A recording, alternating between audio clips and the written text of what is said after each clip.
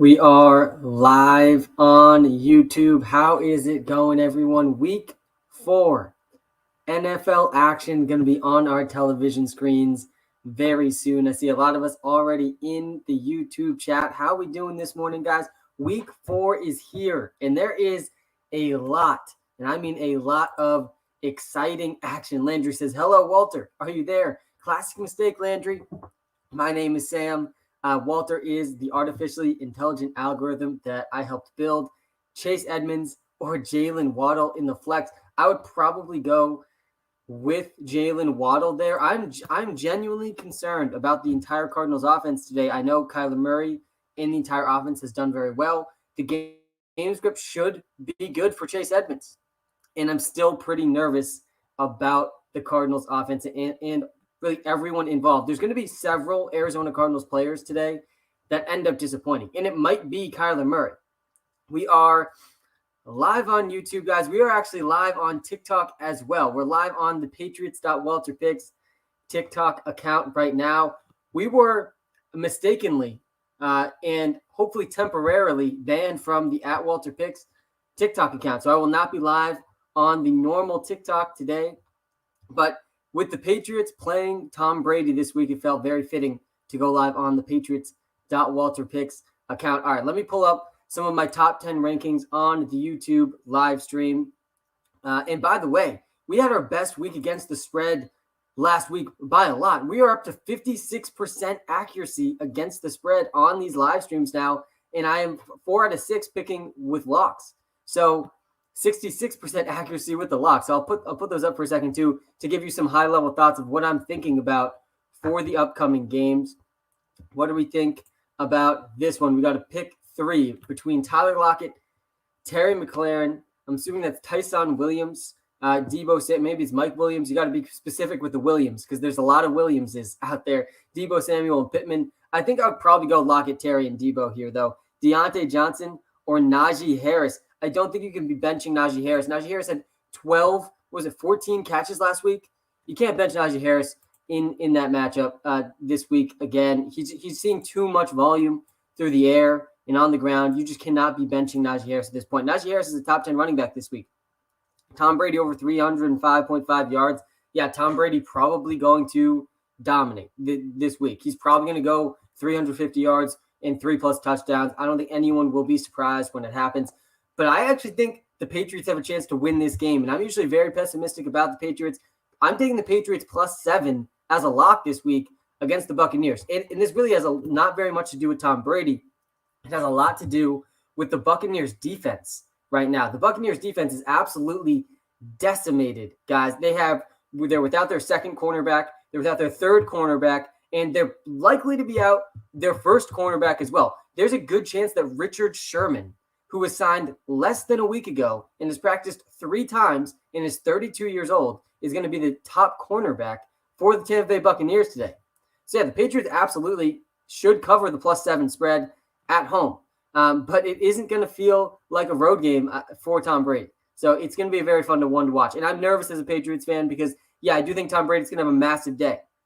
And it could get ugly for the Patriots defense. Hey, Sam. Tazi, man, how's it going? What do you think about the Patriots game tonight, Matt? Are you nervous for the game or are you excited for the game? I'm seeing a question here, Lamar or Hurts. Let me pull up my QB rankings on the YouTube live stream in a second here. I have Lamar Jackson ranked as my 3rd best quarterback this week, so I really don't think you can be benching Lamar Jackson. I would be playing him over Jalen Hurts. I played Joe Burrow over Jalen Hurts on Thursday night, and I feel pretty good about that right now as well. Robert Woods or Chris Godwin. Now, you can't bench anyone on the Buccaneers passing attack this week. You have to play Chris Godwin. You have to play Mike Evans, and you have to play Antonio Brown. You have to play all of them today. Okay. Colts D or Titans D? I like both of them a lot this week. The Colts defense up against the Dolphins, Jacoby Brissett. I think the Colts are going to win that game. But the Titans are up against the Jets. Though, guys, it's #Jamison Elite Crowder week. Jamison Crowder is back. So I'm excited to see how he fits into that offense with Corey Davis. We have Elijah Moore out this week, so it's going to be the Corey Davis, Denzel Mims, Jamison Elite Crowder show. I won't be surprised if Jamison Crowder has a huge day. Sam, are you nervous about Saquon Barkley today. Yeah, so the Giants game is definitely going to be an interesting one. They're up against the Saints. The Saints have had a historically good run defense over the last 3 years. But you can't be that nervous about Saquon Barkley. Saquon Barkley played 86% of the snaps for the second straight week last week, and he was very, very involved in the passing attack. He was actually the lock in the WalterPicks app last week over, 25 receiving yards. He went over that easily in the first half. He had 7 targets last week, and that's exactly what you want from Saquon Barkley. And if they keep throwing it to him this much, then you can't be nervous about it. And you have to lock him into your lineup every single week. I know it was against the Falcons, but he scored a touchdown. He went over 20 points, and he's probably going to do something similar today, even in a tougher matchup. So, no, I'm not that nervous about Saquon Barkley. Start Zeke or Saquon in a non-PPR league, though. In a non-PPR league, I think this decision becomes much, much easier. I think in a PPR league, it's much, much harder, but you got to go with Ezekiel Elliott. He just has the better chance at a touchdown behind the Dallas Cowboys offense. And the Cowboys are favorites. The Giants are not favorites in this game. The Giants are 7-point underdogs in this game, and the Cowboys are 4-point favorites. So I think that really is all you need to look at when making the start sit decisions especially in a non-PPR league. Do I have to start Prescott or should I consider Stafford? Yeah, you have to go Prescott there, Matt. I think I've Prescott ranked number 7 this week, right behind the GOAT Tom Brady, who we're going to watch rip apart the Patriots this week. But yeah, you can't be benching Dak. Dak's been too good. He's been too good. Matt Stafford's also been really good. And the Cardinals secondary, I still think the Cardinals secondary is overrated. But I've been saying this since week 1, and they really have proved me wrong for the most part. Even in like these shootout game scripts, the Cardinals secondary has done pretty well. And then you look at what Dak Prescott's done. He's gone over 20 points in two out of his 3 games. And he has the 10th most passing yards in the league. He has 3+ touchdown upside every single week. I think you have to go Dak over Derek Carr too. I'm seeing that one in the TikTok live. Guys, really quickly, I have a public service announcement that I did this morning. I woke up and I saw that in almost half of my leagues, people have completely abandoned Trey Lance. People are off of the Trey Lance hype now that Jimmy Garoppolo has started 3 consecutive weeks. We haven't seen very much of Trey Lance. Guys, Trey Lance should be rostered in every single league. Go add Trey Lance. Trey Lance needs to be rostered in every league.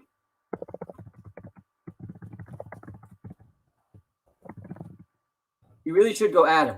If Jimmy Garoppolo goes down, Trey Lance is going to win fantasy football leagues. With his legs and his arm, he's going to break fantasy football. He's going to be another one of these running dynamic quarterbacks that can also throw the ball very deep down the field and put up 30+ fantasy points per game. So go make sure Trey Lance is not available in your league, because in a lot of leagues, you can add him for free. And I can already picture the waiver wire articles saying Trey Lance is the number 1 waiver wire ad this week because he's rostered in only 40% of leagues. You got to go add Trey Lance. So you're not starting Trey Lance, but that's exactly the type of guy you want on your bench. You want guys on the bench that can win your league, because that's the goal, is to win your league. And Trey Lance can definitely help you do that if he gets the opportunity. And he definitely can at some point this season. Do I start Fields against Detroit or Lamar against Denver? Definitely Lamar. And I'm excited that Justin Fields is getting another chance. Justin Fields can't do as bad as he did last time.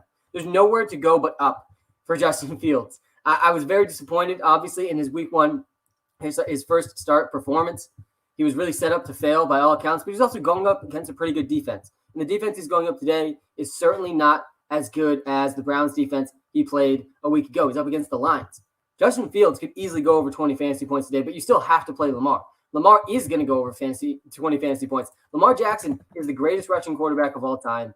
And he literally is having back problems from carrying this team on his back.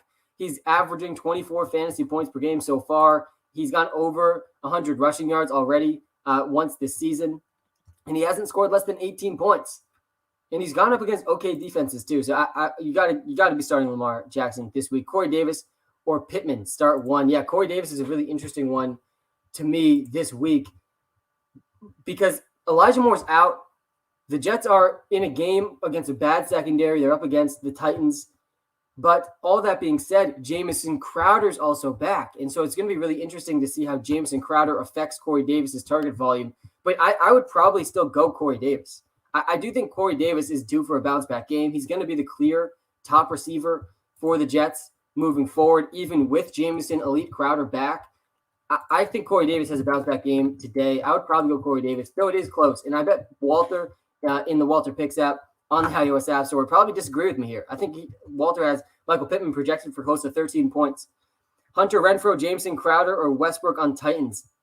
I would probably go one of those last two. I would probably go Crowder or Westbrook on the Titans. I know Westbrook should be the top receiver for the Titans this week. He's a very big body too. He really does possess traits that no other Titans receivers possess this week. Obviously, with no A.J. Brown, no Julio Jones. We do have to run through all the injuries because there is a lot of injuries this week.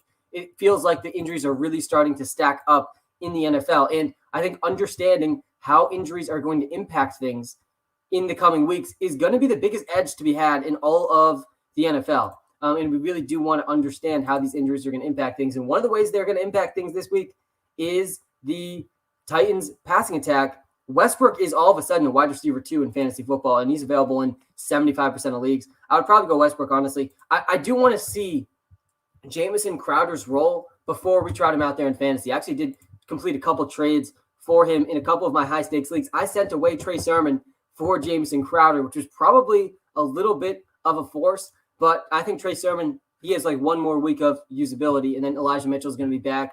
They clearly do not want to give Trey Sermon the workhorse role. They're even using Juszczyk more than Sermon last week, so I'm a little nervous about Sermon. I would definitely go OBJ in a full PPR league. Trey Sermon's much worse in a full PPR league too. He's really has not had very much receiving work. Zach Moss or Antonio Brown. There's a bunch of guys I think you cannot bench this week. All of the Buccaneers receivers are included in that list. You can't bench Antonio Brown. You can't bench Mike Evans. You can't bench Chris Godwin.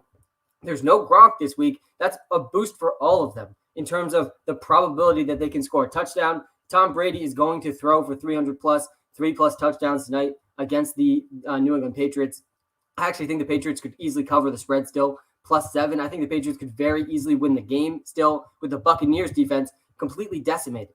The Buccaneers defense, you have to understand how decimated the secondary is right now. They went out and signed Richard Sherman, who's been a free agent for quite some time, and he's 32 years old. And on less than a full week of practice, he's going to be trotted out there as their top cornerback. And that's a boost for all the Buccaneers receivers too. This game could be extremely high scoring. I think the Patriots know they need to throw the ball in this game. You can't run against the Buccaneers. And especially with all these injuries to the secondary, you're just going to see a big shootout tonight with Tom Brady versus the Patriots, Tom Brady versus Mac Jones. It's going to be very fun. Liam, thoughts on Le'Veon Bell? Yeah, we confirmed that Le'Veon Bell was washed at the end of last season. I think it was like midway through last season when Darrell Williams was out touching and outperforming Le'Veon Bell on the Chiefs. But I got to admit, I'm pretty excited to see what Le'Veon Bell can do in the optimal situation for running backs. There's not a single better situation for running backs than the Baltimore Ravens. That's why we've seen Tyson Williams, who's led them in snaps so far this season, be one of the most efficient running backs in the NFL. Tyson Williams really has exploded onto the scene. You look at his yards per carry, 6.1 yards per carry for Tyson Williams. That's the third best in the NFL. And I won't be that surprised if Le'Veon Bell can do something similar. They have by far the best run blocking efficiency, just the best. You have to guard Lamar Jackson and the running back for the Ravens. So, yeah, I'm excited to see what Le'Veon Bell can do, though I do think he is still confirmed washed. So I'm not expecting very much out of him, but I am excited to see what he can do, and I wouldn't completely write him off just because of the offense that he's in. He somehow went from the Chiefs, one of the best situations, to an even better running back situation with the Baltimore Ravens. So good choice by him. Do I go Uncle Lenny or Ayuk? Yeah, I wouldn't go Uncle Lenny this week. I would definitely go with Ayuka the Bazooka. Ayuk is back, guys, and I cannot wait for Brandon Ayuka the Bazooka to continue to return to his dominant form in his rookie season. Ayuk has always had the talent. We've known this since last season. So it's good to see that he's now getting the volume and the opportunity this season. His snap share has increased 3 straight weeks. His targets increased 3 straight weeks. He ran twice the amount of routes in week 3 than he did in week 2. And he turned it into 37 yards and a touchdown. I think he has a much bigger day than that today. It's going to be a shootout game against Seattle. I like Brandon Ayuk a lot this week. I think Brandon Ayuk is one of my favorite sleepers of the week. Of course, he has a really low floor. We've already seen the low floor for Ayuk, but I think the ceiling is there for him this week. Mike Williams, Mike Evans, or OBJ, pick 2. Yeah, this is a tough one. I think you have to go with the two Mikes here. I like Odell Beckham Jr. a lot. Mike Williams has been way too hot to bench him, though. You have to keep trotting out Mike Williams with a lot of confidence. And Mike Evans, again, I think you have to start all the Buccaneers receivers tonight. The game's going to be a massive shootout. You want pieces of this Patriots-Buccaneers game. You want Jacoby Myers, even Nelson Aguilar, Mike Evans, Antonio Brown, Chris Godwin. You want all of those guys tonight. It's going to be a very high-scoring game. Crisco in the YouTube chat. Hey, Sam, should I start Zach Moss or Kareem Hunt in the flex spot? Thanks. I would probably go Kareem Hunt. But, man, Zach Moss has really turned it up the last couple of weeks. After being a healthy scratch in week one, clearly that sent a good message to Zach Moss because he has been finding the end zone in 2 consecutive weeks, and he really has been the primary running back. In week 3, he played 51% of the snaps. He saw 13 carries, but he saw some targets too. He's seen at least 2 targets in back-to-back games. He went for 90 yards and a touchdown last week, and he's also in a super positive game script. The Bills are, I think, 17-point favorites. Pull up my picks against the spread again. I think I went with the Texans against the spread because 17 points is just way too much in the NFL, and they could easily lose by more than 17 in this game with how much the Bills pass. But I think Zach Moss probably, after saying all of that, probably honestly the better option over Kareem Hunt. I think that Kareem Hunt's safer than Zach Moss. Zach Moss has a really low floor. But the floor is it is higher this week against the Texans. I would probably go Zach Moss over Kareem Hunt, but it is close. Antonio Brown or Juju. Yeah, again, you can't bench the Buccaneers wide receivers this week, so go Antonio Brown. I know Juju's in a slightly better spot with no Chase Claypool, but I do not like Juju as much as Antonio Brown this week. Darnold, Teddy, or Fields instead of Tannehill. I would consider Sam Darnold very, very closely. And Sam Darnold has been very efficient in fantasy, and he hasn't thrown that many touchdowns yet, but that's because he's been rushing for touchdowns. He's averaging 1 rushing touchdown per game. Obviously, that's not going to continue. He's not going to end with 17 rushing touchdowns this season, but Sam Darnold is going to throw more touchdowns than he has because that's just where the rushing touchdowns are going to go. He's been very good this season, by far the best season of his career, and I think I would play him over Ryan Tannehill this week. Ryan Tannehill, behind a very suspect offensive line, no A.J. Brown, no Julio Jones. He has a good matchup. I still don't think you can trust him. By the way, Derrick Henry's over-under today, guys, is 117. If you wanted to say over for Derrick Henry, 117.5, absolutely insane. He's on track to be, and I'm really hoping this happens because it would be us witnessing history, one of the greatest historic NFL moments, I believe, in our lifetimes. Derrick Henry has a very real chance to be the first running back in NFL history to average over 100 rushing yards per game in 3 consecutive seasons. We honestly probably will never see that again in our lifetimes, no matter how old you are listening to this live stream right now. In today's NFL, it's a very pass-heavy league. We might never see a running back average over 100 rushing yards per game in 2 straight seasons. We actually haven't seen that since Barry Sanders in the late 1990s. And now we're going to see Derrick Henry potentially do it 3 consecutive seasons. He's averaging over 100 rushing yards per game so far this season, and his over-under today, 117.5. I like this question in the YouTube chat, though. Do you like Darrell Henderson if he's able to play? Season-long and DFS opinion. Yeah, definitely DFS, you cannot be playing Darrell Henderson. And honestly, in season-long leagues, I ended up with Darrell Henderson on a lot more teams than I expected this season because he just kept falling and falling and falling after that Sony Michel news. But you can't be trusting him this week after Sony Michel looked pretty good in his opportunity last week. It just makes too much sense for the Rams to ease Darrell Henderson back in, coming off an injury. They know they have what they have in Sony Michel now. It's probably going to be more like a split backfield. So, yeah, I'm not in on Darrell Henderson this week. I'm benching Darrell Henderson in a bunch of different spots in PPR leagues. I'm starting J.D. McKissick over him in one league. I'm strongly considering Cordarrelle Patterson over him, and it could end up being a big mistake. He was getting fantastic volume before the injury, but everything could be different now for Darrell Henderson coming off of the injury. Guys, we're live on TikTok. We're live on TikTok right now at Patriots.WalterPicks. The at Patriots account, the at WalterPicks account, temporarily banned for no reason that we are currently aware of. So it should be restored hopefully sometime this week. Very much out of our control, but we are live on Patriots.WalterPicks and, of course, on YouTube right now. Come to the YouTube stream. If you're on TikTok, guys, I can show you my top 10 picks, my top 10 quarterbacks, wide receivers, running backs, tight ends, and then also my favorite picks against the spread. We went 70% against the spread last week. We're up to 56% against the spread this season. Way better than I was expecting. Picking against the spread, extremely difficult. But we're also 66% on our lock picks this season. And the two locks I'm going with today, I just want to talk through each of these games really quickly. Browns, -1 versus the Vikings. The Browns are way better than the Vikings. I mean, they're better really, I think, in every level of the game. I expect the Browns to beat the Vikings pretty handedly today. I'm taking the Browns -1 versus the Vikings as my first lock of the day. My second lock of the day, Patriots +7 versus the Buccaneers. I believe that the Patriots have a very real chance to win this game at home versus the Buccaneers. The Buccaneers without their top three cornerbacks tonight. I do really believe that the Patriots could win this game.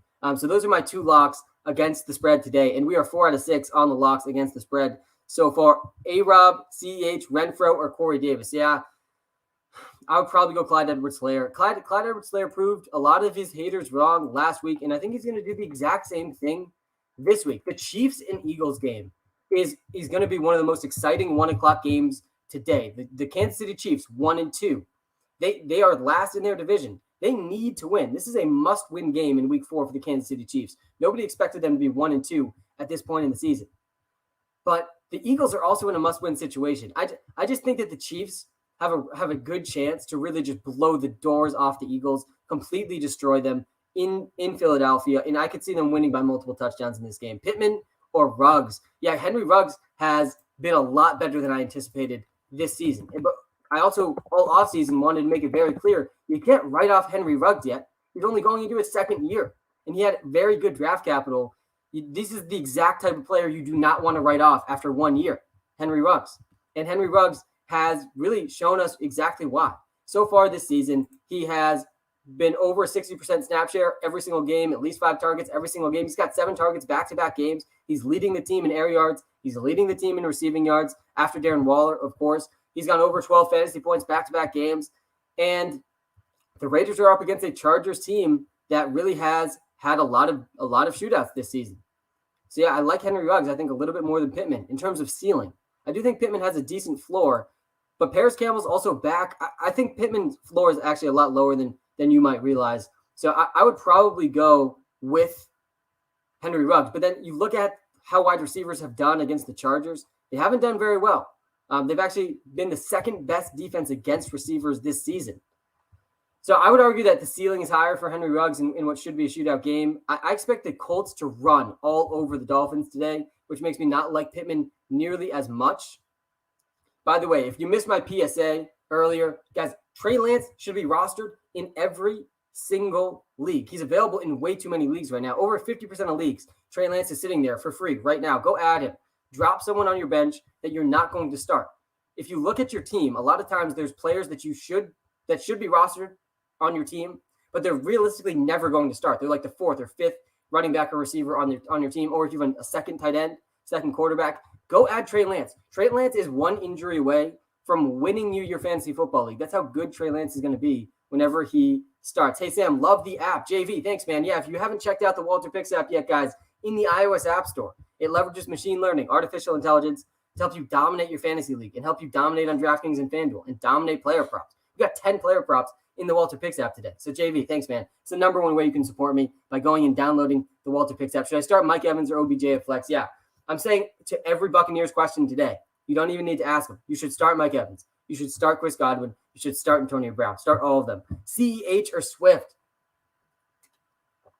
You just can't bench Swift right now, especially if it's a PPR league. If it's not a PPR league, I think it's much closer. But even still, Swift, guys, DeAndre Swift is averaging the 3rd most fantasy points per game in the NFL this season at the running back position.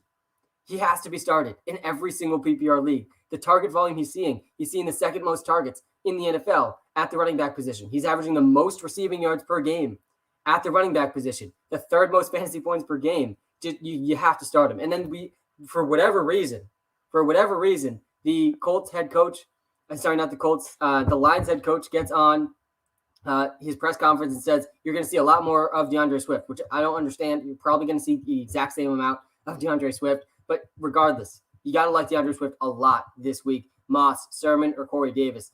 I wouldn't trust Sermon very much. Sermon to me is extremely risky. And I know Elijah Mitchell out again. So this is going to be one of the last opportunities I believe you're going to get with Trey Sermon, because Elijah Mitchell is going to be the starter when he returns. But even just last week, Kyle Juszczyk played almost as much as Trey Sermon. Trey Sermon only had 10 carries. I think Juszczyk might have actually had more touches than Trey Sermon. Let me pull this up really quickly. But Trey Sermon, to me, in a really good matchup against the Seahawks, he can be considered, but I do think his floor is really low. I think the ceiling's definitely still there. But Kyle Juszczyk is going to continue to be involved. Let me pull this up really quick. Maybe I'm thinking the wrong fullback here. But Trey Sermon, he is playable this week against the Seahawks. The Seahawks are our bottom 3 team against running backs this season. But Trey Sermon is probably not as good as Zach Moss, who's a 17-point favorite against the Houston Texans. The Houston Texans are going to get destroyed in this game. And if it gets ugly early, Ryan, then it's going to be a Zach Moss day. Zach Moss has scored 3 touchdowns the last 2 games as well. I think I would go with Zach Moss over Trey Sermon, though it is definitely close. All right, let's take a quick look here. Yeah, I was right. Juszczyk had a 69% snap share. He had a larger snap share than Trey Sermon, though they were out there together a bunch. But, I mean, it is a little concerning. Is Tyler Lockett a safe play? Safe is not the word I would use, but you still have to start him. Tyler Lockett's ceiling is just way too high to be benching him. We've seen it already in the first 2 weeks of this season. So, yeah, you got to get Tyler Lockett into your lineup, Spencer, almost regardless of what it takes. Should I put Jefferson or Hill in? You got to get both those guys in. Glove side 3-2-1 on TikTok. You have to get both Justin Jefferson and Tyreek Hill into your lineups. Oh, Dylan, I like this one a lot. Jacoby Myers or Allen Robinson.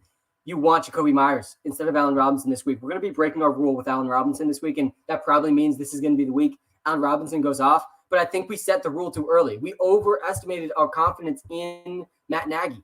And I do think that Matt Nagy is going to relinquish some of the play calling this week. I think Justin Fields is going to be in a way better situation. But Jacoby Myers is kind of a lock this week. Again, the Buccaneers-Patriots game, I think it's going to be a massive shootout game. I don't think either team plans to run the ball very much. Buccaneers secondary completely devastated with injuries. Top three cornerbacks. Number 1, number 2, number 3, all out for the Buccaneers. They have Richard Sherman, who was signed less than a week ago, as their top cornerback, and Jacoby Myers has not come off the field for the Patriots. He's their clear wide receiver 1. And by the way, N'Keal Harry back this week. That's very exciting. Still not going to change anything about Jacoby Myers' role. Tough decision here. Ryan Fitzpatrick in the chat. Ryan Fitzpatrick, how's it going? I think you got a game coming up soon. I know you're injured for Washington, but I think it's game day for you. So thanks for tuning into the live stream. Start Devonta Smith, Emmanuel Sanders, Deontay Johnson in flex and in PPR. WalterPicks app says Smith. Of course, Ryan Fitzpatrick using the WalterPicks app, which not that surprising. Ryan Fitzpatrick went to Harvard. I'm sure he wants to make the best possible decisions for his fantasy team. But I agree with the WalterPicks app on this one. You want to be starting Devonta Smith this week. I know Devonta Smith has had 2 very bad weeks in a row for your fantasy football teams, but the peripheral numbers have been there for Devonta Smith, and they're going to be there again this week. Again, I think that the Chiefs could destroy the Eagles this week, and even if they don't, regardless of the outcome of the game, like the Eagles are going to have to throw a ton, and that's going to be great news for Devonta Smith. And the Chiefs defense really hasn't been very good this season, especially on the perimeter, which is exactly where Devonta Smith plays. So, yeah, I like Devonta Smith a lot this week. I would go with Devonta Smith, just like the WalterPicks app says. There you go, Ryan Fitzpatrick.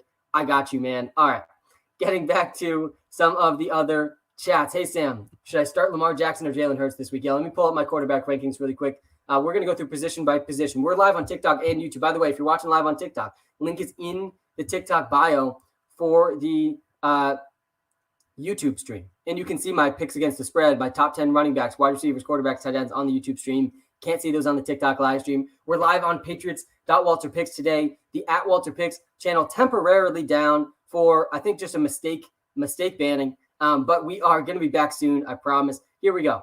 The quarterbacks of the day. I think you have to start Lamar Jackson. Every week I've been saying this, and almost every week I've been right. You have to start Patrick Mahomes, Josh Allen, Lamar Jackson, Kyler Murray almost every single week. I actually am most concerned about Kyler Murray this week. I think the Rams are very much built to stop Kyler Murray. So this could be one of his toughest matchups of the season, the 2 times he has to play the Rams. Sam, Hunt, Moss, or Davis.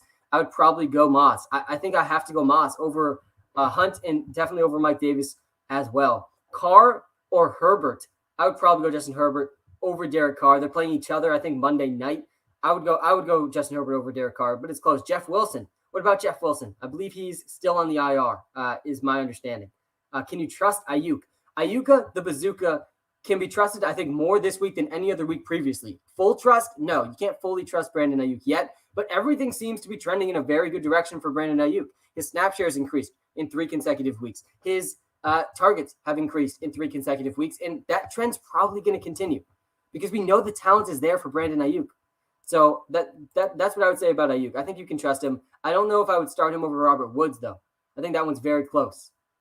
I do like Ayuk a lot this week. Robert Woods definitely still has the safer floor. I would argue, though, that Ayuk has the higher ceiling, though. Personally, I would probably go Woods. I would like to see one more week out of Ayuk actually being a big role in the offense. This is a hard decision for me.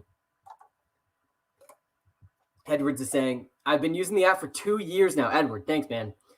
And it's so good. Should I start Chuba Hubbard, Allen Robinson, Sutton, or Patterson at flex? Go WalterPicks. Edward Roque, thanks, man. Really do appreciate that vote of confidence about the app. Guys, if you haven't tried out the WalterPicks app yet, it can answer every single start-sit question, or at least help you answer every single start-sit question.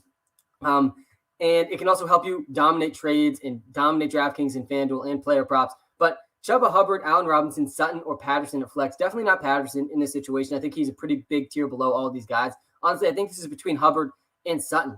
I don't know how you can trust Allen Robinson as much as either of those guys. I talked a lot about Chuba Hubbard on the Thursday live stream.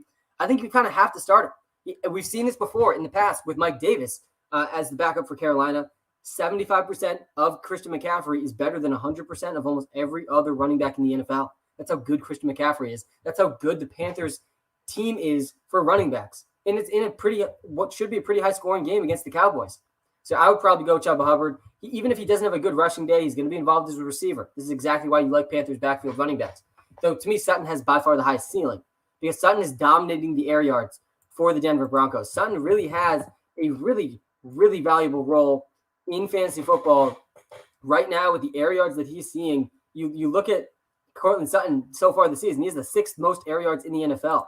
He's got 261 air yards in week 2, but he only saw 30 last week. That's probably going to bounce back. Actually, I expect the Denver Broncos in general to bounce back this week. I think that Courtland Sutton and Noah Fant are going to have a bounce back game this week. So I would personally probably go Chuba Hubbard for the floor.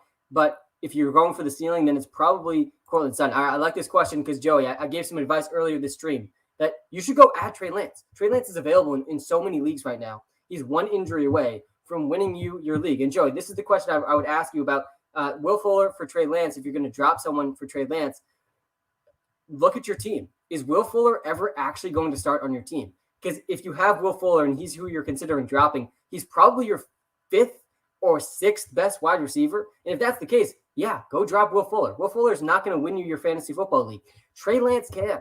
He can. He's very close to doing it. He's one Jimmy Garoppolo injury or like one Jimmy Garoppolo collapse away from winning you your fantasy football league. Even if you have a really good quarterback, Trey Lance is going to allow you to trade away that really good quarterback because that's how good Trey Lance is going to be. All right, 3-week premium sub. Thank you for being a premium subscriber in the WalterPicks app, man. I do appreciate it. Jacoby Myers or Clyde, and also thoughts on Ryan Tannehill. Yeah, this is a really tough one for me. I want both of them. I really do. I want Jacoby Myers and Clyde Edwards-Helaire in my lineup. I actually would probably lean towards Jacoby Myers. I really want Jacoby Myers in every single one of my lineups this week. Again, he has not come off the field for the Patriots. And you just look at the situation tonight. He's going up against 4th and 5th string cornerbacks, and he's not going to come off the field for the Pats. He played 97% of the snaps in week 3 against the Saints. He had 172 air yards. The thing about Jacoby Myers, he's playing such a valuable role. He really is playing a very similar role to what Julian Edelman did. He's leading them in slot snaps. So he's playing like 60% of his snaps in the slot.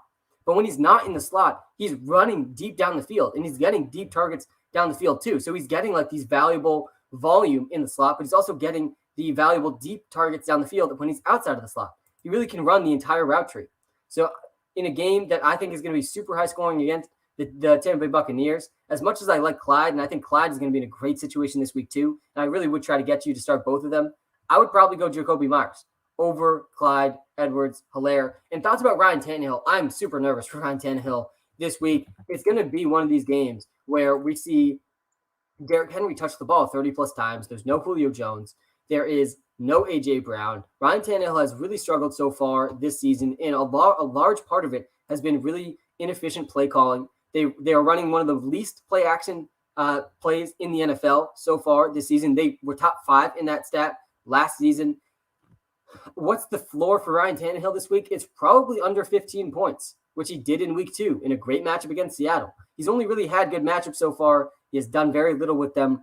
I'm not very confident about Ryan Tannehill this week, even in what should be a good matchup against the New York Jets. Thanks again for being a premium sub in the WalterPicks app. Melvin Gordon or Zach Moss? Yeah, again, I think I'd go Zach Moss. I like Zach Moss a lot this week. Joe Schmo. Sup, Sam? Joe Schmo, man, how's it going? Long time no see. What do you think? Damian Harris or Leonard Fournette at flex? Man, Damian Harris is such a tough one to start this week.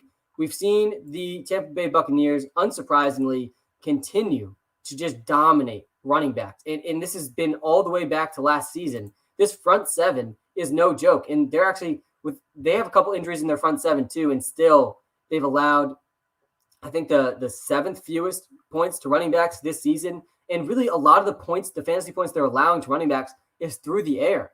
Every single week they've allowed, I think, at least 5 catches to the opposing team's running back. Even last week, we saw Sony Michel get 3 catches against the Buccaneers, and he almost never catches the ball out of the backfield. So Damian Harris isn't going to have that role. We know that's not Damian Harris's role. So what's the floor for Damian Harris this week? The floor is literally like 20 rushing yards, 0 catches, 0 touchdowns. And so you don't want that anywhere near your fantasy lineups. And for that reason, I would go Leonard Fournette in this game. I think Leonard Fournette has a much better chance at a touchdown than Damian Harris. I really expect the Patriots to drop back very, very much. That's so obvious. Yeah, there is, I'm going to take the layups as they come. But sometimes what seems obvious at 9:30 a.m. on a Sunday seems far less obvious at 10:30 p.m. on a Sunday. Things will go sideways in the NFL, I promise you. Yo, Sam, AB or OBJ? App says OBJ. Oh, man, Marcus, I think I'm going to disagree with the WalterPicks app on this one. And, man, I liked what I saw out of OBJ in his first game back. It really was exciting to see him back, looking healthy, making those sideline catches that we've seen him make so many times in his career. But, again, I really don't think you should bench any of the Buccaneers receivers. And probably at least one of them, probably one of them. I'd say 2 of them are going to have massive weeks, and then probably one of them is going to disappoint. But I have no idea which one that's going to be. And it's probably not going to be Antonio Brown, who's in a hashtag revenge game this week alongside Tom Brady. Yeah, this is going to get no attention. But don't forget, Antonio Brown was on the Patriots for 10 full days. And this was really when the Tom Brady-Antonio Brown relationship began. It's a big reason why he's in Tampa Bay now with Tom Brady. So I expect Antonio Brown to have a huge day. And really, again, I think the game's just going to be super high scoring and that Tom Brady's going to have a massive day. You want pieces of this game tonight. I would go Antonio Brown. All right. Lockett, Henderson Jr., Sanders. I do want to get to some of my DraftKings FanDuel advice, which we're about to do. But I do appreciate all the comments I'm seeing in the chat. Jared, you got to go Justin Jefferson. You can't be benching Justin Jefferson for Lockett or Jacoby Myers. You can't bench Justin Jefferson, period. All right. Henderson Jr., Lockett, Sanders, half PPR. You have to go Lockett for sure. Out of these 3, you have to go with Tyler Lockett. And honestly, I'm very nervous about Darrell Henderson. Darrell Henderson could easily score a touchdown this week. He's coming off a rib injury. It's just tough to understand and to project what his workload is going to be now that Sony Michel's going to be much more involved than he was this before the Sony Michel week. So before he got injured, Darrell Henderson was top 5 in terms of his opportunity share, his snap share. That's not going to be a thing again. I don't think. It's possible, but it's unlikely coming off an injury. They understand they want to keep Darrell Henderson healthy. And to do that, they're going to give Sony Michel more work. So I think Darrell Henderson's a very risky play this week, so I'd probably go Sanders over him. What are your thoughts on Michael Carter this week? Yeah, it feels like Michael Carter or Ty Johnson are going to have a good week. They're in a good spot. The Titans have done nothing to stop running backs this season. They've really struggled against running backs this season. It's just hard to know which of them it's going to be. The Tennessee Titans have really been dominated on the ground. But I do think that if I had to pick one, I would go with Michael Carter. I just don't feel very confident about either of them. We saw Nyheim Hines have a huge day receiving too. There was 9 catches led up by the Titans defense a week ago. So I think that Michael Carter's the better receiver, so I'd probably lean towards him. But I feel like at least one of them is going to have a good week. Barkley this week over under 15 fantasy points. I would go over for Saquon Barkley. All right. Miles or Deontay? I don't love Myles Gaskin this week. In outlook for Robert Woods, I can't see myself starting him until he proves me wrong. Yeah, I'm with you there. Robert Woods has been a massive, massive disappointment. He was picked before Cooper Kupp in almost every single fantasy league, which I agreed with at the time. I understood why Robert Woods was getting picked before Cooper Kupp. He's been better than Cooper Kupp every season that they played together, really. And he's playing a lot. He's been on the field consistently. He just hasn't been producing with his targets. He's seen at least 6 targets in each of the last 2 games, but he hasn't gone over 65 yards yet. And he only has 1 red zone target per game this season. So I don't love Robert Woods either, but I do think he will bounce back. And he's going to have good games. But I agree with you. I'm fine with benching him until we see some good games come. Thoughts on Mike Gesicki? Yeah, I don't love Mike Gesicki at all. I think he's just in that tier of tight ends.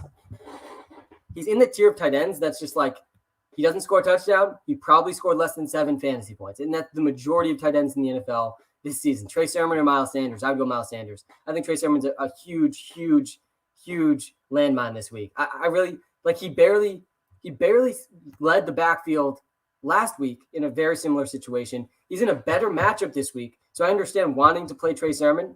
And Miles Sanders is definitely in a worse matchup. We saw Miles Sanders' floor last week. I would still play Sanders over Trey Sermon, though. All right, here we go.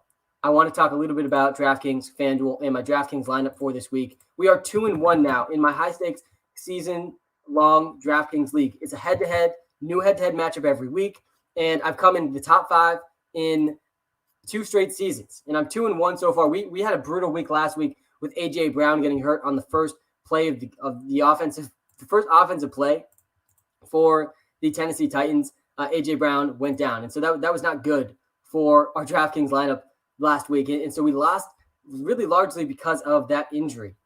But I'm feeling pretty good about the lineup we got going today. So I want to talk through it really quickly. And then I also want to just give you some of my favorite DraftKings plays of the week. All right, we're going to get into it. I'm sure there's going to be a lot of players that are in these start-sit questions as well. Woods, Sutton, Henderson, and Flex. I love you, bro. Robbie, thanks, man. I would probably go Sutton. Over Woods and Henderson. I think that's actually a pretty easy one. Okay, here's the DraftKings lineup for this week. I'm going Josh Allen at quarterback. He's a 17-point favorite against the Houston Texans. But this is the thing about the Bills and Josh Allen, is they will throw the ball even when they are leading. And not every team is like this. But the Bills have one of the most pass-heavy play calling in the NFL. Their pass rate over expectation is top 5 in the NFL. They are building their offense around their best player, and they don't care if they're winning or if they're losing. They're going to keep putting the ball in Josh Allen's hands. So there's a realistic situation where the Bills are up multiple scores in the first quarter, and they're still airing it out, even deep into the game. Fourth quarter, up 21 points. They're probably still going to keep airing it out with Josh Allen, like we've seen this before with the Bills. I think Josh Allen's the number 1 quarterback in terms of his safety this week. I think Patrick Mahomes is a pretty good option too, but I'm going with Josh Allen at the quarterback slot, and I'm stacking him with Stephon Diggs in every single DraftKings lineup. Stephon Diggs is also being majorly slept on so far this season, and he hasn't done bad. People, like, you see what's being said about Stephon Diggs right now. You would think he's having an awful season. He's really not. He's averaging 14.7 fantasy points per game, basically 15 fantasy points per game. He's gone over 12 fantasy points 3 consecutive games. He's gone over 60 yards 3 consecutive games, but he hasn't had a 100-yard game yet. But the peripheral numbers are there for Stephon Diggs. He's leading the NFL in air yards. He's also going to score more touchdowns than he scored this season. He's only scored 1 touchdown so far this season. So he's the most air yards, but he's the 32nd most receiving yards. He is the second most unrealized air yards, which means he really hasn't produced what we would expect with the volume that he's seen. And so that's going to turn around very soon. And it's probably going to turn around this week against the Houston Texans. So I am stacking Josh Allen with Stephon Diggs everywhere I possibly can. This is why DraftKings and FanDuel are so fun, because you're not going to be able to stack Josh Allen and Stephon Diggs in most of your season-long leagues, but you can do it on DraftKings. And I'm doing it this week in my head-to-head contest. I would be very surprised if either of these guys was under 20 fantasy points today. So I'm locking in at least 40 points to my lineup. At the running back position, there's so many running backs to like this week. Obviously, Derrick Henry is going to be in a ton of lineups, and there's a lot of receivers to pay down for. You got Westbrook on the Titans. I like Olamide Zaccheaus. I'm going to talk about him a little bit later in this lineup, but at the running back position, I'm going with Clyde Edwards-Helaire again. He's just way too underpriced again this week. We cashed on him last week, and we're going to cash on him again this week. Again, I think the Chiefs could just destroy the Eagles. And if that happens, you want Clyde Edwards-Helaire in that situation. He scored a touchdown, 90 yards last week. He really, despite all of the mistakes he's made with the fumbles and the penalties, they refused to take Clyde Edwards-Helaire off the field. And he's still, again, top 10 in opportunity share in the NFL, in the best offense in the league. And I know they haven't performed like the best offense in the league this season, but they still aren't the Super Bowl favorites. They're 1-2. And if you go to your sports book and you look at the odds for Super Bowl favorites, Chiefs still sitting there at the best odds. And Clyde Edwards-Helaire is getting the 9th most backfield opportunity share in the NFL behind Patrick Mahomes. So I'm liking Clyde a lot today against the Eagles, and I'm going with him in my DraftKings lineup. The other running back I'm going with, though, is David Montgomery. David Montgomery has really proved me wrong so far this season. He's been a lot better than I expected, and he's in a great matchup this week. But on top of that, I really expect the Bears offense to have a huge bounce back day. I think the Bears offense is going to be much different than we saw a week ago. They really should be designing their offense this week around Justin Fields' strengths instead of what they did last week, which was literally design the offense around Justin Fields' weaknesses. Really, they just let if you go back and watch that Browns-Bears game, which I highly recommend, the Browns are just running train on Justin Fields over and over again. There's very little blocking happening. But David Montgomery is averaging 15 carries a game, almost 70 yards a game on the ground, both of which are top 6 in the NFL. The Bears offense, again, they were abysmal last week against the Browns, but they get a much better matchup this week. They're up against the Lions defense. They're allowing 93 rushing yards per game. 93 rushing yards per game. That's probably what David Montgomery is going to come near today. So I like him a lot in head-to-head leagues, and he's very affordable on DraftKings and FanDuel this week. So I'm going with David Montgomery and Clyde Edwards-Helaire as my 2 running backs. Josh Allen, Stephon Diggs stack. And then my other receivers, Calvin Ridley has really also disappointed. He's disappointed even more than Stephon Diggs so far this season. Calvin Ridley, going into this season, in 5 out of his 7 games without Julio Jones, he had gone over 110 yards in 5 out of the 7. And so far this season, just like Stephon Diggs, he hasn't eclipsed 65 yards yet. He doesn't even have a 70-yard game. But the targets are there for Calvin Ridley. He's had 9 targets per game, and he, again, 3rd highest air yard share in the NFL. The volume's there for Calvin Ridley, and don't be surprised when Calvin Ridley has a massive day. I also don't think, by the way, you should be surprised if this is the Kyle Pitts breakout game. So many people are so down on Kyle Pitts after just 3 weeks. It's been 3 weeks for a rookie tight end. And then you look at the peripheral numbers for Kyle Pitts too. And Kyle Pitts, he's top 10 in almost every single metric for tight ends. And still, it's like a huge disappointment season for Kyle Pitts because that's how high the expectation was. We were setting our expectations too high for a rookie tight end. But I think that all turns around this week. And I think that this is going to be the ending of the Kyle Pitts buy low window. And I actually was able to trade for Kyle Pitts in one league. I gave up Jalen Hurts and Dallas Goedert for Kyle Pitts in one of my high stakes leagues. So I already had Kyler Murray. I got Jalen Hurts in like the 12th round in that league. And Kyle Pitts is going to be way better than Dallas Goedert this season. I think Kyle Pitts still has top 5 weekly upside. And I think you could see it as soon as this week. But he's not in my DraftKings lineup. The tight end in my DraftKings lineup is actually Zach Ertz because I'm punting the tight end position this week.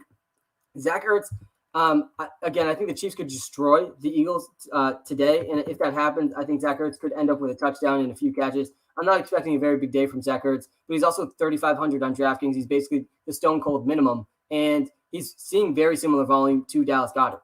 So I'm going with Zach Ertz in this lineup. He had 7 targets last week. If I can get 7 targets for basically minimum pricing, I'm going to do that on DraftKings. So far the lineup: Josh Allen at quarterback, David Montgomery, Clyde Edwards-Helaire at running back, Stephon Diggs, Calvin Ridley at wide receiver, Zach Ertz at tight end. All right, I have 3 more spots left. 2 receivers. One of them is DJ Moore against the Cowboys. DJ Moore's been the definition of consistent. He's the perfect head-to-head contest player because his floor is so high, but the ceiling is also really high in what could be a shootout game against the Cowboys. And then my last 2 players here, Olamide Zaccheaus. I think he's going to be under 1% rostered in DraftKings and FanDuel this week. Olamide Zaccheaus saw a much bigger role last week. Russell Gage is out this week. There's a lot of injuries. We're going to talk about all the injuries soon. But Olamide Zaccheaus, to me, has a very good chance to go for 50-plus yards and a touchdown today. I actually like his props, too, if you can find his props wherever you partake in player props. He had 12 fantasy points last week. He scored a touchdown last week, and he played 63% of the snaps. I expect that to be closer to 75% of the snaps this week, and he's priced very, very low. And that's what's allowing me to get in Josh Allen, Stephon Diggs, Calvin Ridley, DJ Moore. And then at defense, I'm going way, way, way down on defense. The third cheapest defense, I think, maybe the second cheapest defense, and that's the New York Jets. The Jets defense obviously isn't good. The Jets are not good, but they're up against the Titans, and the Titans offensive line is really struggled. And there's no A.J. Brown, no Julio Jones. It's a very one-dimensional team. You think that Swift will get 20-plus? Yeah, he probably will. With the receiving role he's seeing, he's averaging over 20 fantasy points per game this season. Is Golladay a good start? Yeah, he is. Kenny Golladay, there's no Sterling Shepard this week, and the Giants are without their second receiver too. It's going to be Kenny Golladay, and it's going to be Kadarius Toney. Kadarius Toney is going to be playing this week. It's going to be exciting to see him as well. All right, let me just give you a quick summary of the injury updates. Then I'll get back to some of the start-sit questions I'm seeing in the chat. I do appreciate everyone tuned in right now. We are live on YouTube. We are live on @Patriots.WalterPicks, TikTok as well. All right, some players that are out this week. Elijah Mitchell, out. That's good news for Trey Sermon. It's honestly good news for Brandon Ayuk. George Kittle is in, by the way, so it's good news for him as well, and it's definitely good news for Deebo Samuel. Rob Gronkowski out as well. I think that's good news for every Buccaneers receiver, and it's good news for the Patriots as well. Chase Claypool out. Obviously, that's good news for Juju Smith-Schuster and Deontay Johnson and Najee Harris, who had 14 catches last week. Rashad Bateman out. He's probably going to be back next week for his first game of his career. Not expected to play. Andy Dalton, Justin Fields is going to be getting the start. Gerald Everett also out, which is a slight bump for Will Dissly, a slight bump for Tyler Lockett and DK Metcalf as well. Expected to play. Dalvin Cook playing. George Kittle playing. Tyler Lockett playing. Melvin Gordon, Lamar Jackson, Antonio Gibson, Jamison Elite Crowder is back. Curtis Samuel and Jonathan Taylor. Curtis Samuel making his debut for the Washington football team. All expected to play today. All right, some really quickly, more news. Antonio Gibson, he had a shin injury pop up this week, but it looks like he is going to play this week. So that's the update on the injuries. A lot of injuries this week. And I don't think I even touched on all the guys that are out. But there's a lot of injuries to keep track of. Josh Jacobs or Leonard Fournette. Yeah, Josh Jacobs looks like he's going to play.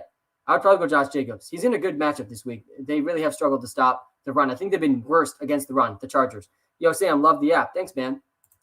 Pick 2, Tim Patrick, Tony Pollard, Ayuka the Bazooka. Love that that's catching on. Or Brandon Cooks. I think you have to go Brandon Cooks first and foremost. Brandon Cooks has been the definition of consistency so far. And honestly, I would probably go Tim Patrick over Ayuka the Bazooka. I think Tim Patrick has a similar ceiling to Ayuka the Bazooka and definitely a safer floor too. There's no KJ Hamler anymore. Tim Patrick is going to see at least 5 targets minimum, and you could see as many as 10. I would probably go Tim Patrick, Brandon Cooks in this situation. Ooh, we got a FanDuel question in the chat. Thomas Vasty, Jefferson, Lamb, or Terry? It's Justin Jefferson, man. Justin Jefferson's been balling out, and I think that I really do think the Browns are going to have a good offensive day. They haven't had a bad offensive day yet this season. So that's going to be good news for Justin Jefferson as the Vikings try to keep up with the Browns. Stafford or Kyler? You still have to go Kyler. I really do think you still have to go Kyler, even though Kyler has what I believe a really, really tough matchup against the Rams. Not a very good matchup for Kyler Murray. You still have to start him. He's been too good not to start him. So I would start Kyler Murray over Matthew Stafford. Is Tyreek Hill going off this week? Yeah, he probably is. He probably is going off. The Chiefs are probably going off this week, just in general. You don't go into a game as the Chiefs, the Kansas City Chiefs, Super Bowl favorites, 1-2. They cannot go 1-3. I think they're going to destroy the Eagles this week, and it's no fault of the Eagles. Melvin Gordon or Deebo Samuel at flex. I would go Deebo Samuel for sure over Melvin Gordon. All right, should I start Pollard or Michael Carter? Yeah, I would go Pollard in that situation as well. Patterson or Edmonds? I would probably go Patterson over Edmonds. Josh Jacobs or Leonard Fournette. Yeah, Martin, Thomas. It's going to be – you got to wait to see what they're saying about Josh Jacobs. It feels like he's going to play. I do like Leonard Fournette tonight, probably the most of any running back in that Buccaneers-Patriots game. But I would probably lean Josh Jacobs if he's going to be playing. He's questionable for week 4.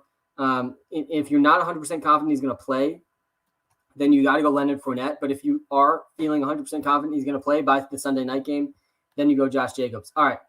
Full PPR, Sermon, Ayuk, Jacoby Myers. Yeah, it's Jacoby Myers. It's definitely Jacoby Myers. Like, it's really not that close. Sermon or Ayuk could have a good day. Unlikely it's going to be both of them that have a big day, but Jacoby Myers is such a lock this week. JJ, hey, Sam, love the content. Thanks, man. Should I start Nyheim Hines or should I start Javonte Williams? Yeah, it's probably Nyheim Hines. I mean, Nyheim Hines has had a pretty valuable role. He's seeing very consistent volume through the air, and I do expect the Colts to lean very, very heavily on their running backs this week. I think Jonathan Taylor has a huge day today in a very, very good matchup against the Jets. The Dolphins. The Dolphins have been very, very bad against the run. The Dolphins have really been dominated against the run. You look at the stats against the run for the Miami Dolphins this season. They are allowing 121 rushing yards to running backs this season. That's the third most in the NFL. Through 3 games, there's been 3 different running backs that have gone for over 80 yards. Damian Harris, Devin Singletary, and Peyton Barber.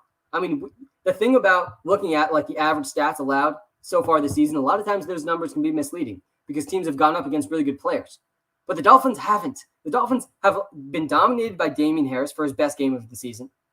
Devin Singletary also had his best game of the season against the Dolphins. And then Peyton Barber just had what will be his best game of the season against the Dolphins. And Jonathan Taylor probably going to have his best game so far of the season against the Dolphins today. But it also bodes well really for Nyheim Hines. He's going to get some carries and plenty of targets against the Miami Dolphins. So, yeah, I would probably go with Nyheim Hines in that situation. AB, Pittman, Osborne, or Juju at flex. Guys, don't bench Antonio Brown. Don't bench Antonio Brown. Don't bench Mike Evans. Do not bench Chris Godwin. This is going to be a massive shootout against the New England Patriots. You really, really do want all of the Patriots, Buccaneers wide receivers in your lineup. Jonnu Smith or Tyler Conklin. Man, the tight ends have been such a disappointment for the Patriots this season. Jonnu Smith, you go back and watch these Patriots games, and I go back and I rewatch every single game at least once. You go back, watch these Patriots games. What is Jonnu Smith doing in the blocking game? We're supposed to be getting 2 tight ends that could block and catch. And so far, both of them have only been good receiving tight ends and really, really bad blocking tight ends. Really bad blocking tight ends. Jonnu Smith has arguably been a bottom 10. Like, you just can't have Jonnu Smith out there on running plays. It's just brutal. You can't run the 2 tight end system if they can't block. But you still have to go Jonnu Smith in this situation. Again, it's probably going to be a pretty big shootout game. So I would go with Jonnu Smith. Hey, Sam, Devonta Smith or Cortland Sutton. Aguchi, how's it going, man? Thanks for tuning back in. Guys, thank you so much for being tuned in right now on this Sunday morning. I'm getting very excited for football. We are just a few hours away from football on our television screens, and I'm going to try to get to as many start-sit questions as I can. Thank you so much for tuning in. Hit the like button. Hit the subscribe button if you haven't yet. DeAndre Hopkins or Jacoby Myers. You can't be benching DeAndre Hopkins, though I do love Jacoby Myers. All right, Devonta Smith or Cortland Sutton I think is a really tough one because I want to start Devonta Smith. I really want to start Devonta Smith against the Chiefs. I honestly am going to answer this question by saying you should start Devonta Smith. Just know that his floor is much lower than Cortland Sutton's floor. But I expect Devonta Smith to have a massive game today. I really do. And the peripheral numbers are there for both of these guys. I just think the Chiefs are going to get such an early lead in this game that it's going to be very hard for Devonta Smith not to have a good game this week. And I think he has a better matchup than Cortland Sutton, who's going to be up against Marlon Humphrey and the Baltimore Ravens today. Kittle is playing today, but not completely healthy. Do you think I should still start him? I have Jared Cook. Yeah, you have to start George Kittle. The tight end position is just such a wasteland that you still need to start George Kittle, almost regardless of who the backup is. Like unless you have Kyle Pitts or someone better than Kyle Pitts, like TJ Hawkinson, Darren Waller, Travis Kelce, Noah Fant is probably the cutoff. Like otherwise, you just need to start George Kittle, even though he's dealing with an injury. You just got to hope he can play through this calf injury. Shazutu, I think I answered this one. Over under 15 points for Saquon Barkley. I would probably go over. Is Dalvin Cook playing today? Yes, he is. It's looking like Dalvin Cook is playing today. So, yeah, get Dalvin Cook into your lineups ASAP because you need Dalvin Cook in there. Though, I will say, It won't be that surprising if Dalvin Cook and Alexander Mattison split more work than they usually do. Dalvin Cook's goal this season was to play every single game, and we're in week 4. He already failed to hit that goal. And it won't be surprising if we see them split some more work, similar to Darrell Henderson and Sony Michel. Darrell Henderson was seeing a massive workload for the Rams before the injury. And after the injury, now that we've seen Sony Michel play, I feel like that could really decrease a lot. Richard Sherman will start for the Bucs in week 4 against the Patriots. Absolutely comical for Richard Sherman. Adam Schefter reports Tua broken ribs, expected to return from injured reserve in week 6.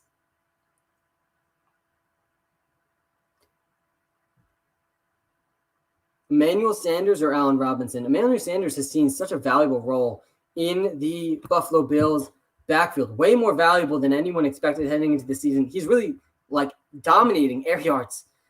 It's just so hard for me to start him over Allen Robinson. I don't think I could do that. I would, Dylan, start Antonio Brown over Allen Robinson, though. Watch these streams every week, Sam. Thank you, Darren. I really do appreciate that. Got a tough one. PPR, Myers, Hines, Antonio Brown, or Moss. Yeah, I actually do like Jacoby Myers, I think, a little bit more than Antonio Brown. In a PPR league, it really, for me, is between Jacoby Myers and Antonio Brown. But I like Jacoby Myers as a much safer play. I think they have similar ceilings, too. So I would go Jacoby Myers. Sermon, Javonte Williams, or Singletary in a PPR league.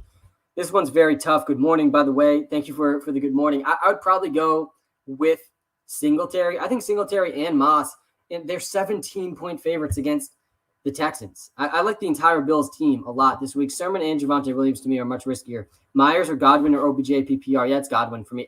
So if I were to rank the players in tonight's game, the receivers, I think it goes Mike Evans, Chris Godwin are the top 2, then Jacoby Myers, then Antonio Brown. And I think I want all of those guys in my lineups. I really do. But that's how I would rank them. And that's what I would do if you had to choose between them. Pick 3 out of CeeDee Lamb, Antonio Brown, Deontay Johnson, and Devonta Smith. Yeah, I would probably go with those first 3. But if I wasn't going to go with the first, you definitely have to play CeeDee Lamb, obviously. So it's really a pick 2 situation here, Merce. 30. I would probably go with Antonio Brown and Deontay Johnson over Devonta Smith. But I would strongly consider Devonta Smith over Deontay Johnson as well. Deontay Johnson, though, especially with Chase Claypool out, he's kind of a lock for 10-plus targets. So I would still go with Deontay Johnson. Corey Davis, Zach Moss, or Robert Woods. I would go Zach Moss. Again, the Bills running backs, you got to like them today against the Houston Texans as 17-point favorites. Let me pull up my picks against the spread. Again, let's talk through game by game really quickly. My expectations for each game and my picks against the spread have a lot to do with that. So the Browns are -1 versus the Vikings. This spread, to me, stood out the most of all spreads today. The Browns -1. I'm 66% with my locks against the spread, and this one's a lock for me today. The Browns are going to beat the Vikings. So they're going to cover the -1 spread. So I like the Browns a lot. I think that Nick Chubb has a big day today. I won't be surprised if Odell Beckham Jr. does well also. But overall, I think that the Browns defense is really good. And so I think that the Vikings are not going to do nearly as well offensively as the Browns today. So I'm taking the Browns -1. Patriots +7 against the Tampa Bay Buccaneers. The Patriots could very easily win this game. And the big reason I think this is not the Super Bowl winning Buccaneers team that the Patriots are up against. They're without their top 3 cornerbacks, and they're without some of their best pass rushers. The Tampa Bay Buccaneers defense right now, heading into week 4, they could be a bottom 5 defense in the NFL, especially if you just look at the secondary. The Patriots are going to be able to throw all day against the Buccaneers, and I think that they could easily win the game. So I'm taking them +7. And for that reason, I like every single wide receiver playing in this Sunday night game.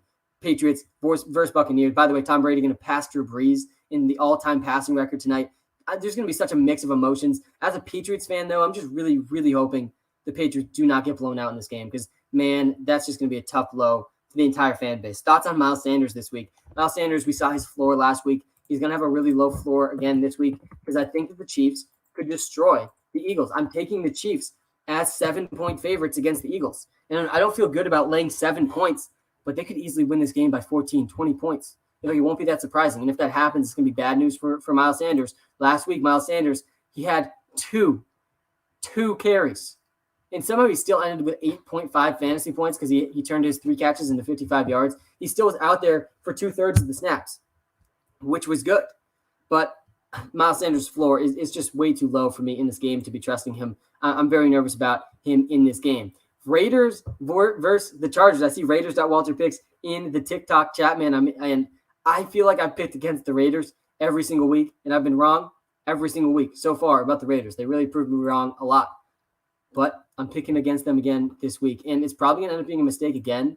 But the Chargers, man, the Chargers are a good team, and I think that the Chargers, coming off a win against the Chiefs, I mean, super, super impressive. And honestly, this pick for me, they're 3-point favorites against the Raiders. I'm taking them -3, is more about the Chargers than it is the Raiders. I think that the Raiders really have impressed a lot. And Derek Carr, I mean, he's leading the league in passing yards by like 200 yards. Absolutely insane so far from Derek Carr. And I do hope they can keep it going. All right. Do I try to trade Jonathan Taylor for Saquon or Aaron Jones? Yeah, I would take probably both those guys over Jonathan Taylor, but I would wait till after this week to trade Jonathan Taylor. Jonathan Taylor, this is Jonathan Taylor's week, guys. He's up against a team that has been obliterated by the run. They've allowed the third most rushing yards per game so far this season. But then you look who they played against. Look who the Dolphins have played against. I think the Dolphins are going to lose, by the way. I'm taking the Colts. I think they're +2.5. And I know Carson Wentz, he's got no mobility at all. He's not the Carson Wentz even that we're used to. And the Carson Wentz we're used to really isn't that good either. And he's even worse than usual. And the Colts offensive line is also decimated. They're without Quentin Nelson this week, probably the best offensive lineman in the NFL. But just look at the Dolphins games so far. Go back and look at the box score and go back and watch the games. Damian Harris had his best rushing day of his season against the Dolphins.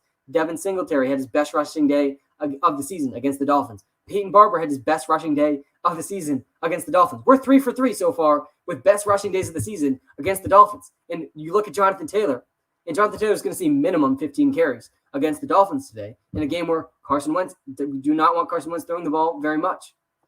All three of those running backs, Damian Harris, Devin Singletary, Peyton Barber, all rushed for over 80 yards against the Dolphins. None of those guys are as good as Jonathan Taylor. And arguably, none of those guys have still as good of an offensive line, maybe Damian Harris, as the Indianapolis Colts, even without Quentin Nelson. So, yeah, I like the Colts to beat the Dolphins today, and I think Jonathan Taylor is a really big day. So I wouldn't trade Jonathan Taylor until after this game. Though after this game, it might be a pretty good time to trade Jonathan Taylor. All right. Getting back to some of your sit questions. Can you pick 2 to start out of Jacoby Myers, Corey Davis, and Tim Patrick? Half PPR. Thank you so much for your help, Sam. JJ, thanks for tuning in, man. I would go Jacoby Myers. Again, I'm answering Jacoby Myers in almost every single Jacoby Myers question today. Go with Jacoby Myers. He's kind of a lock this week in what should be a very, very good game script for the Patriots. My favorite DraftKings/FanDuel plays of the week. Yeah, let's get into some of these. For running backs, I love Clyde Edwards-Helaire, David Montgomery, and Jonathan Taylor. I like all three of those guys this week to go over 70 rushing yards, and all three of them, to me, have really high touchdown upside as well. Again, I think the Chiefs could destroy the Eagles. I think the Colts are going to run the ball and run the ball and run the ball. We just saw Peyton Barber go over 100 yards against the Dolphins. Peyton Barber is not even half as good as Jonathan Taylor. So, yeah, I think Jonathan Taylor is probably my favorite. When it comes to receivers, there's a lot of high-end receivers that are just due for a very big game, and the peripheral numbers are all there to support it. And the two biggest names, Stephon Diggs and Calvin Ridley, they're going to bounce back, and they're probably going to bounce back this week, and they're probably going to score a touchdown over 100 yards. I like both of them a lot. Stephon Diggs leading the NFL in air yards, and nobody's talking about it. Stephon Diggs is going to have a massive, massive day against the Texans. And I do like Devin Singletary, Zach Moss as 17-point favorites. The thing about the Bills, though, is they'll continue to pass, even if they're up 17. Should I start Cook, even though he might have a limited role since he had limited practice this week? Yeah, I still think you need to start. I do still think you need to start Dalvin Cook. Regardless of how much he plays, you have to start Dalvin Cook. Unless you have a very, very good option behind him, you need to start Dalvin Cook. The receiver that I think you really want to price down at this week is Olamide Zaccheaus. He's my favorite sleeper this week. I know there's a lot of sleepers at the receiver position with all the injuries. Westbrook from the Titans is another one. But I do like Zaccheaus actually a little bit more than Westbrook. This week, I'm starting Olamide Zaccheaus in my head-to-head contest alongside Calvin Ridley. I think that's a pretty strong head-to-head play because you play Zaccheaus and Ridley. At least one of those guys is scoring a touchdown today. Who should I start at the captain spot for the Cowboys game? It's probably CeeDee Lamb for the Dallas Cowboys. It's probably CeeDee Lamb or Ezekiel Elliott in that Cowboys game. Sermon, Corey Davis, Antonio Brown, pick one full PPR. Yeah, it's Antonio Brown, man. Again, you do want to start all the Buccaneers and all the Patriots receivers this week. Chuba Hubbard or Saquon? I would probably go Saquon Barkley over Chuba Hubbard. It's close. It really is close, but I would go Saquon. You don't want to be benching Saquon Barkley from here on out rest of the season. Renfro, Mooney, Ayuk, PPR. I would probably lean towards Ayuka the Bazooka in this situation. Sorry, I think I missed that question, Jaden. You don't need to spam the chat though, I promise. Especially today, we will get to all the comments. Will Fuller or Devonta Smith, or pick up the Titans' new wide receiver? No, definitely don't pick up Westbrook and start him over Devonta Smith. Devonta Smith's going to be fine. Is Robert Woods going to bounce back, or should I sell? What's going on? Vikings, WalterPicks, Liam, how we doing, man? I would not sell yet. I don't think this is the time to sell Robert Woods because he's going to have good weeks. Matthew Stafford looks really good. Robert Woods is going to have good weeks. I would wait till the good weeks to sell Robert Woods. And then you can probably sell because it seems like pretty clear this season is not going to be a season where Robert Woods outproduces Cooper Kupp. Cooper Kupp is dominating. He's dominating really every stat you look at, every play you rewatch. It's Cooper Kupp season. So I would wait for Robert Woods to score a touchdown and have a good game because he's going to have those games. Then I would sell. I don't think that this is the time to sell. All right.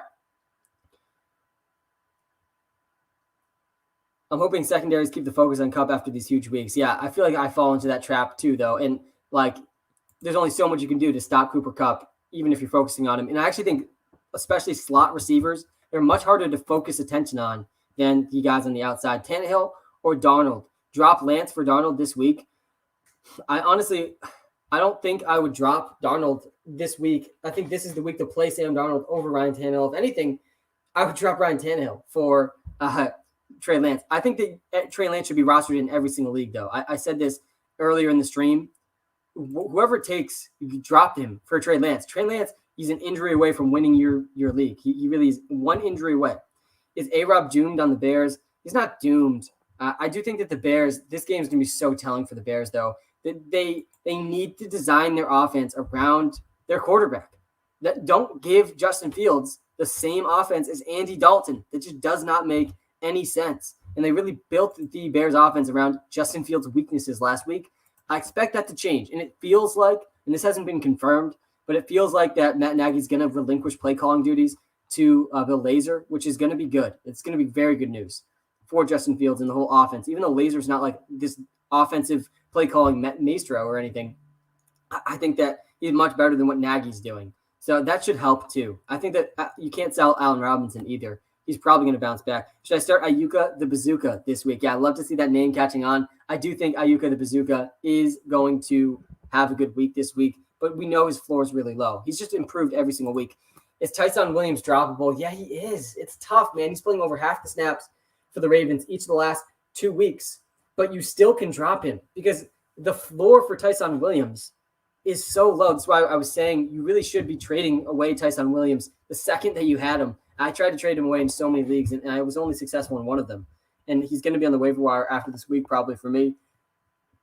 Le'Veon Bell's mixing in now, too. There's such a low floor for Tyson Williams. He has the third highest yards per carry in the league, and you still can probably drop him comfortably. Hines or Miles Sanders?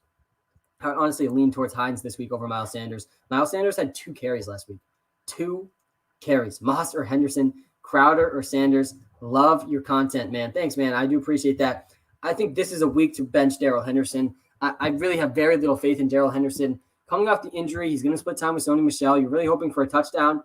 Zach Moss, though, he's a better bet for a touchdown. He's 17-point favorite against the Texans. I would go Zach Moss over Darrell Henderson. I want to see what Darrell Henderson's role looks like now that he's back from injury and Sony Michel is going to be more involved before I start him. Crowder or Sanders? It's pretty similar here, too. I do kind of want to see what Jameson Elite Crowder's role is like before we start him in our lineups. I did trade for Jameson Crowder in one league. I actually got rid of Tyson Williams and acquired Jameson Crowder in one league, one of my high stakes leagues. In another one, I got rid of Trey Sermon and acquired Jameson Elite Crowder. And I'm not starting him in either league this week, but I'm certainly happy to have him because he could easily become a PPR beast. But I would probably go Sanders over Crowder this week until we see the role. What's up, Sam? How is it going, Jack? Pick one: Sermon, Michael Carter, Cordero Patterson. This one's tough, man. I don't think you can play Michael Carter over either of these guys. I think Sermon probably makes the most sense. Again, I think Sermon has a super low floor. But he's also against the Seahawks, and the Seahawks have been dominated, absolutely dominated by running backs this season. I think they're allowing the most fantasy points per game to running backs this season. I actually think that the Dolphins have the worst run defense in the NFL because, again, you look at the running backs, you adjust for the strength of opponent, and the Dolphins are the worst running defense in the NFL. They've allowed the second most fantasy points per game to running backs, though. And in first by a decent amount is the Seattle Seahawks. Jonathan Taylor had 17 points, and Nyheim Hines had 14 points. We had the 50-point Derrick Henry game. This is why the Seahawks are technically the worst running defense in the NFL. Derrick Henry had 182 yards on 35 carries against them in week 2. But Alexander Madison also had a really good week also. So, I mean, Trey Sermon's playable this week, and I'd probably play him in this situation. Pick 2, Amari Cooper, DJ Moore, and Courtland Sutton. Yes, the first 2. It's definitely the first 2. Don't sleep on Amari Cooper, guys. Yeah, Madison did smoke him. Madison was a big win for me last week. Madison was the guy I was most confident in. Of all those backup running backs starting last week, that was definitely good. That was a good call. Corey Davis or Tim Patrick. This one's also they're so similar, JJ. I would go with Tim Patrick over Corey Davis. Jameson Crowder's back this week, which probably isn't good news for Corey Davis. I think Corey Davis is going to have a good week, though. I just think Tim Patrick's going to have an even better week. Hey, Sam, do you think I should sell high on Jamar Chase as well as try to trade for A.J. Brown? If you are 3-0 or 2-1, then you should probably think about going to trade for A.J. Brown. But I don't know about selling Jamar Chase right now, especially T. Higgins been dealing with an injury. Jamar Chase has looked pretty good. I don't think this is the time to sell Jamar Chase. Moss, Hunt, or Sermon. I'm saying Zach Moss to so many questions this week. I said no to him in so many questions last week. He's really proved me wrong. He's a 17-point favorite, so I think you got to go with him. Woods or Corey Davis? Yeah, again, two super similar options here. I would probably lean towards Woods over Corey Davis. I won't be shocked either way, though, with this one. And I do think Robert Woods is due. I think Corey Davis is due as well, though. I would probably go Robert Woods, though. AB or Ayuk? Don't bench Antonio Brown. Don't bench Mike Evans. Don't bench Chris Godwin. Hey, Sam, can you pick 2? Aaron Jones, Najee Harris, Clyde Edwards-Helaire. Thanks. Yes, the first 2. And I love Clyde this week, but you can't bench Aaron Jones, and you cannot bench Najee Harris after what he did last week, especially if it's PPR. Why over Hunt? Yeah, I think that Kareem Hunt and Zach Moss, they're pretty similar options this week. I understand wanting to play Kareem Hunt over Zach Moss, and I won't knock you for going Kareem Hunt over Zach Moss. I think they're pretty similar options. They're both going to see about half the work for their teams. The big difference, though, the Browns are 1-point favorites against the Vikings, and the Bills are 17-point favorites against the Texans. We can be so much more confident about the game flow for the Buffalo Bills than we can for the Cleveland Browns. I actually think both teams are going to win pretty handily this week. One of my locks against the spread is the Browns, -1 versus the Vikings. But all that being said, I think Kareem Hunt, he's a little bit safer than Zach Moss, solely because he's just a much better player than Zach Moss. And Kareem Hunt was the second best running back in fantasy last week. But he saw 10 carries, 7 targets. Are we that confident he's going to keep seeing that target volume? If you are, then go Kareem Hunt. Kareem Hunt, though, he played 38% of the snaps each of the last 2 weeks. Zach Moss is going to play more than that. Kareem Hunt, Zach Moss. I'd go Zach Moss. I think both are pretty safe options, though, this week. Lamar or Kirk? Keep up the good work, Sam. I love watching the vids on TikTok. Thank you, Quinn. I would probably go Lamar. Again, let me pull up my top 10 quarterbacks this week. But I like Lamar Jackson a lot this week. You have to like him. He's the best rushing quarterback of all time, even though he's dealing with back injuries and really like the team around him is just collapsing. Lamar Jackson continues to produce because he's just so dynamic. Myers or Lockett?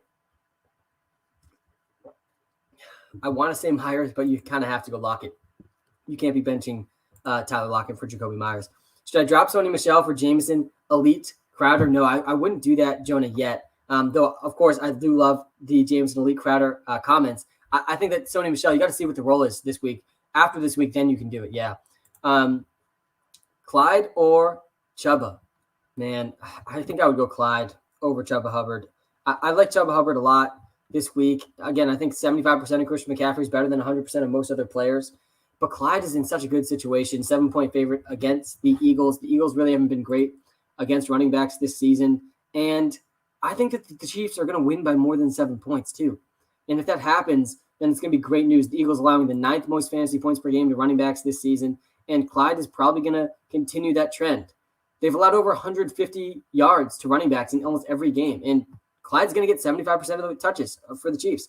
CEH, Edmonds, or Sermon? Definitely CEH. Does Kelsey go over 95 receiving yards or under? It seems like a good line to me. I would say, if I had to guess, over. I would say over for Travis Kelce because I'm not going to ever bet against Travis Kelce doing anything.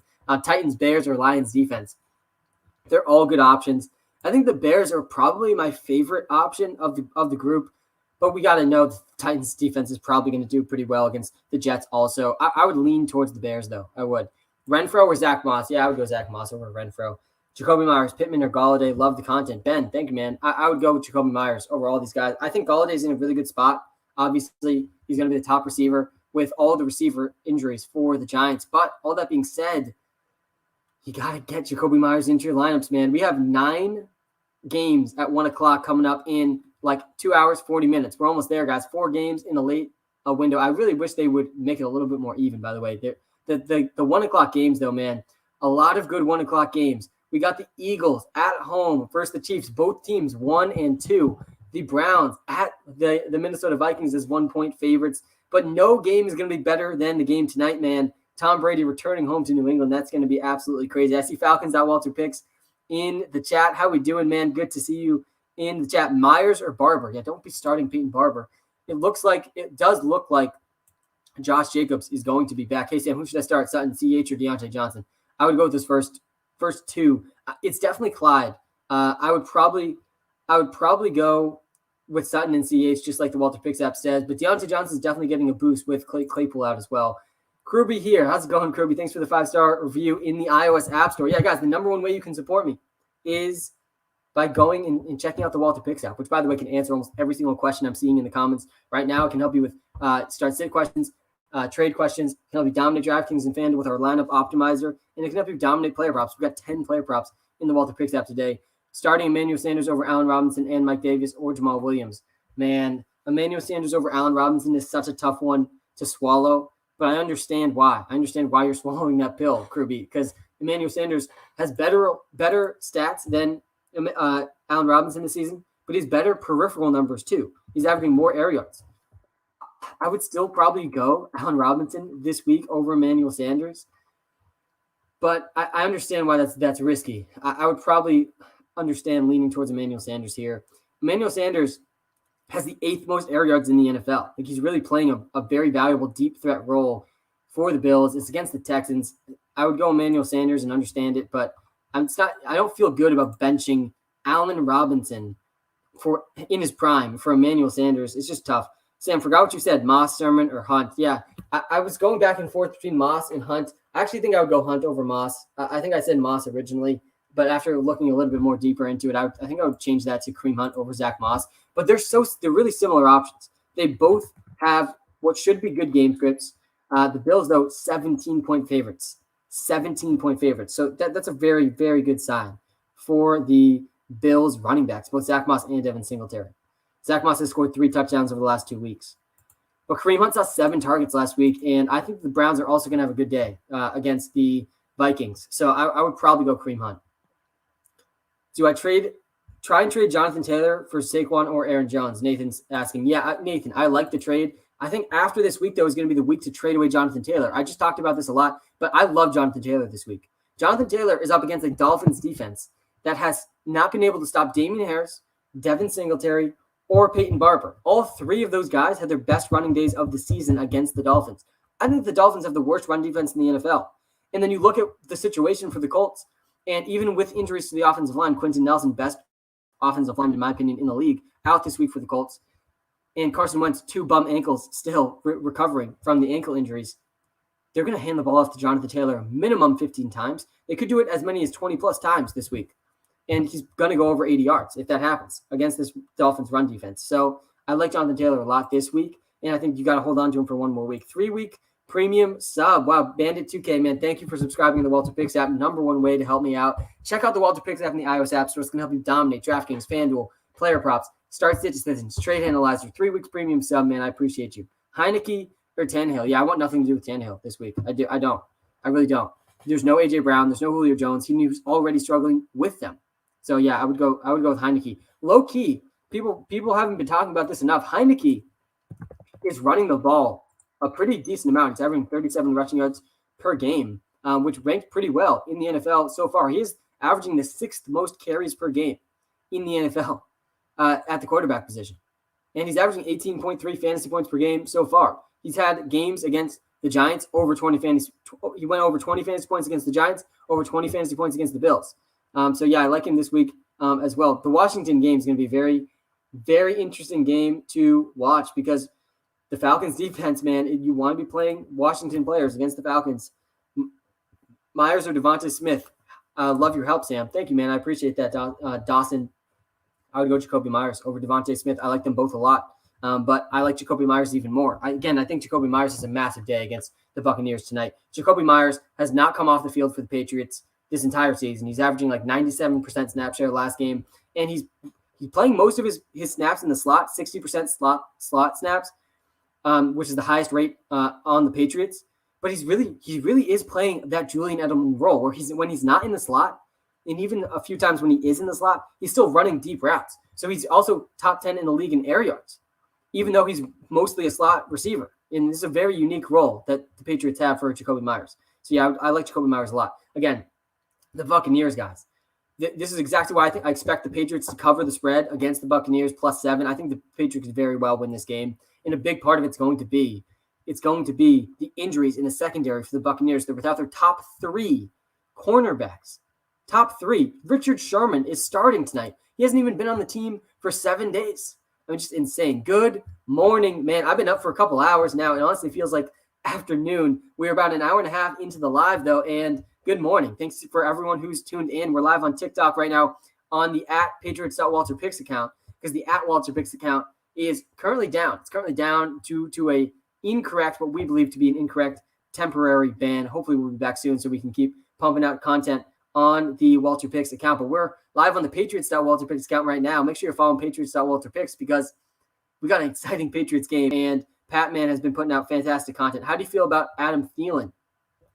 Adam Thielen is just a guy that all he does, man, is score touchdowns. You just can't stop Adam Thielen from scoring touchdowns. No matter how much regression is supposed to hit for Adam Thielen, it just does not. And he's probably going to continue to score touchdowns today in what I expect to be a game where the Vikings trail very often, very early and very often. So I like Adam Thielen a lot today. All right, let's get back to some of the questions in the chat. Debo Samuel or Amari Cooper. Guys, this is not time to panic about Amari Cooper. Do not panic about Amari Cooper. Amari Cooper had 3 games last season under 10 fantasy points. He's already had 2 this season. And I don't expect him to have very many more. Amari Cooper is still, to me, neck and neck with CeeDee Lamb to be the top receiver for the Cowboys this season. And I'm starting him this week 100%. So yeah, I would go with Amari Cooper. Been here for hours. Justin, man, thanks for tuning in. I appreciate your time so much. And Justin, if I haven't got to your questions yet, I'm not seeing any in the chat, but thanks for tuning in, man. I do appreciate you. Hey, Sam, should I drop Javonte Williams for Zach Moss? No, I don't think you should. I think Javonte Williams' role is going to increase as the season goes on. I like Javonte Williams less than Zach Moss this week, but I like Javonte Williams more for the rest of the season. And that's what I'm mostly thinking about when I'm adding and dropping players. Really quickly, though, public service announcement for everyone. Trey Lance should be rostered in every single league. I would actually much rather Trey Lance on my team than Zach Moss if I'm not going to be starting Zach Moss this week. So go add Trey Lance. He's available in over 50% of leagues right now. And he's 1 injury away from breaking fantasy football. His rushing and passing abilities with the talent he has around him on the 49ers. He's 1 Jimmy Garoppolo meltdown or 1 Jimmy Garoppolo injury away from winning your fantasy football league. And you can go add him for free. And all you're going to be dropping is a guy that you're never going to. Free Walter Picks, free Sam. Yeah, man. I got to say, it's been a little bit of a roller coaster with, the sudden and I believe incorrect banning of the Walter Picks account on TikTok. And I do expect it to come back this week. But, man, I've really learned a lot the last few years of my life. And one of the things I've learned is you just got to focus on what you can control. And this is really something very much out of my control. And I'm not going to waste any of my energy. Life is too short to not focus on what you can control. And one of the things you can control is who you're going to start this week in your fantasy football league. You can't decide, you can't control if you're going to be right, but you can control making the best decision possible. And that's where you got to focus your energy, making your best decision possible. And the best decisions this week is to go add Trey Lance and to make sure that you have all of the Buccaneers and Patriots wide receivers in your starting lineups. You want the Buccaneers and Patriots wide receivers in your starting lineups this week, guys.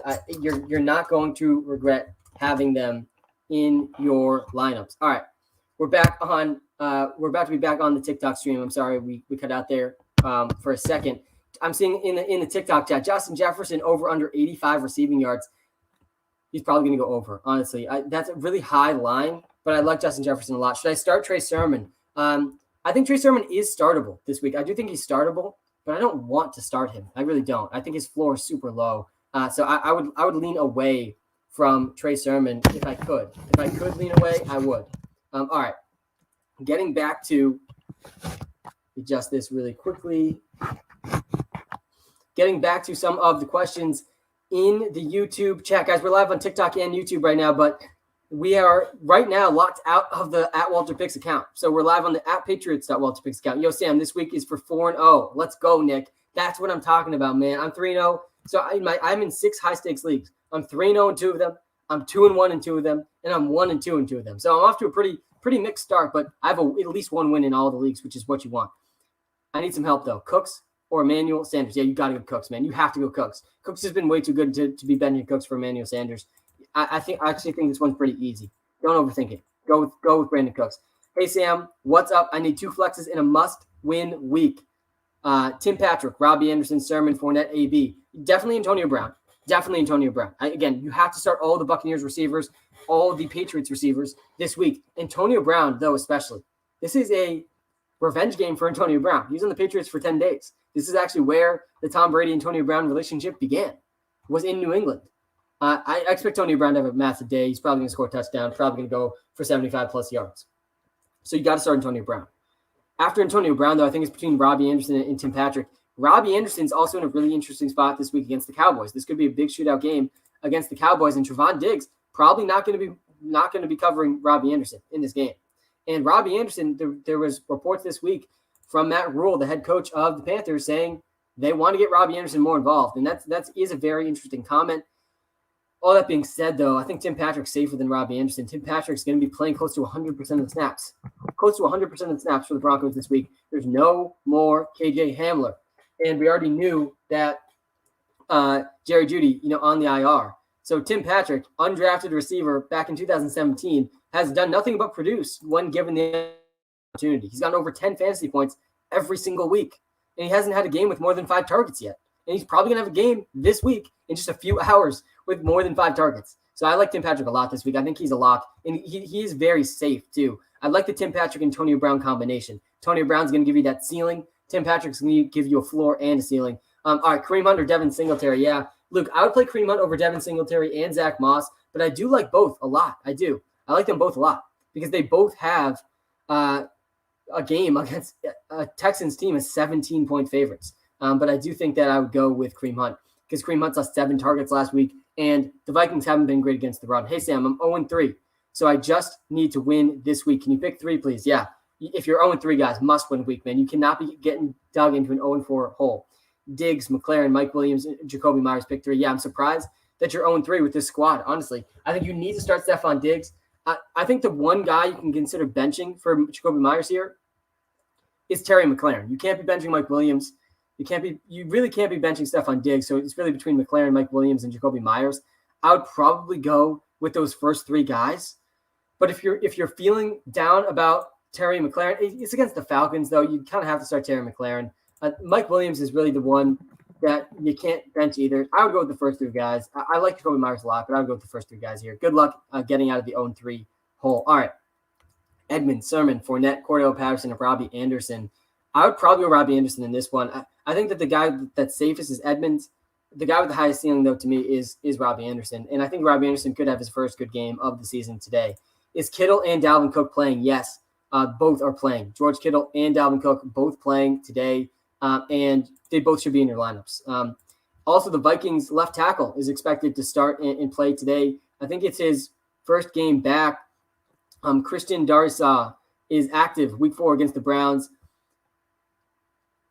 He was drafted number 23 overall, so he could play a role for the Vikings this week as well. But yeah, Antonio Gibson playing, Darrell Henderson playing, George Kittle playing, Jonathan Taylor playing, Dalvin Cook playing, Elijah Mitchell not playing today. Melvin Gordon is expected to play. He was a late add to the injury report as well. Half PPR, Chase Edmonds, Moss, Robert Woods, pick 2.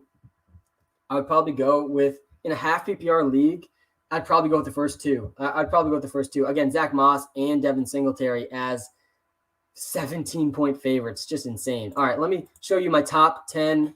Let me see. Running backs, I think we haven't shown in a little while. I'm not even seeing.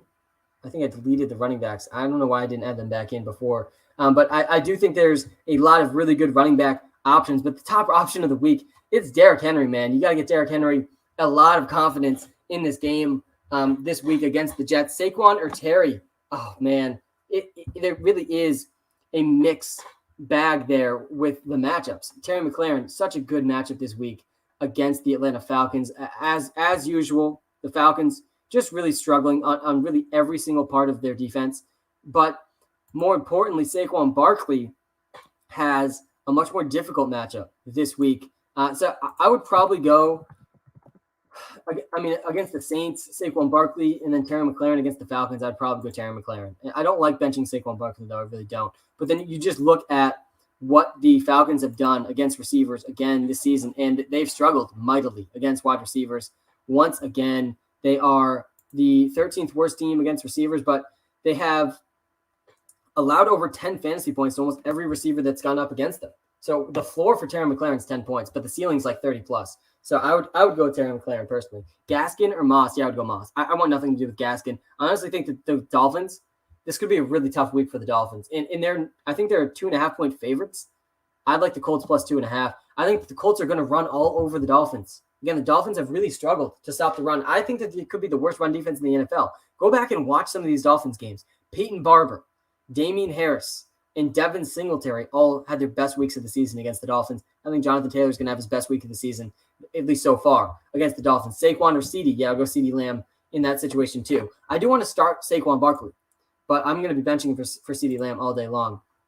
Galladay or Tim Patrick? I think you got to go Galladay, man. He really should see minimum 7 targets this week. He probably will score a touchdown. I would play him over Michael Pittman as well. I see a question in the YouTube chat about that. Jacoby Myers or Robert Woods. Guys, you need to get Jacoby Myers into your lineups. Justin Fields or Jameis Winston in the super flex. I do expect Justin Fields to bounce back big time. And I actually want to say Justin Fields over Jameis Winston. All that being said, though, Jameis Winston's actually in a pretty good matchup against the Giants defense. The Giants defense has not been anything to write home about so far this season. The Giants, if I pull this up really quickly, I think that they are near the bottom of the league. Let me see this. The New York Giants, they've allowed the 17th most points to quarterbacks this season, but you look at the yards. Every single quarterback has thrown for at least 240 yards against the Giants. So Jameis Winston is definitely safer. I think Jameis Winston is going to have his first. Jameis Winston has not thrown over 200 yards yet this season. I think that's going to happen this week. But that being said, Justin Fields is probably going to bounce back, and Justin Fields definitely offers more of an upside to me than Jameis Winston. So if you're going for the ceiling, I'd go with Justin Fields, and if you're going for the floor, I'd go with Jameis Winston. All right.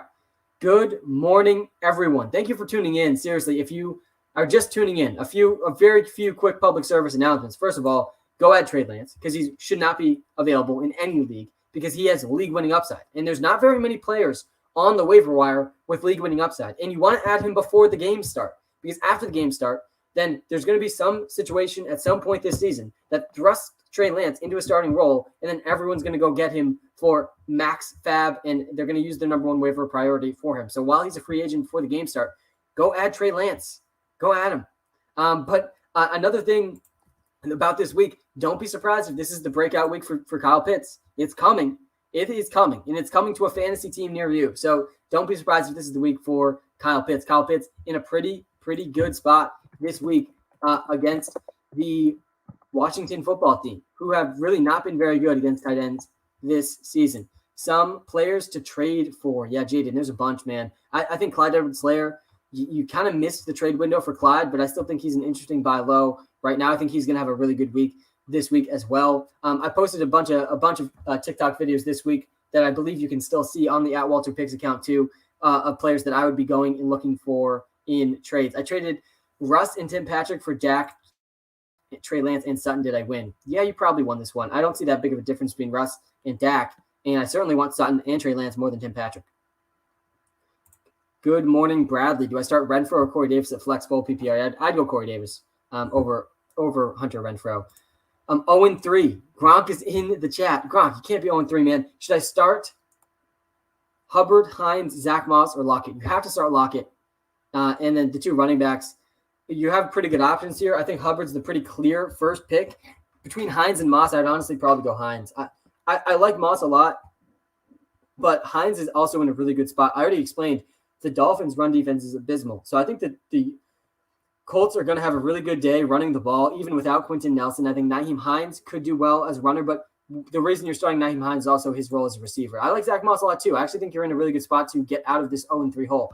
Noah Fant or Kyle Pitts? Yeah, I'd go Kyle Pitts. I like Noah Fant a lot this week too, but Kyle Pitts, you can't be benching him this week. And I understand wanting to bench Kyle Pitts. He hasn't been what we wanted him to be, but he also hasn't scored a touchdown yet.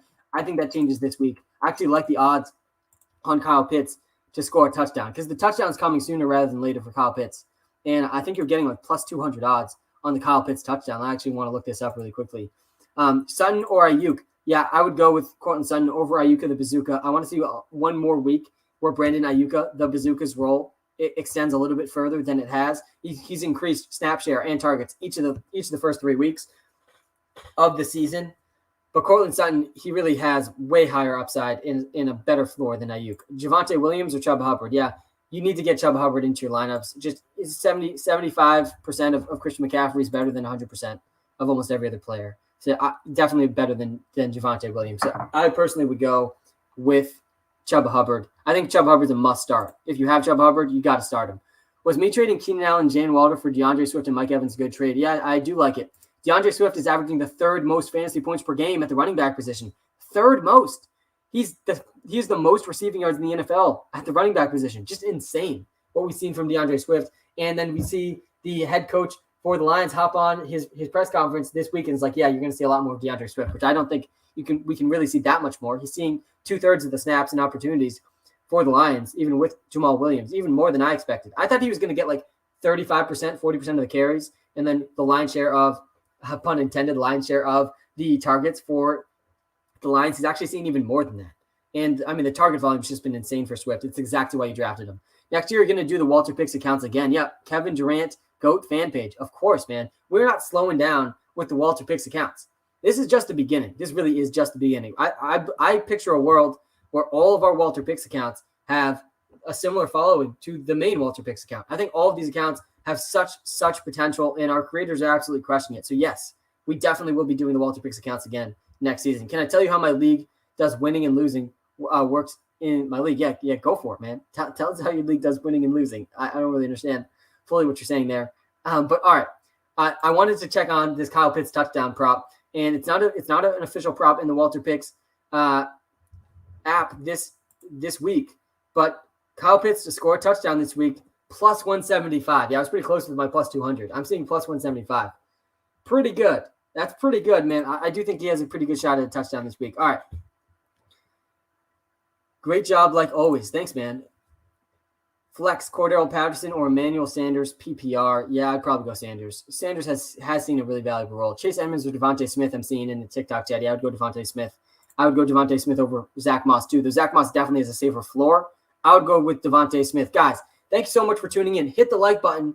Hit the subscribe button if you haven't yet. We are live on YouTube right now. The link is in the TikTok bio if you're watching live on TikTok. We're live on the Patriots.WalterPicks TikTok account. When does Sam, meteorologist, come back? Any weather updates? Yeah, let me take a quick run through. This morning, it didn't seem like there was anything really to be concerned about. But there is chances of scattered rain kind of across the league today. But we know, if you were part of the weather reports from last season, that the only thing that matters in the weather, say it with me, is wind over 25 miles an hour. And I don't think we're seeing any of that today. The only thing to be concerned about, and I've done research on this, really the only thing that has statistical significance impact on the game, particularly the passing game, was wind. There is some games that could be impacted by rain today. The Lions at the Bears might be a rainy game. The Texans and the Bills could be a rainy game as well. The Steelers and the Packers, and the Buccaneers and the Patriots.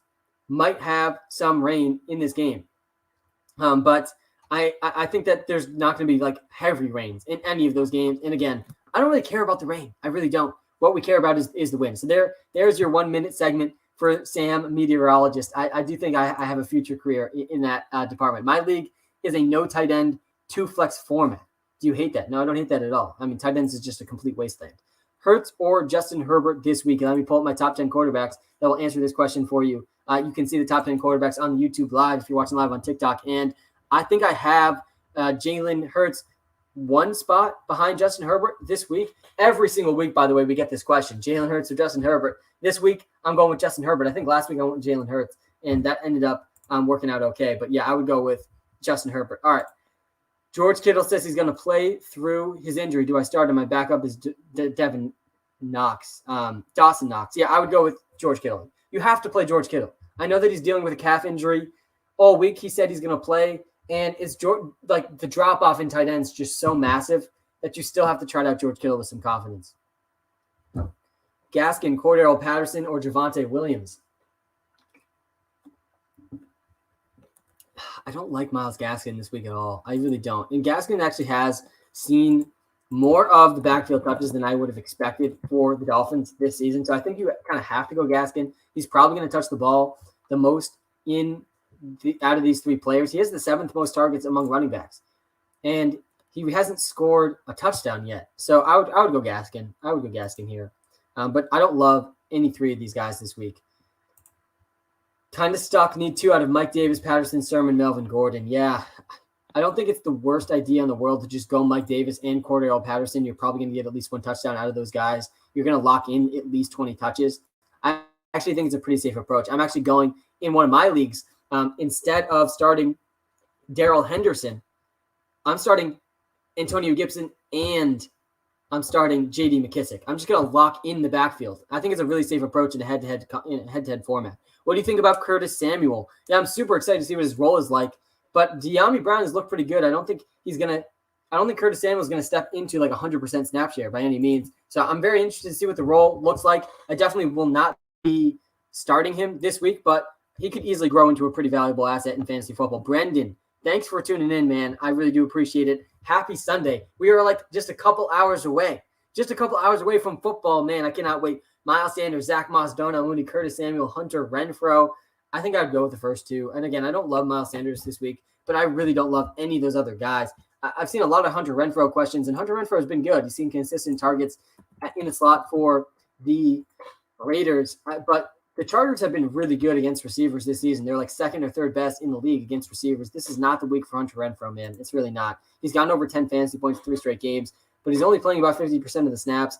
He's seen 6+ targets in each game. I still like Miles Sanders the most, and Zach Moss the 2nd most out of these guys, Brendan. Zach Moss, a 17-point favorite for the Bills. Chubb or Taylor rest of the season? Yeah, I would go Chubb, but I do really think that Jonathan Taylor has a massive week this week. Loving the WalterPicks app, but I'm so unsure. Josh, thanks for trying out the WalterPicks app, man. I do appreciate it. It's the number 1 way you can support me. Just go try the WalterPicks app out. Try it out. I have 3 spots, 2 wide receivers, 1 flex. Please help. Jacoby Myers, Allen Robinson, Gibson, Hubbard, and Chris Carson. Yeah, these are all really good options. I think since these are all good options, Josh, just bench Allen Robinson. I mean, just wait till Allen Robinson and the Bears figure it out. Like, if you have these options, you got to bench Allen Robinson. I think you have to start Antonio Gibson. I think you kind of have to start Chuba Hubbard and Chris Carson too. I think these running backs are really safe. Oh, you need 2 wide receivers though and 1 flex. Well, if you need 2 wide receivers, you got to start those first 2 wide receivers, right? I mean, if you need a wide receiver though here, I like Jacoby Myers more than Allen Robinson this week. So there's my thoughts on all those guys. I think these are all really good options. All right, top 10 wide receivers, Max. I got you, man. Let me pull these up. I think Tyreek Hill is my number 1 receiver this week, and Cooper Kupp's number 2. I don't know how you can't have Cooper Kupp ranked top 5 every single week right now for the rest of the season until he slows down. But the rest of the top 5, I mean, Stephon Diggs, I think he's going to have a massive week. He leads the league in air yards. I think he's going to do really, really, really well this week. I won't be surprised if he finishes this week as the number 1 overall receiver. Moss, Sutton, AB, Galladay, pick 2. Yeah, I would probably go Antonio Brown first. again, Jack, I think you need to start Antonio Brown. I think you need to start Mike Evans, and you need to start Chris Godwin this week against the Patriots. I think the Patriots game and the Tampa Bay Buccaneers game is going to be massive, massive scoring. The Buccaneers have no secondary. Richard Sherman essentially got called out of retirement. He was a free agent that nobody wanted for months, and that's how decimated the Buccaneers secondary is. And that's good for all receivers in that game, including the Buccaneers receivers, because they're going to have to throw to keep up with the Patriots, and the Patriots are going to have to throw to keep up with the Buccaneers, and they're going to be able to throw. But outside of that, I think I would probably go between Zach Moss, Cortland Sutton, and Kenny Golladay. I actually think Kenny Golladay is probably the best option. He's the pretty clear top option for the Giants today, and I mean, you got to like what he's up against today in that matchup. The New York Giants are up against the Saints, and Marshawn Lattimore is probably going to be shadowing Kenny Golladay, which actually isn't great. Outside of Marshawn Lattimore, it's not terrible. Honestly, I think I wouldn't go Kenny Golladay. I think I would go Cortland Sutton. It's close, though. It really is close. Myers or Mark Cooper, half PPR. Yeah, I'd still go Mark Cooper, Aiden. I like Myers a lot, but I would still go Mark Cooper. Mark Cooper's not going to be as bad as he's been in the last couple of weeks. Hey, Sam, who do you think I should start between A-Rob, Golladay, and Hubbard? Yeah, I'd go Chuba Hubbard here. I'm glad that you have Hubbard as an option. I think Chuba Hubbard's super safe. Just made 4 trades, CMC and Ayuk for Zeke and Rieger. Yikes, I do not like that at all. Kittle for Jonathan Taylor. That one's a little bit better. And Waller for Saquon. Did you have Kittle and Darren Waller, and then you trade both of them? I don't like all of these trades. I think these trades are actually pretty wild. I don't like giving away Christian McCaffrey at a cheap price right now. Chuba Hubbard or Saquon Barkley? Yeah, I'd go Barkley in that situation for sure. Thoughts on DeAndre Hopkins? Yeah, I know. Nobody's talking about this. I haven't seen anything about DeAndre Hopkins. I actually wanted to make a video about this before our account got incorrectly and subtly banned, the @WalterPicks account, but I definitely will be making a video about this soon. DeAndre Hopkins, man, has been a massive, massive disappointment. DeAndre Hopkins has gone over 160 targets in like 3 straight seasons, and it's just not looking like that's going to happen this year. He's still the top receiver for the Cardinals, but I mean, he's really struggling. I still think you have to start him every single week in fantasy. He's still averaging over 15 fantasy points per game, but he's not seeing the air yards that we're used to. Last year, DeAndre Hopkins had the 10th most air yards in the NFL. This season, he went from the 10th most air yards to the 54th most air yards. Massive step back. He's playing a different role for the Cardinals this season. Sam, what is the deal with the TikTok page? Jake. So last Thursday, actually this Thursday, when we were doing the live stream this Thursday, we were suddenly, and I believe incorrectly, banned from TikTok. I have been obviously reaching out to TikTok very consistently. I expect to get the account back this week because I do not believe we've done anything wrong. But that's the situation, man. And I'm not going to let it get me down. I'm a big believer in focusing my energy on things I can control. And this is very much out of my control. So right now we are live on the @Patriots.WalterPicks account and the YouTube channel, of course. So, man, I'm focusing, Jake, I'm focusing on just what I can control. This is very much out of my control. But that's what happened with the account. TikTok, this is a thing on TikTok. It's just one of the things that's bad about TikTok is they automate a lot of their banning process. So I think I was just incorrectly automatically banned for, I think, the wrong reasons. So I expect to be back this week. That's the story so far for the @WalterPicks account. #FreeWalterPicks. All right. Do you think Tyler Lockett will be consistent with how he scored last week, or is that just a bad week? Yeah, I think this is what Tyler Lockett is. People were, I feel like, very quick to forget what Tyler Lockett is after his first few massive weeks. But this is Tyler Lockett, man. He's going to have week-winning weeks, and he's going to have weeks where he puts up less than 10 points. This is what he was last season, and it's what he's going to be this season too. But I think he's going to have more weeks where he goes off than weeks that he goes under 10 points. So I wouldn't bet against Tyler Lockett this week for having another bounce-back week. Scary Terry or Jacoby Myers. I would lean towards Scary Terry over Jacoby Myers, but I like them both a lot.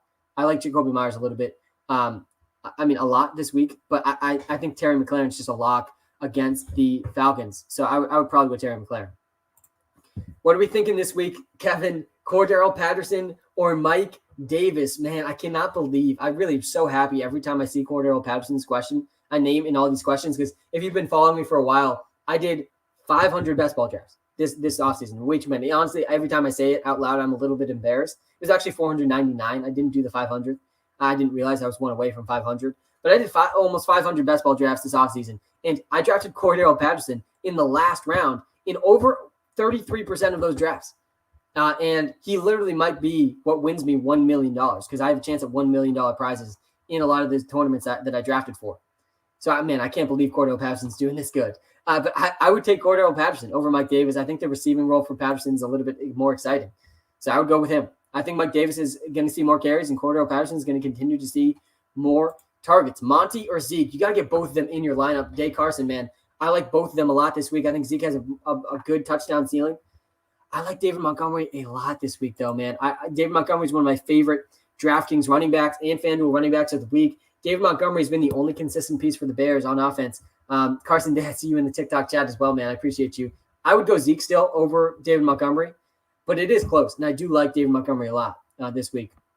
Hubbard, Sermon, or Woods? Yeah, I would go Chuba Hubbard. I think Chuba Hubbard's just such a safe play. He really is a safe play this week. Hey, Sam, who should I trade Calvin Ridley for? No, don't trade Calvin Ridley. Do not trade him yet because he's going to have a good week, probably this week. Should I start Saquon or Myers?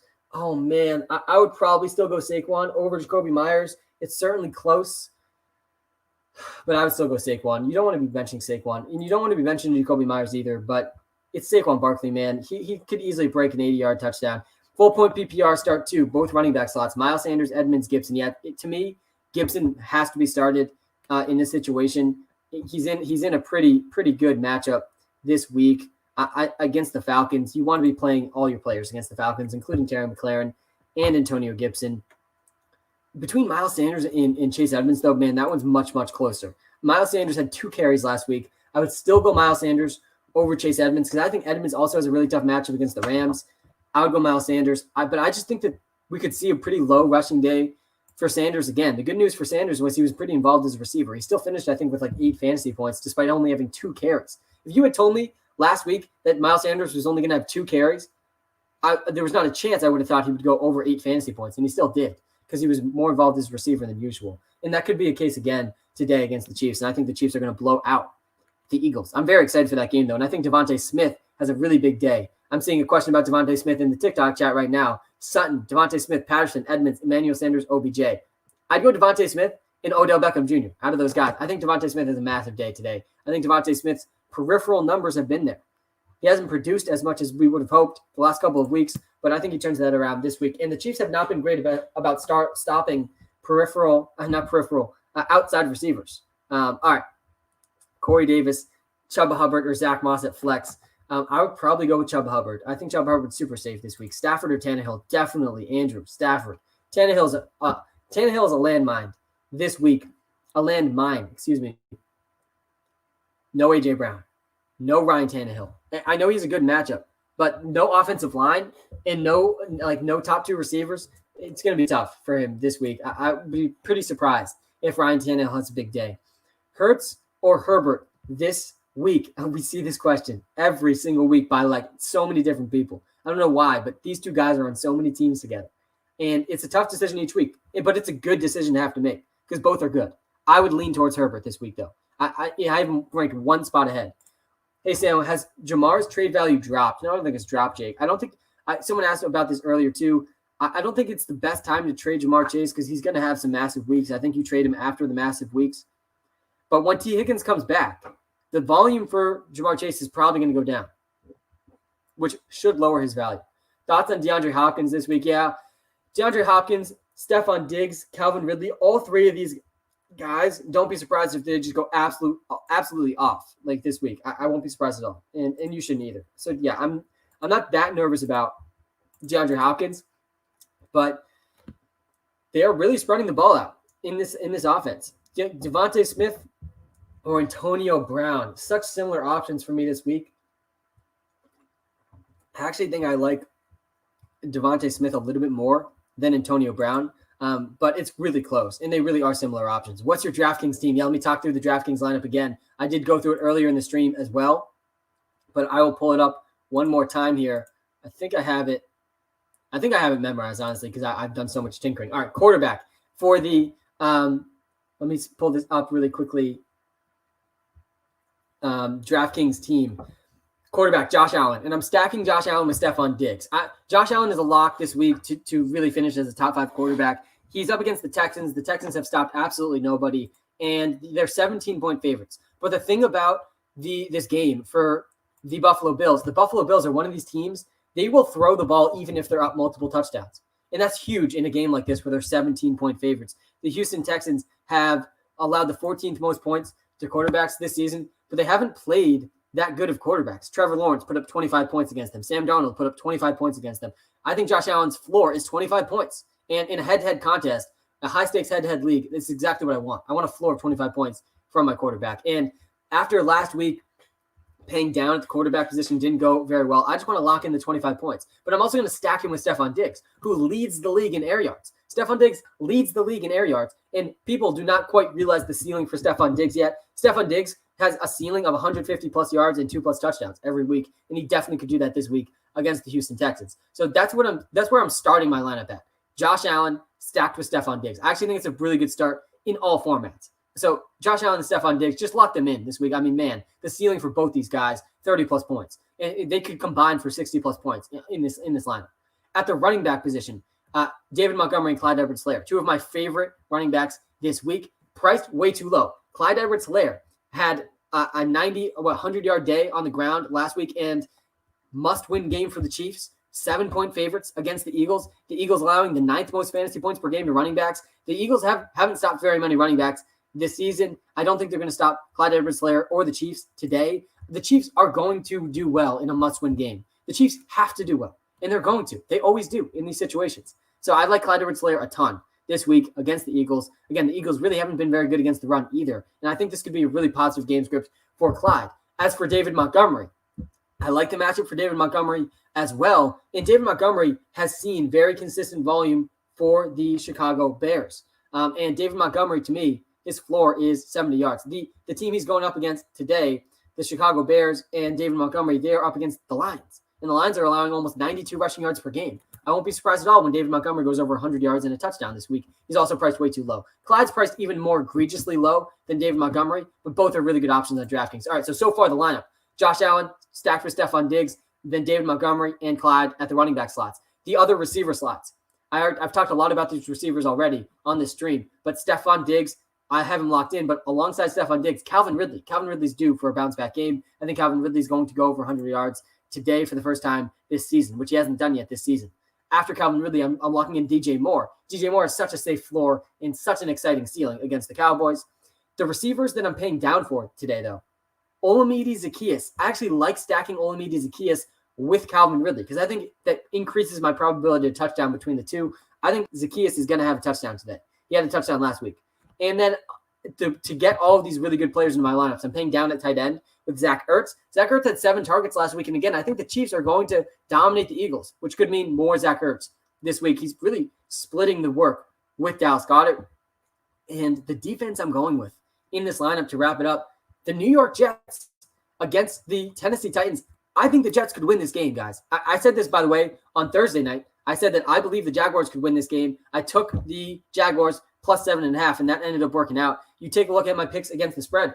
I'm taking the Jets plus 6 against the Tennessee Titans. The Tennessee Titans are heading into week 4 as one of the most one-dimensional teams in football. It's so clear what they are going to do in first and second down almost every single time. We're going to see so much Derrick Henry in this game. His over-under this week is 117.5, just insane. And without A.J. Brown, without Julio Jones, and with a very suspect offensive line, I think the Jets have a real chance to get their first win of the season.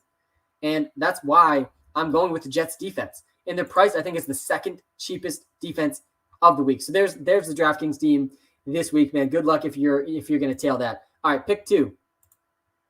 Zeke, Cook, or Monty. I think Zeke and Cook, you kind of have to start.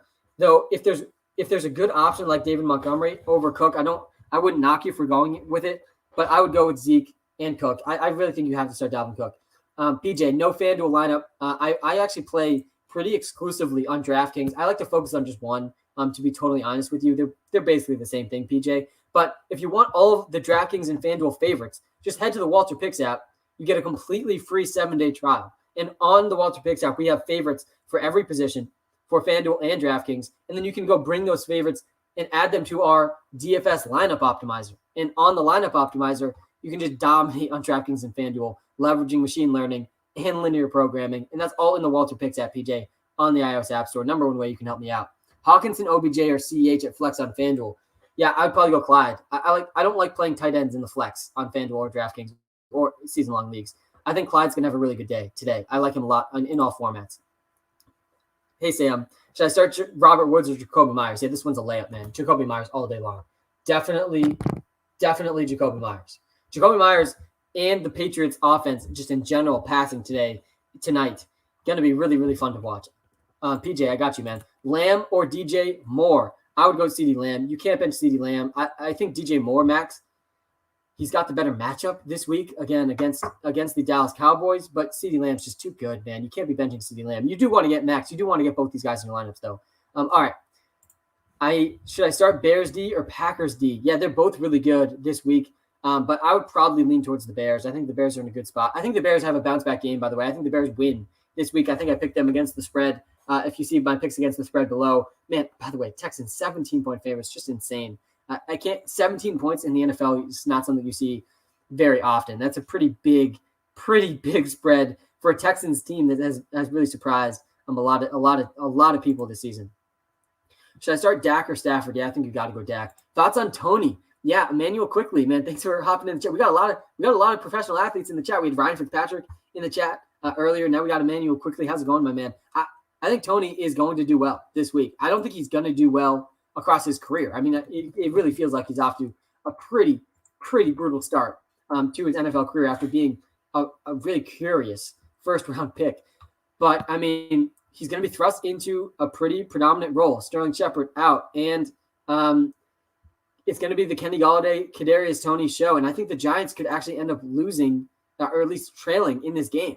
The Giants are in a matchup against the Saints. I think the Saints offense is going to do really well. This is the first home game for the Saints. I think it's going to be a pretty big home field advantage too for the Saints in this game. But yeah, I think Tony's going to do well. I think he's going to go over 50 yards. I actually I really don't hate his ceiling this week or his props. This may sound very stupid, but Murray or Brady, please. Yeah, Ace. I don't think this is that stupid this week. Again, if I pull up my top 10 quarterbacks of the week, I think that they're actually pretty close together. I have Kyler Murray ranked number 4. I have Tom Brady ranked number 6. Tom Brady's actually safer than Kyler Murray this week, which is not the case in probably any other week this season. I wouldn't knock you for playing Tom Brady this week. Tom Brady could easily go for 300 yards and 3 touchdowns. Kyler Murray, this is probably the worst matchup for Kyler Murray in the NFL against the Rams. So I think it's close. I still have Kyler Murray ranked ahead because Kyler Murray's just dynamic running and throwing the ball. But I don't think it's that crazy to ask this question. I personally would go Kyler Murray.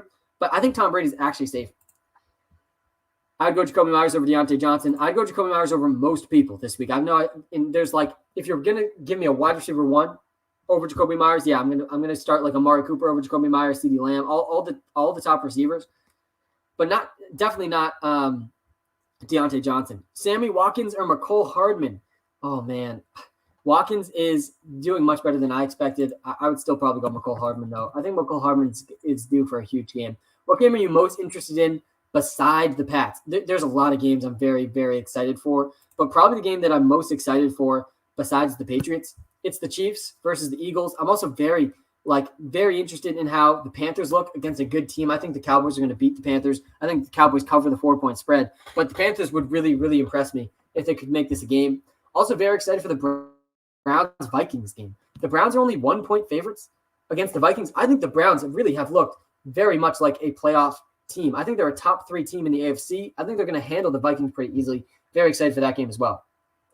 Start Mike Evans or CEH. You want to start both of them, honestly, but I think Clyde's really safe. I mean, I think Clyde's going to go over 75 yards with ease this week against the Eagles. He went for 100 yards last week, and the Eagles have struggled against running backs this season. 9th worst against running backs in the NFL this season. But you don't want to bench Mike Evans. Mike Evans has a higher ceiling than Clyde. Sermon, Davis, Moss, or Hunt? I would probably go Hunt over Moss. It's close, though. It's close. It's Moss or Hunt, though, for me. I don't want Sermon or Davis in my lineups. I think Sermon's super risky. I think he's definitely a landmine this week. He's got a lot of risk, a really low floor. Tony or Zacchaeus? Yeah, that's an interesting one. Honestly, I would go Zacchaeus over Tony. but it's close. I do like Zacchaeus a lot as a deep sleeper in fantasy.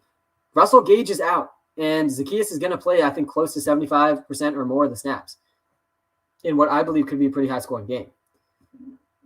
Washington hasn't done very good against receivers this season. You look at Washington against wide receivers, and they are near the worst in the league. They've allowed the second most fantasy points per game to receivers this season.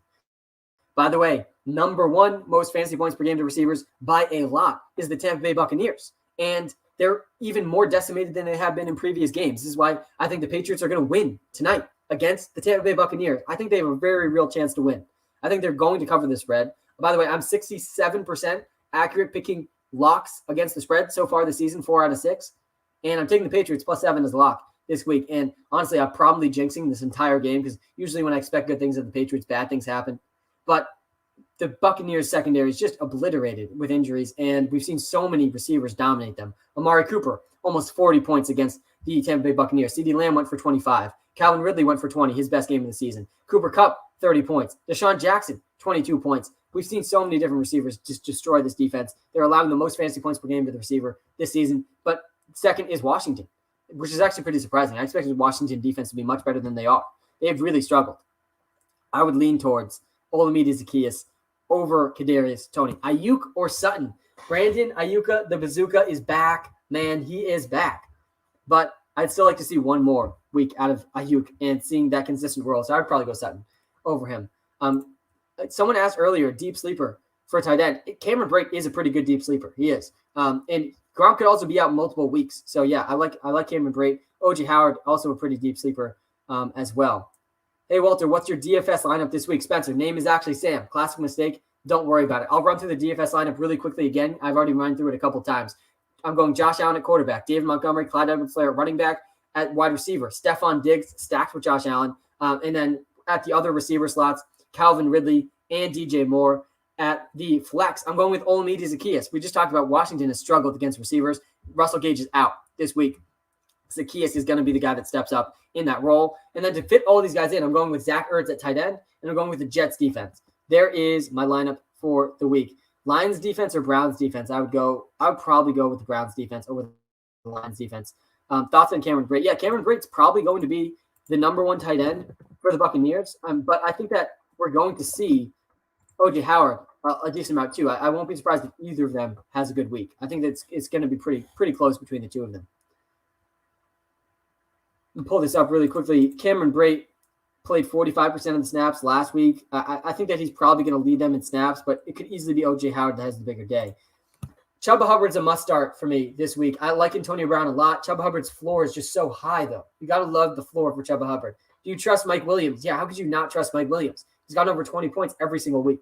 So, yeah, I trust Mike Williams. Antonio Gibson or Chuba Hubbard. Yeah, in that situation, I would go Antonio Gibson. The Falcons are a defense I want to play all my studs against. So you got to start Antonio Gibson. You got to start Terry McLaurin. Another guy, though, that you really want to start this week, and I know a lot of people are struggling with this. A lot of people.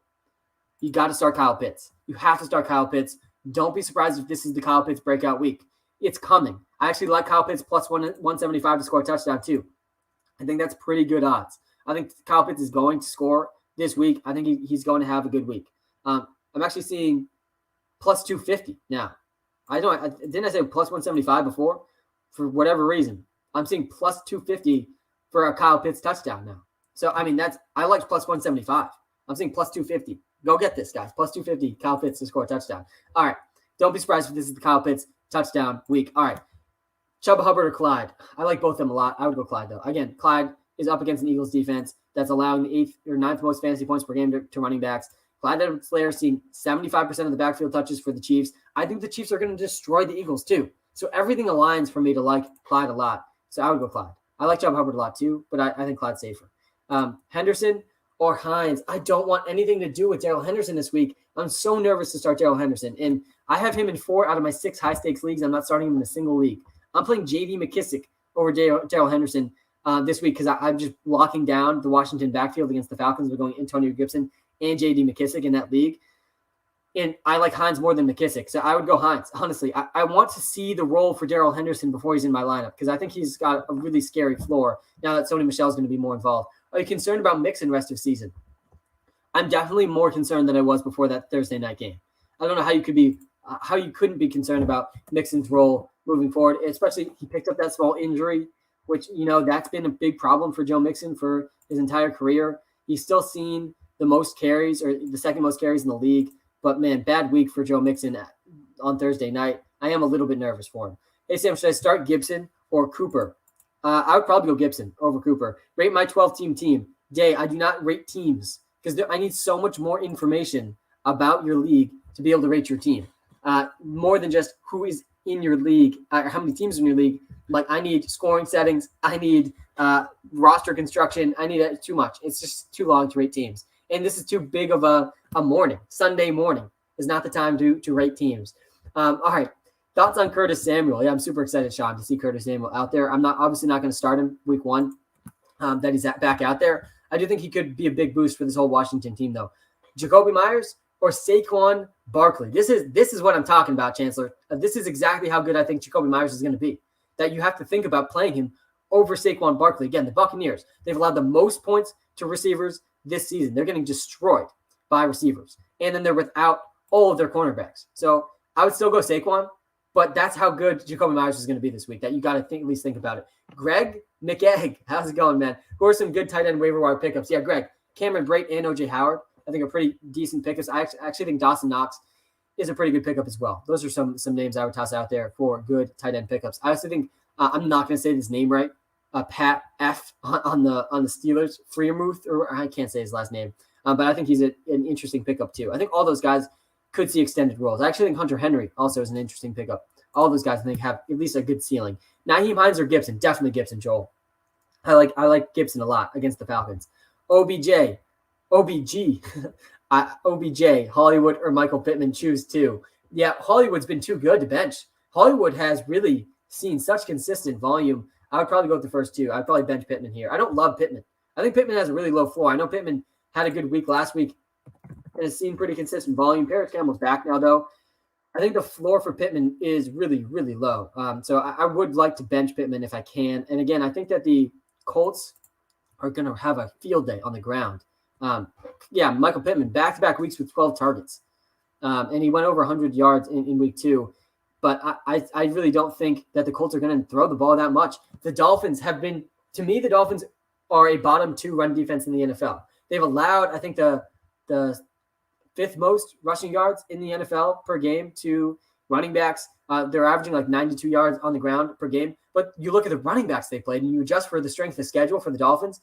They went against Damian Harris, who had the best game of his season so far against the Dolphins. They went against Peyton Barber, who went over 100 yards against them, by far his best day, probably the season, against the Dolphins. And then Devin Singletary also went for his best game of the season. All of them went over 80 yards. I think Jonathan Taylor and Nyheim Hines in for a very good day. I think they're both really good options this week. And it makes me like Pittman a little bit less, though he's definitely safer than Brandon Ayuk, the bazooka. But I do like Ayuk, I think, a little bit more than Pittman this week. Why is Lamar at 3? Well, he's the best rushing quarterback of all time. And so Lamar Jackson's floor makes you have to put him near the top of the list every single week, almost regardless of matchup. That's why he's at 3. And this week, the Baltimore Ravens are in a game against the Broncos. And the Broncos are a good defense. But Lamar Jackson's just too good to bench. So that's why he's at 3. I think he has a chance at 100 rushing yards every single week. And there's no other quarterbacks like that. There really is none. So his rushing ceiling and floor is so much higher than everyone else. He's at the 5th most fantasy points per game. And I know he's dealing with a back injury, but I still like him a lot this week. All right. Let me pull up the top 10 tight ends really quickly. Hey, Sam, Dak this week, boom or bust? I mean, if you're going to make me guess, I'd go with boom for Dak Prescott. And if you go to the WalterPicks app in the iOS App Store, where we simulate each week 10,000 times, and we get boom and bust probabilities for every single player for every single game, Dak Prescott is a guy that you're going to think is going to boom and not bust. He's got a 25% chance to go over 30 fantasy points this week, which is what I consider a boom week and what we consider a boom week in our 10,000 simulations. And in those 10,000 simulations, only 13% of the time did he go under 10 points, which I would consider a bust week. So yeah, he's going to boom and he's not going to bust. That's my takeaway from the 10,000 simulations for Dak Prescott, Jake. And you can find access to all of those simulations for completely free in the WalterPicks app on the iOS App Store. And after you use up your free uses too, you get a completely free 7-day trial, which is unlimited access for 7 days in the WalterPicks app to dominate your start set decisions, to dominate on DraftKings and FanDuel, and to get access to 10 exploitable player props this week as well. Cordero Patterson or Kareem Hunt. Yeah, I'd go Kareem Hunt here. Kareem Hunt had 7 targets last week. Hey, Sam, pick 2. Professor, man, how's it going? Good to see you in the YouTube live. Again, Antonio Brown, Terry McLaurin, and Amari Cooper, Brandon Ayuk. Yeah, definitely not Ayuk out of these names. I personally would go Terry McLaurin first and Amari Cooper second here. I do want to start Antonio Brown, but Terry McLaurin and Amari Cooper is the guys that I would go with out of this squad. I think they have the safest floor, and I honestly think they have a pretty similar ceiling to Antonio Brown. Ayuk or Rondale Moore. This is an interesting one, man. Rondale Moore had his first pretty down week a week ago. I want to pull up his stats from last week. I think Ayuk and Rondale Moore, they have a similar ceiling. I think Rondale Moore's floor is probably better, but he scored 2 points last week, and he only had 2 targets. He's now had 2 out of his 3 games that he only ran 13 routes. And he's probably going to get at least 3 touches. Honestly, I think I'd go Brandon Ayuk. I do. I won't be surprised if Rondale Moore has a good week and bounces back, but I would go with Brandon Ayuk. What are your thoughts on Rashad Bateman? I'm so excited to see Rashad Bateman, man. I cannot wait for Rashad Bateman, seriously. And I think it's going to be a big ding to Marquise Brown and to Sammy Watkins because Rashad Bateman's going to grow into the number 1 receiver role for the Ravens. He really excels everywhere. He can play in the slot. He can play on the outside. It's exactly why Rashad Bateman was, I think, my number 2 ranked prospect heading into the draft, and then he goes in the first round. I still think I like Devontae Smith and Jamar Chase a little bit more than him, but he was the most NFL-ready receiver coming out of this class. He really dominated everything you want from a receiver. So I like him a lot, and I'm excited to see him with Lamar Jackson. I think he's going to boost that whole offense. All right, love the app, Sam. Thanks, Elias. I appreciate that. Yeah, guys, if you haven't tried out the WalterPicks app yet in the iOS App Store, you got to go try it out. Should I trade Chubb for Eckler and PPR? Yes, definitely. And should I start Dolphins D or Washington D? Pretty close for me. I don't think Dolphins defense is going to do very good today against the Colts, but I don't think the Washington defense is either. So I would probably go Dolphins defense. But I appreciate the love for the app, man. Ayuk, Woods, or Corey Davis? Sean, man, this is a tough one. Honestly, I want to say Corey Davis, but I'm going to say Robert Woods. Hey, Sam, is it bad to stack Debo and Kittle? No, Jake, it's not that bad. They're in a really good matchup against the Seattle Seahawks. I don't hate it at all. And I do think you have to start Kittle. I don't think this is a bad stack, though I do think Ayuk could have a good day today. In the TikTok chat, I'm seeing pick 2, Golladay, Pittman, or Melvin Gordon. Definitely Golladay and probably Pittman over Melvin Gordon. Melvin Gordon dealing with an injury, too. I would probably go with the first 2 there. Ertz or Knox? Oh, Sebastian. I would probably go Zach Ertz. I think they have pretty similar ceilings, but the floor for Ertz is definitely higher. Zach Ertz had 7 targets last week. I think Dawson Knox had 3. So I would go Zach Ertz. Devontae Smith or Cortland Sutton? I would go Devontae Smith, man. I do not want to bench Devontae Smith this week. I really don't. Robert Woods or Jacoby Myers? Don't bench Jacoby Myers. We talked a lot about Jacoby Myers on this live, but Jacoby Myers is up against – he has the best matchup you could possibly ask for receivers. And he's not coming off the field for the Patriots. And he's leading them in air yards, and he's leading them in slot snaps.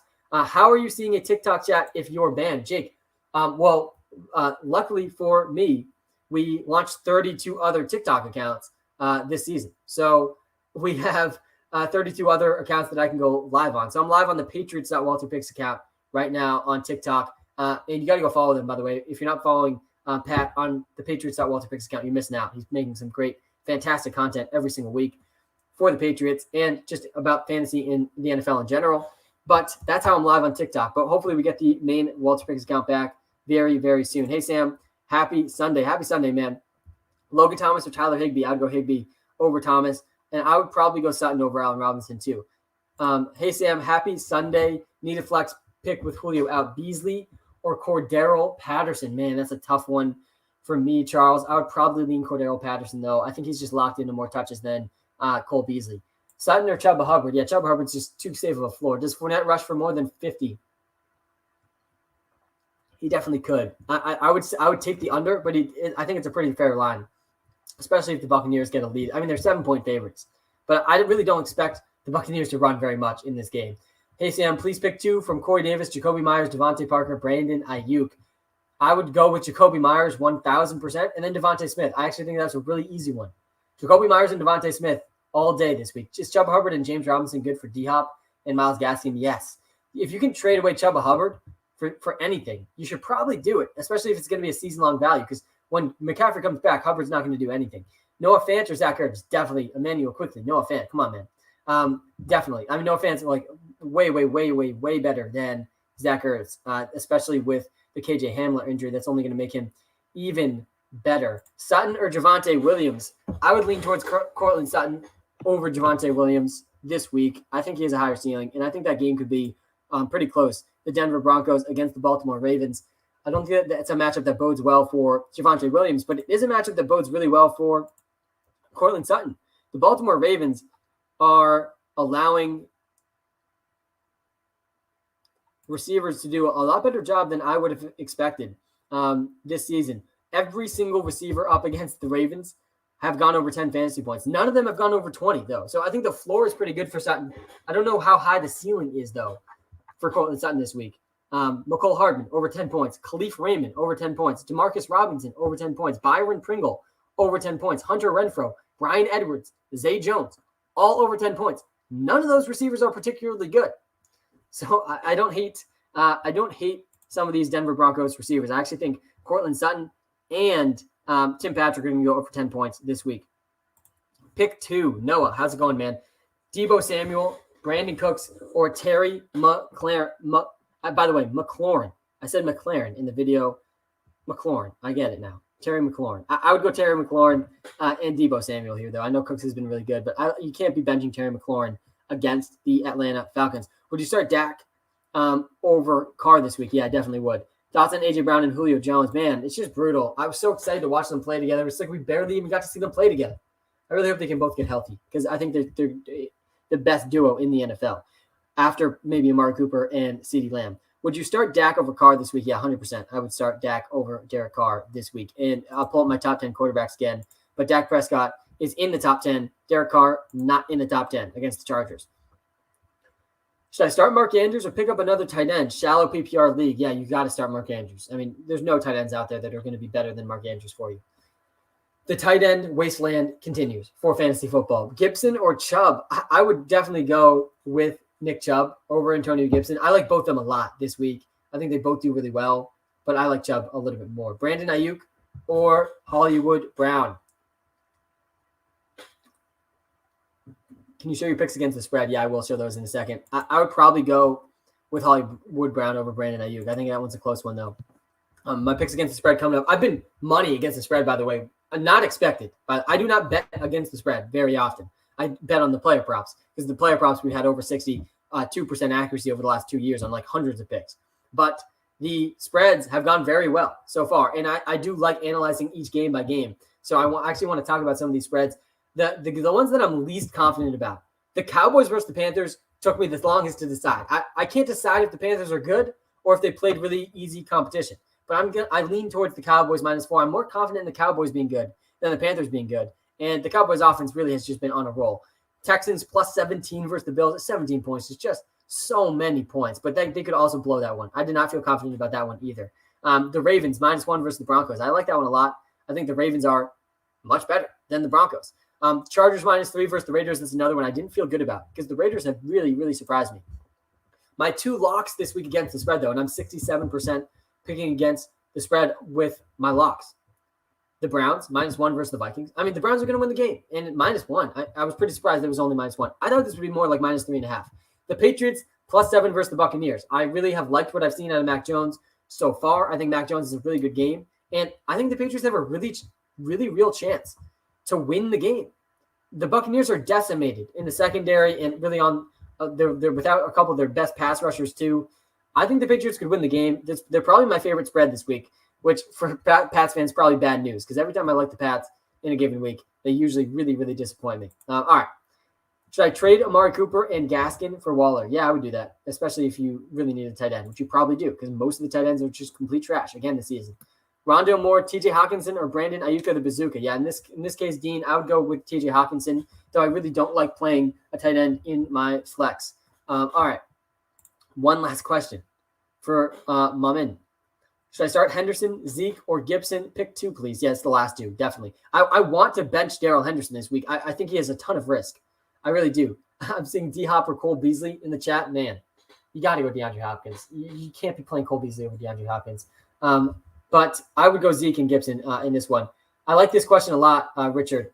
Trey Lance or Justin Fields in the long run? And I've gone back and forth on this one a bunch. But given the situations and given what we saw the Bears do for Justin Fields last week, I don't know how you could not say Trey Lance here. And by the way, I gave a public service announcement earlier in the stream. Trey Lance should be rostered in every single league. He really should. I definitely think Trey Lance has a better chance to succeed in his career right now than Justin Fields. You just look at the surrounding talent, and they really are very similar options in terms of their rushing ability and throwing ability. But the surrounding talent for Trey Lance is way, way better. And Trey Lance is going to win fantasy leagues whenever he starts starting. And it could happen at any moment. You don't know when Trey Lance is going to be thrusted into the starting role. But all we need is a meltdown from Jimmy Garoppolo or an injury to Jimmy Garoppolo. And I'm not rooting for injury to Jimmy Garoppolo. Injuries are the worst things in sports. But that's all it's going to take for Trey Lance to just win fantasy football leagues. It's not going to be surprising at all. And he should be rostered in every single league. I woke up this morning and I looked at the free agents available in a lot of my leagues, and in half the leagues, Trey Lance sitting there just for free. Go get him for free. And look at your teams. If there's someone that you can drop that you're never going to start, then just add Trey Lance. Even if you have a good quarterback, Trey Lance is going to give you the freedom to trade that good quarterback away for something really valuable, because that Trey Lance is going to break fantasy. He's going to be a top 10 quarterback when he starts starting. So I'd go Trey Lance over Justin Fields for sure. Myers or Pittman? Definitely T-Money. Jacoby Myers all day long this week, man. Jacoby Myers up against the Buccaneers, allowing the most fantasy points per game to receivers this season. They're without their top 3 cornerbacks. They just brought in Richard Sherman off the street less than a week ago, and he's their number 1 starting cornerback tonight. I mean, I really believe the Patriots can win. Pat, I see Pat in the chat, man. The person who runs the Patriots.WalterPicks account. Pat, what do you think, man? Do you think the Patriots have a legit shot to win this game? Sam, this week is a good week. I'm bursting the CMC and AJ Brown person. Yeah, Jake, I mean, that's lucky. That's very, very good news for you. Winston or Mayfield? I think that's a close one. I really do. I actually think Jameis Winston's going to have his best day of his season so far. He hasn't gone over 200 passing yards yet. I think he does it today. But I do really like Baker Mayfield like more just in general. I would probably go Baker still. Hey, Sam, Odell, Corey Davis, or Allen Robinson? I would go Odell Beckham Jr. Odell, you got to love what you saw on Odell. I'm going to be an emotional mess. Yeah, Pat, me too, man. I especially now that, like, with all these injuries to the Buccaneers secondary, I'm getting more and more and more hope. And hope is not what I need right now, Pat. I really don't. I do think they can get a win. We haven't seen – you're right. We haven't seen them do it yet. There was a lot of unluckiness, though, in the last loss against the Saints. I mean, the touchdown from Jameis Winston was an absolute joke. We had a bunch of really unlucky turnovers as well. And honestly, a few like brutal penalties. We're going to have to play well. But I think the Patriots have a real shot to win. And I honestly think Patriots +7 is a lock. I would be pretty surprised if they lose by more than 7 points in this game, just because of how decimated the Buccaneers defense is. That's really what it comes down to for me. I think Brady has a big game. I think the Buccaneers put up 30+ points. But I expect the Patriots to put up points in this game. And honestly, this is a huge game for Mac Jones. I think it could be the turning point of his season and of the Patriots season. It does feel like the Patriots have a lot to win and very little to lose because most people are picking against them in this game. Adnan in the chat. Hey, dude. How's it going, man? Westbrook or Ruggs? Yeah, honestly, this one's really close. I would still go Ruggs, even though he's in a tough matchup. The Chargers are allowing the second fewest fantasy points per game to receivers this season. But Westbrook is by no means a lock. I do think it's close, though. I would go Ruggs. Zach Mackey. How's it going, man? Pick 2. Tim Patrick, Beasley, Allen Robinson. Yeah. I'd go Tim Patrick and Allen Robinson here. I know Cole Beasley's seen pretty consistent volume, but I do not love him this week against the Houston Texans. I do think that Josh Allen has a huge day. I think that he's probably safer than Allen Robinson. I still want to go Allen Robinson, though. I would definitely play Mike Evans over Allen Robinson, Jeffrey. Mike Evans, Chris Godwin, Antonio Brown, they're all going to do really well. T-Money in the chat. Pittman, Ayuk, Davis, or Renfro. That's a very, very tough one. I would probably go Corey Davis, though. I think Corey Davis is due for a bounce-back game. Odell or Bobby Trees? I would probably go Odell Beckham Jr. Over Bobby Trees, Jack, in this week. I think Odell Beckham Jr. exactly what you wanted to see. Last week, he really looked like his old self. He was making all the catches you'd expect Odell Beckham Jr. to make. He really made very few mistakes. He's up against Pat Pete, this week against the Minnesota Vikings. I think he can definitely win that matchup. He had 9 targets last week, 14 fantasy points, but he only played 65% of the snaps. I think that could be increased this week against the Vikings if the Vikings can keep it close. Sermon or Javonte Williams? Yeah, man. This was a question all offseason in drafts. Were we going to draft Trey Sermon or Javonte Williams? This week, I think you're going to have to go Trey Sermon with no Elijah Mitchell. Trey Sermon against the Seahawks. The Seahawks have allowed the most fantasy points per game to running backs this season. They have not stopped any running backs. So I think you got to go Trey Sermon over Javonte Williams. A lot of Javonte Williams touches coming in garbage time. Yeah, the Seahawks, the most fantasy points per game to running backs. A big part of that is the massive Derrick Henry game, but I still think Trey Sermon's a little bit better than Javonte Williams this week. I think Cordell Patterson's probably better than Javonte Williams too. What does the Rocket mean on WalterPicks? Yeah, Jesse, getting a lot of questions about the Rocket, about Brandon Ayuka, the Bazooka. It comes from the name. Ayuka, the Bazooka. That's why the Rocket is on Brandon Ayuk, because his nickname is Brandon Ayuka, the Bazooka. That's all it means. It really means nothing. It's just something from the nickname. But it should give you additional confidence in Brandon Ayuk because he's just a beast, and he has so much talent. And he's finally seeing the volume again this season, and we shouldn't be surprised when Brandon Ayuka, the Bazooka, goes off again this week because we've seen it so many times before, and Brandon Ayuk's going to have a good week this week. Sermon or Moss? This one's much tougher for me. I would lean towards Moss, though. Again, the Bills are 17-point favorites. You don't see this in the NFL. 17 points in the NFL is just absolutely asinine. Just crazy. Just absolutely nuts that you can get 17 points in the NFL. I'm taking the Texans to cover that 17 points, but I would still go with Moss. Barkley or Metcalf. Oh, man. You got to start both these guys. How can you not start both these guys? I would start both those guys. But if I had to choose, I would probably go Metcalf. I think Metcalf's going to have a massive day. Jefferson, Cooper Kupp, Amari Cooper. I would probably go Jefferson and Cooper Kupp over Amari Cooper. And then Monty, I would probably play over Amari Cooper as well. It's really close, though. If you're going for the ceiling, I'd probably go Amari Cooper. The floor, though, David Montgomery's going to go for 90 yards today. All right. We are about to be an hour away, guys. We're like an hour and a half away from football. So many good games today, but none is going to be better than the game tonight. And I see Jude Perry in the TikTok chat. Trey Sermon or Antonio Brown? Got to be Antonio Brown.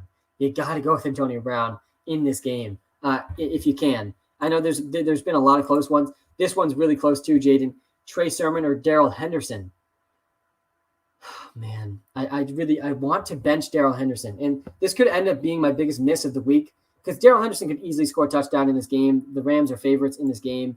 The Rams have looked really good. Darrell Henderson could easily get the goal line work. But I want to see what the role is for Darrell Henderson. Coming off of an injury, Sony Michel's going to be more involved.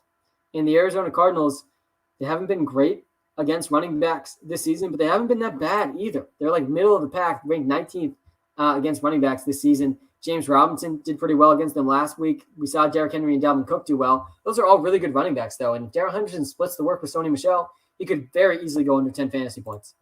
So I'd probably go Trey Sermon, but I think they're both risky. Who do you like in prize picks today? Kyle, there's a ton of people I like. There's 10 player props on the WalterPicks app today. But a few guys that I really like, there's a bunch of guys I like today. I think my favorite, though, on prize picks, it's Brandon Ayuk. Brandon Ayuk, last I saw it, was like under 40 yards. His over-under was like 38.5. Brandon Ayuk could do that in the first drive. Literally. That's how good Brandon Ayuk is. He played 68% of the snaps a week ago, and that could also continue to rise. Elijah Mitchell out. George Kittle dealing with a calf injury. Why not Brandon Ayuk, the Bazooka, this week? And he's up against Trey Flowers of the Seattle Seahawks. Is likely who's going to be guarding him on the other end. He's done nothing this season, and he's allowed, I think, 70 yards a game. I like Brandon Ayuk a lot. Sorry, Ayuk played 86% of the snaps last week, which is great. He gets that this week.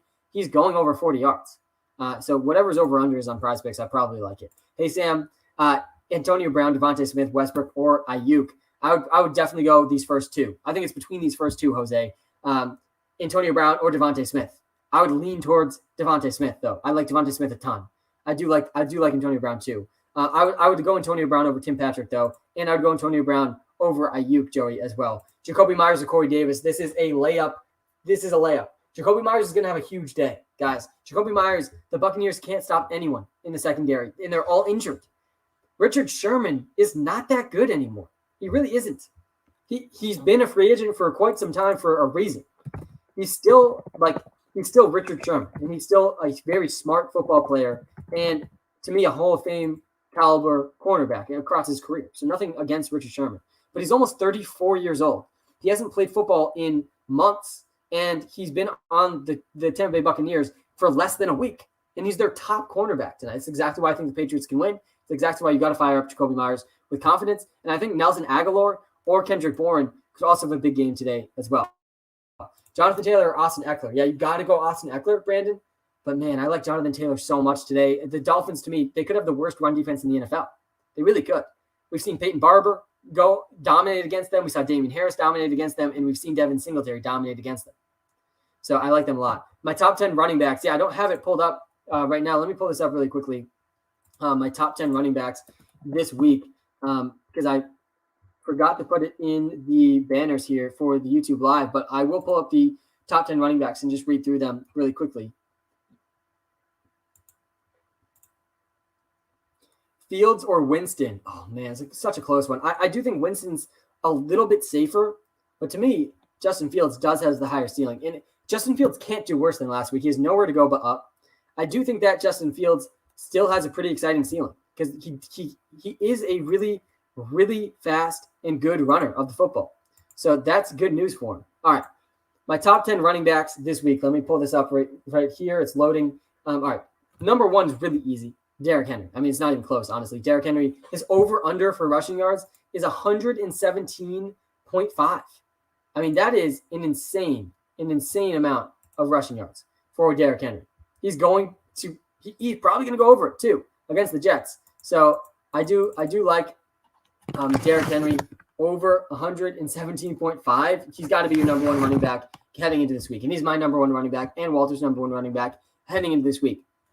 Number two, though, Alvin Kamara. I think Alvin Kamara is in a really, really good spot. He hasn't had the big receiving day yet, and he's due for a big receiving day, and he's up against a Giants team that really has struggled to stop running backs in the receiving game. So Alvin Kamara is my number two running back this week. I think he has a super, super high ceiling and a really safe floor too. You just look at the matchup for Alvin Kamara, and you have to absolutely love what you're seeing. He is up against a Giants team that they're allowing 67 receiving yards per game to running backs this season. That's the second most in the NFL.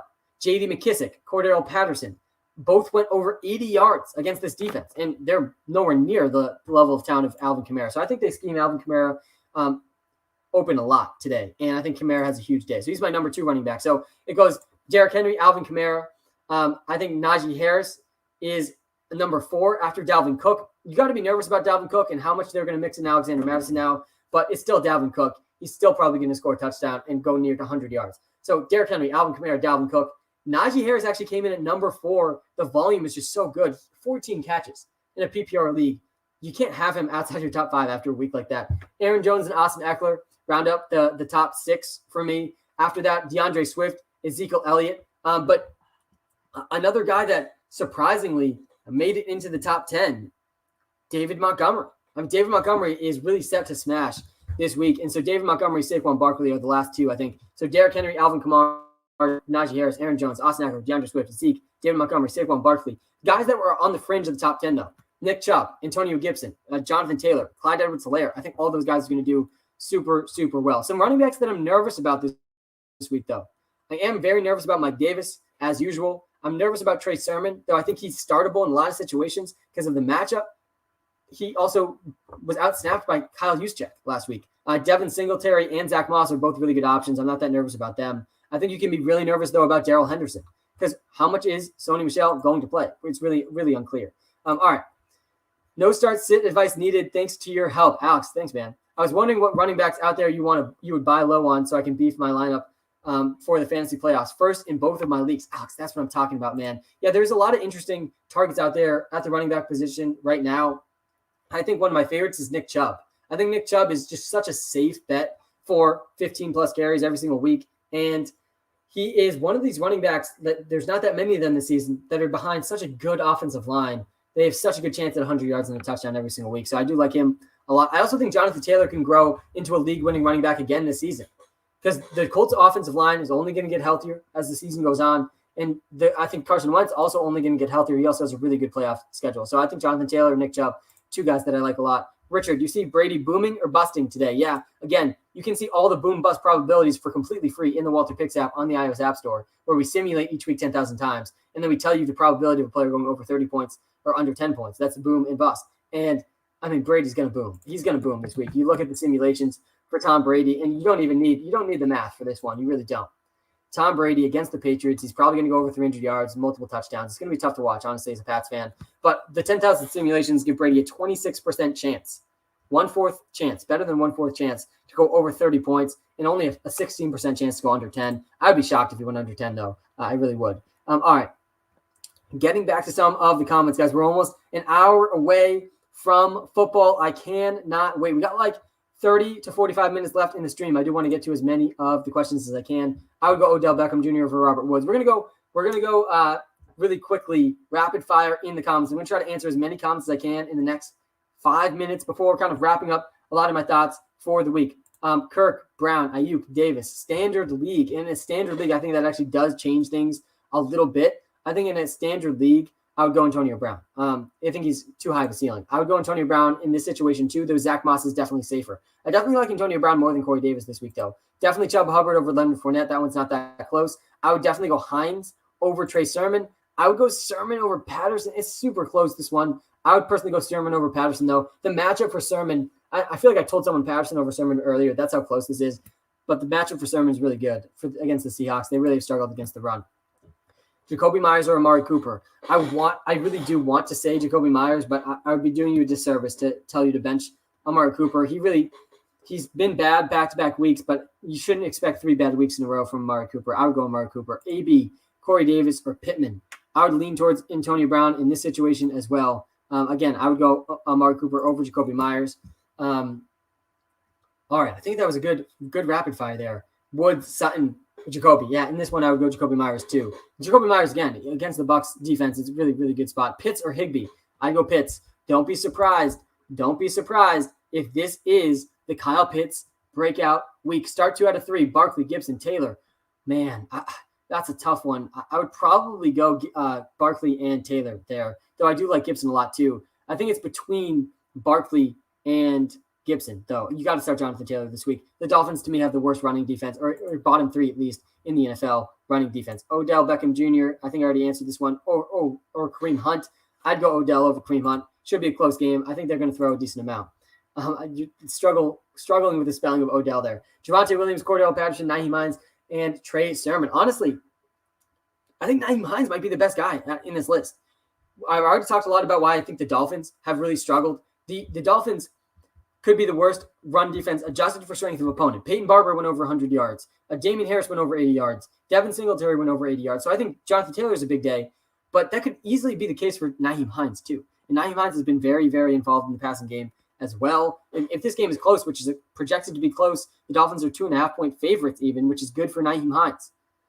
So I might go Nyheim Hines here. I don't see that much of a difference between any of these guys, though. I mean, it really is a kind of a roll of the dice. All right. Cooks or Javonte? I would go Cooks over Javonte Williams. Cooper, Moore, Williams, Barkley. You have to start Saquon Barkley, and I think you kind of have to start Mike Williams too. I would probably go Mike Williams and Saquon Barkley. Who do I start, Hines or Gordon? Honestly, I wouldn't knock you for going Hines there. I'd probably go Hines. Waddle or Kirk? I'd go Waddle over Kirk too. Waddle, 12 targets last game. You got to love Waddle a lot. Adam Thielen or Ezekiel Elliott at flex for a PPR league. You can't bench Zeke. You really can't bench Zeke. You got to go Zeke. Henry or Swift? Get both. Sebastian, you got to start both these guys. You have to start both these guys. Henry is the number 1 running back this week, so you have to start Henry. But Swift is averaging the 3rd most fantasy points per game. So you got to start Swift too. Get both these guys in your lineup. Bridgewater or Heineke? This is a good one. I would lean towards Heineke. Great matchup against the Falcons, but it's close. Emmanuel Sanders or Allen Robinson? I would go Allen Robinson over Emmanuel Sanders. Robinson or Smith? I'd go Smith in this situation too. I know Allen Robinson is better than Smith just overall as a player. Like, you shouldn't be betting against Allen Robinson very much. But I really do want to see the Bears just like get it together. And they need to get it together, man. All right. The refreshing on some quick news around the league. We have Denver. They're going to be without 7 starting players versus Baltimore due to injury, including both of their guards this week. So they're without their 2 starting guards, the Denver Broncos against Baltimore. The Baltimore Ravens are going to win this game, and that's bad news for Melvin Gordon and Javonte Williams. 80% of the Eagles' offensive line is out. I mean, it's just ridiculous. It happens every year. 4 out of the 5 starters for the Eagles on the offensive line that were there week 1, out in week 4. Just insane for the Eagles, and that's why the Chiefs are going to destroy them today. I think the Chiefs are going to blow out the Eagles in this game. Josh Gordon, by the way, apparently has been incredible in his early start. He should be rostered in every single league as well. The Eagles are without 4 of their 5 starting offensive linemen. Just brutal for the Eagles. And I think it's going to be really tough for Jalen Hurts and that whole offense to move with that. I still like Devontae Smith a lot, but I think Miles Sanders gets downgraded a little bit. Officially active, Dalvin Cook, Antonio Gibson, DeAndre Swift, Jameson, Elite, Crowder. Let's go. Colts are going to be starting Carson Wentz yet again. He's in the lineup. Inactive, Andy Dalton, Lane Johnson, both out. Just refreshing on some of the news here. I do like Ezekiel Elliott over 2.5 receptions. That's not a bad one on PrizePicks either. Can you show QB rankings? Let me pull up the quarterback rankings really quick.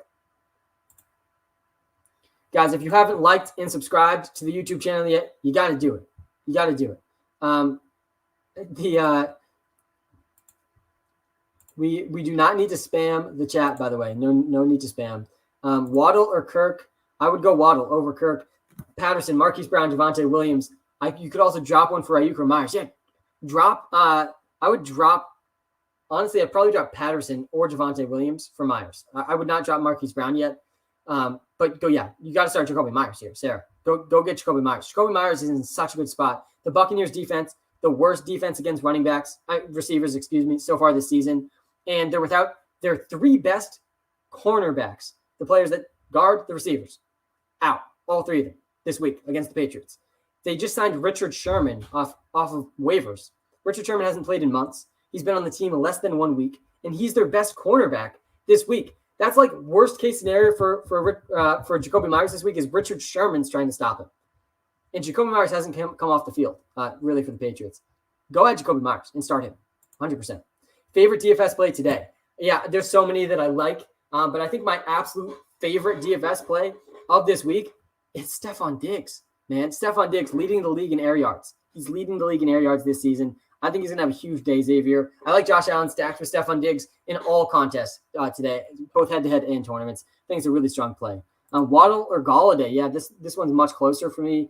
I'd probably lean Golladay. I do think the Colts defense isn't a terrible play. I mean, I'm not by any means scared of Jacoby Brissett, but I think there's better defenses out there. I like the Bears. I actually think the Jets defense isn't that much worse than the Colts defense as an option in fantasy today. The Jets are available everywhere. I like them on DraftKings and FanDuel too. The Titans, no A.J. Brown, no Julio Jones, abysmal offensive line.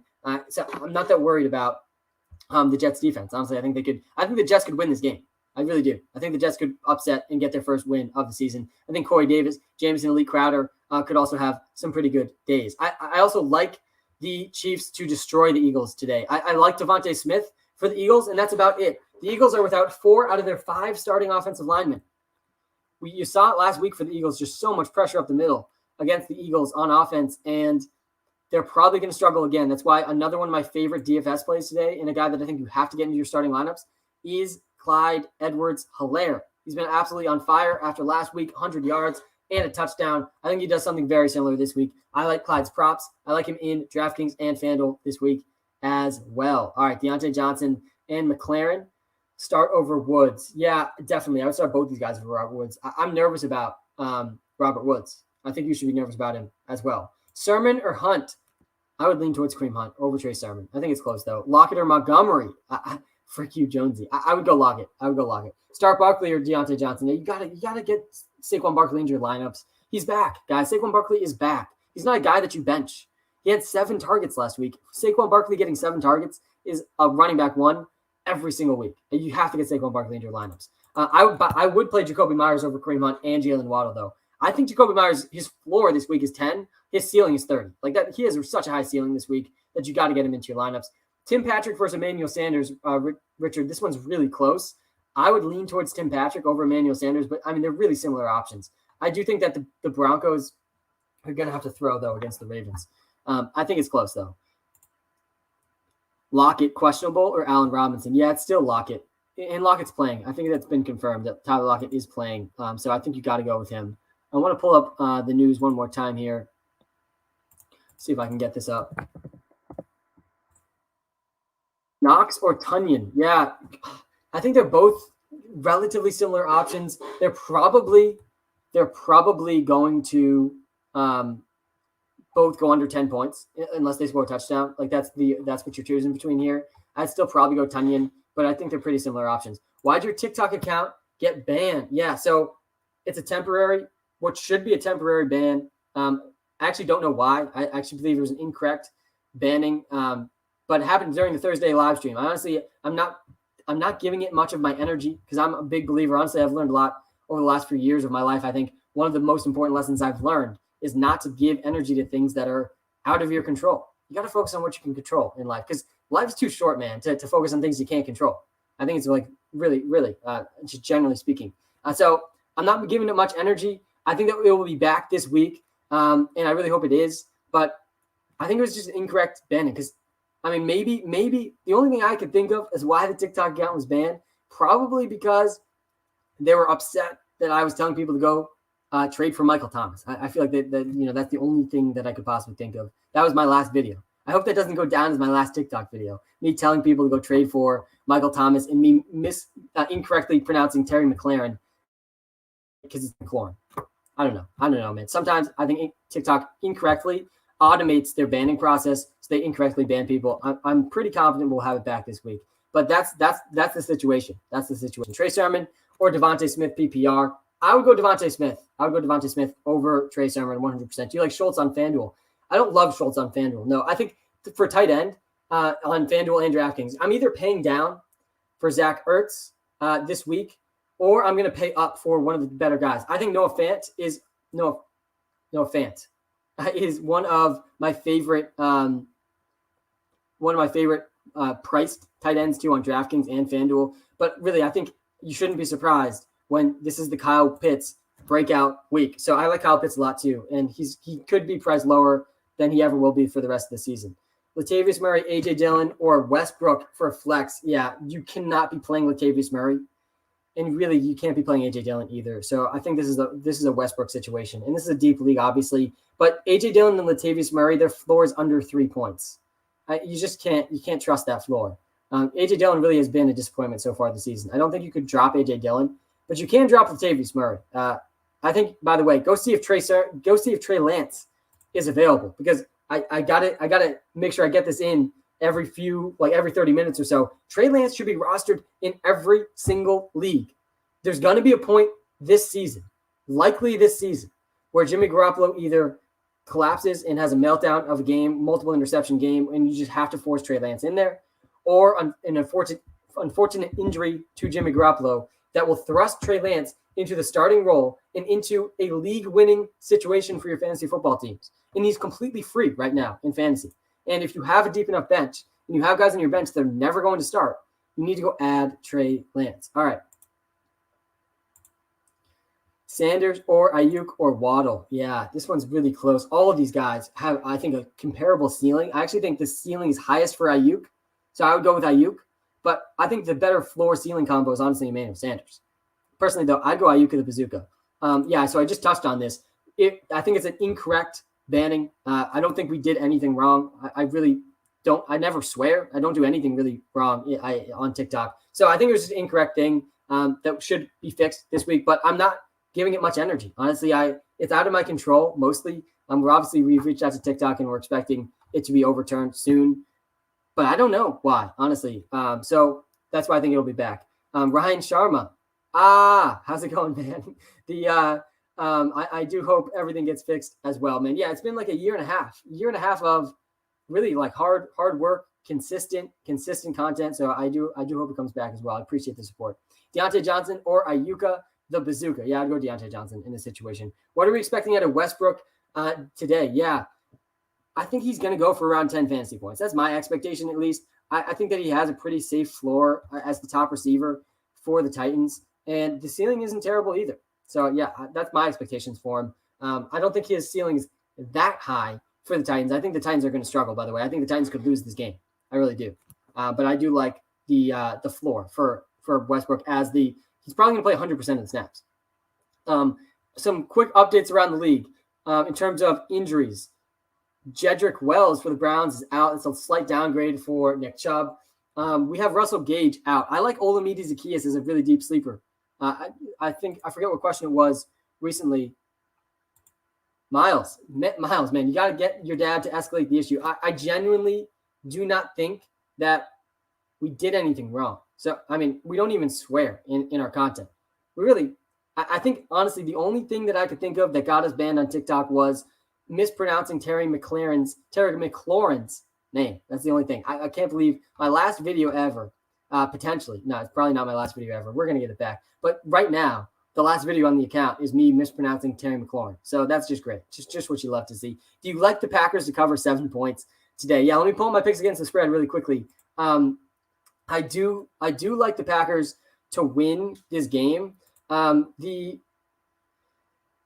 think that the Steelers could have one of these like bounce back games, but I'm taking the Packers. Yeah, I am taking the Packers. I don't know if it's come up on the picks against the spread yet. I'm, by the way, 54% or 55% against the spread this season, way better than I would have expected. Picking against the spread is very difficult. But yeah, I think I did take the Packers to win this game. And man, the Chiefs minus 7.5 also looking really, really good right now. With the Eagles without 4 out of their 5 starting offensive linemen. I like that game a lot too.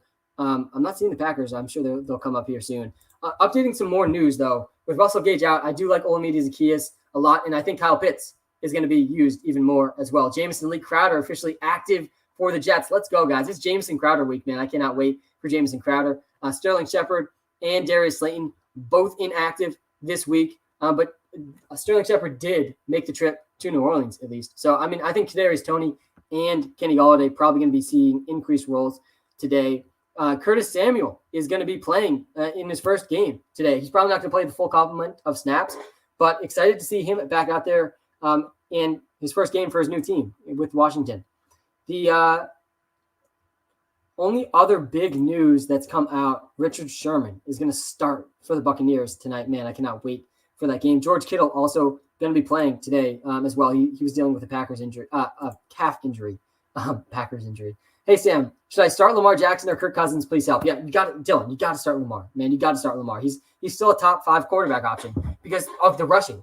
Lamar Jackson's the best running quarterback of all time. The Broncos are also without their 2 starting guards. The Ravens get a lead in this game, and Lamar can rush for 100 yards. Like, you got to start Lamar, definitely over Kirk Cousins. Start Gibson, Allen Robinson, or Jacoby Myers. I'd go Antonio Gibson here. I like Jacoby Myers more than Allen Robinson, but Antonio Gibson against the Falcons, really good spot for him. Hey, Sam, please help. I would go Lamar over Kirk. I think I already answered that one. Cooks, Odell, or Devontae Smith. Oh, man. This is a really tough one. Honestly, I want to say Devontae Smith, but I'd honestly probably go Cooks. He's been so consistent. All right, we're going to go rapid fire with some comments, guys, because we got like 30 minutes or a little bit less in the live stream. We're live on TikTok on @patriots.WalterPicks because we're waiting for the @WalterPicks account to get unbanned. But we also are live on YouTube as we are every single Sunday morning. Should I start Melvin Gordon or Myles Gaskin? I would go Myles Gaskin over Melvin Gordon. Both starting guards are out for the Broncos. That's not good for Melvin Gordon. Ayuk or Cooks? I would go Cooks over Ayuka the Bazooka, but I do think Ayuka the Bazooka has a bounce-back game this week. Clyde or Saquon? I would go Saquon over Clyde, but man, I like Clyde a lot this week too. And I think I think the Eagles are going to get destroyed by the Chiefs, and that's going to be good news for Clyde. The Eagles allowing the 9th most fantasy points per game. Why is the Walter Picks page banned? Kevin Durant GOAT fan page. I think it was just an incorrect mistake by TikTok, honestly. I don't know why. I don't think we violated any sort of guidelines. Honestly, I'm very, very cautious of doing anything like that on TikTok or any of my social platforms. I really do want to be a positive influence on all of you. So I try not to swear. I really try to stay away from anything that could possibly get us banned. And even when we talk about sports betting, I really try to make sure you guys are all cautious with your sports betting. The number one rule of sports betting is not to risk more than you can afford to risk. That's what I always lead with. So I don't know, man. I think it was a mistake, and I think it'll be back soon. Dak Prescott or Matthew Stafford? I would lean towards Dak Prescott in that situation. Corey Davis or Allen Robinson? I'd go Corey Davis, man. Do you like Chuba Hubbard to get CMC numbers today? It's not Miles. It's not going to be CMC numbers. Chris McCaffrey, just an absolute tank. But 75% of CMC numbers is better than 100% of almost everyone else's numbers. So, yeah, I'd like Chuba Hubbard a lot. Jamal Williams or Myles Gaskin, full PPR? Yeah, I would probably lean Gaskin over Jamal Williams as well. Trey Sermon or Devontae Smith? Jonathan, I'd go Devontae Smith over Trey Sermon 100%. I think Trey Sermon has an exciting ceiling, but his ceiling's not as good as Devontae Smith, and his floor is so low. So, yeah, I would go Devontae Smith. Amari Cooper or Cooks? Such a good question, Dylan. I would probably lean Amari Cooper. I really do think Amari Cooper is going to bounce back. AB or Jacoby Myers? Dev, man, I want to start both these guys so bad, but I would lean towards Jacoby Myers. Player prop pick. There's a bunch that I like today. I've actually mentioned them kind of anecdotally throughout the stream. I like Ayuka the Bazooka, his prop a lot, though. He's probably my favorite one. I also like Alvin Kamara to go over his receiving prop. I think he's going to have his big receiving day that we've known so well throughout his career. The Giants have allowed, I think, 65 yards a game or something through the air, and Kamara's props like 33. So I like those two a lot. But there's no official free player prop pick of the week, so we're going to be sitting at 3 out of 4 this season because the A.J. Brown prop injured on the first play. So we're removing that one from the equation. But those are just two props that I'd like this week. AB or Evans for today. I would lean towards Evans over Antonio Brown, but it is close. I like both of them. I think Antonio Brown, Mike Evans, Chris Godwin, they all have to be in your starting lineups. I think at least one of those guys, probably exactly one of those guys, is going to disappoint. But at least two of those guys are going to go off. How do you think MT will do when he comes back? Yarjman, man, thanks for tuning in. I do appreciate you so much for spending this Sunday morning on the live stream. I think he's going to do well. I do. I'm nervous about Jameis Winston. And if famous Jameis, collapses, that could be bad news for Michael Thomas. But even with Taysom Hill, Michael Thomas did pretty well last season. I think we see Michael Thomas return to form when he does come back. And I can't wait to see him back. It feels like it's been like 2 years since Michael Thomas has been healthy on the football field. Jacoby Myers or Michael Pittman? Definitely Jacoby Myers. We talk so much about Jacoby Myers. He's got to do well this week. Antonio Brown, Clyde, or Allen Robinson? I'd go Clyde here. I like Antonio Brown's ceiling, but Clyde Edwards-Helaire is in such a good spot. The Eagles could really get destroyed in this game. They're without 4 of their 5 starting offensive linemen. I need help. Who to start between Hunt and Fournette? Definitely Hunt. And Hooper and Conklin, that one's really close. They're both probably going to do bad, but I would lean towards Conklin probably over Hooper. Keenan Allen or Scary Terry? You can't be benching either of these guys. Liam, you got to start both of them. But I like Terry McLaurin a lot. I'd probably lean Terry McLaurin. But you really, again, you want to start both these guys. CEH, Hubbard, or Gibson? Man, these are really good options for you. I would probably lean towards Clyde out of all of these guys. But I think all 3 are going to do really well, and they all have really, really safe floors. Jacoby Myers or Deontay Johnson? Again, Jacoby Myers. Guys, get Jacoby Myers into your starting lineup. I would start Hubbard probably over Chris Carson, but it's close. I think Chuba Hubbard's a really good option. Derrick Henry or Dalvin Cook? Jack hates Daniel Jones. I would go Derrick Henry for sure. Derrick Henry's the number 1 running back this week. His over-under, if you wanted to bet on how much rushing yards Derrick Henry is going to have this week, is over-under 117.5. There's no A.J. Brown. There's no Julio Jones, and they're up against the Jets. So, yeah, you got to be locking in Derrick Henry this week. But I definitely would go Jacoby Myers over Deontay Johnson. The Buccaneers, they're allowing the most fantasy points per game to receivers this season. They're without their number 1, number 2, and number 3 cornerbacks. Richard Sherman started. He wasn't even on the team a week ago. He hasn't even been on the team this week. Sam Hinman. We have no official free player prop pick this week, partially just because we don't got the normal TikTok live going, and so I feel bad giving out a free player prop pick this week. But I'm going to tell you a couple players that I like. Unofficial player prop picks this week. We're 3 out of 4 on the official ones. I like Alvin Kamara a lot this week over receiving yards. He's up against the Giants. They've allowed over 60 receiving yards per game to receivers. We saw J.D. McKissick go over 80 yards against them. We saw Cordero Patterson go over 80 receiving yards against them. So, Sam, I like the Alvin Kamara prop. I think it's like 33. He's going to go over 33. He's probably going to get 50-plus receiving yards today. I also like the Brandon Ayuka, the Bazooka prop. Last time I saw that one, that was also in the 30s. He could easily go over that in the first drive. So I like Brandon Ayuka, the Bazooka, and Alvin Kamara props today a lot. Carr or Kirk. Yeah, I would go Derek Carr. I would go Derek Carr. How do you like the Bears D today? Yeah, I do like the Bears D a decent amount today. I think that they're a pretty good option. There's a lot of good options, though, at defense. I actually think the Jets aren't the worst option at defense. Please start to Galladay, Pittman, Gaskin, Damian Harris, Mike Davis, or Tim Patrick. Yeah, I don't think you can trust Damian Harris or Myles Gaskin or Mike Davis. So I'd probably go Pittman and Tim Patrick in a PPR league. I would go Pittman and Tim Patrick there. Sutton or Ayuk?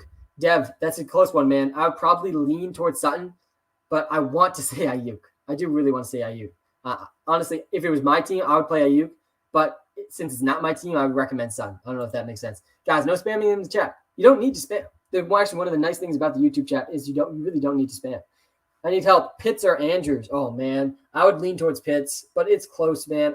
I do think this could be the breakout week for Kyle Pitts. I won't be surprised at all when this is the breakout week for Kyle Pitts. Guys, if you haven't tried the WalterPicks app yet in the iOS App Store, you got to go try it out.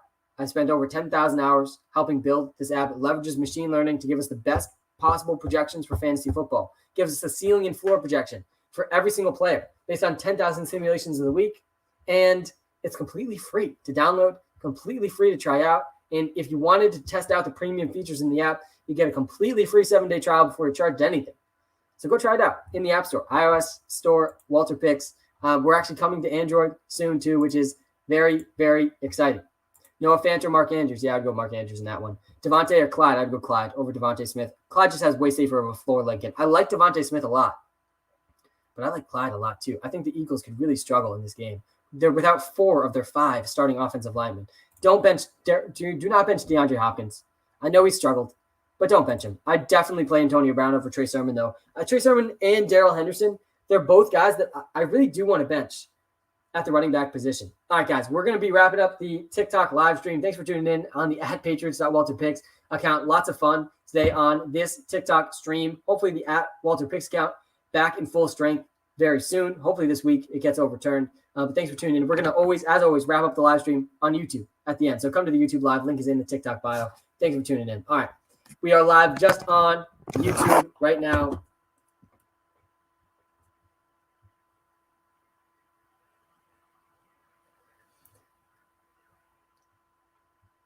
Favorite bet against the spread this week. Yeah, so here's my picks against the spread. My favorite one is the Patriots, +7 against the Buccaneers. I think the Patriots can win. I do think the Patriots can win. The Buccaneers defense is completely decimated.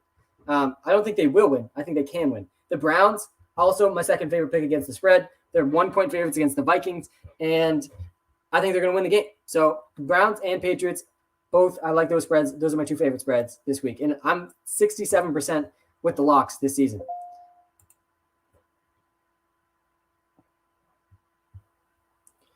Which Falcons back do you think I should start, or should I start Zach Moss?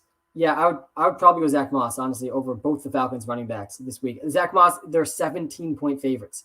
Shane, again, I'll address this one more time. I don't know why. I don't think it was a correct banning. I don't think we've done anything wrong, so I think it'll get reinstated this week. And I'm honestly trying not to give it too much of my energy, because I like to focus my energy on things that are within my control. So I'm not that focused on it, to be honest. I think it'll be back soon, though. Should I trade Tannehill for Carr? Yeah, I would. Derek Carr leads the league in passing. I would do that. Amari Cooper or Jacoby Myers floor. The better floor, honestly, is Jacoby Myers, but I would still play Amari Cooper over Jacoby Myers. Last one, Sermon or Renfro. Yeah, this one, Dev, I would go Sermon over Renfro. I think Sermon has a good matchup against the Seahawks. He could easily score a touchdown. Renfro, to me, is really risky. He's not even playing half the snaps. He's seen consistent targets, but I would still go Sermon. The Chargers have been really, really good against receivers. Gaskin, Sermon, Patterson. I would probably go Sermon in this situation too. I'd probably go Myles Gaskin, but it's close. What are your favorite DraftKings players this week? Yeah, so for the receivers, my favorite DraftKings and FanDuel running backs, Clyde Edwards-Helaire, David Montgomery, Jonathan Taylor, lock all these guys in. I think they're all going to go over 75 rushing yards this week, and I think they all have a really good shot at a touchdown. My favorite DraftKings FanDuel wide receivers, Stephon Diggs, Calvin Ridley, DJ Moore, also all have a really good floor and ceiling. My favorite cheap receiver, though, is Olamide Zaccheaus. Russell Gage is out this week. That's going to thrust Olamide Zaccheaus into like a 70%, 75% plus snap share. He scored a touchdown last week. I think he could easily score another touchdown this week. At tight end position, don't be surprised if this is the Kyle Pitts breakout week, guys. Do not be surprised at all.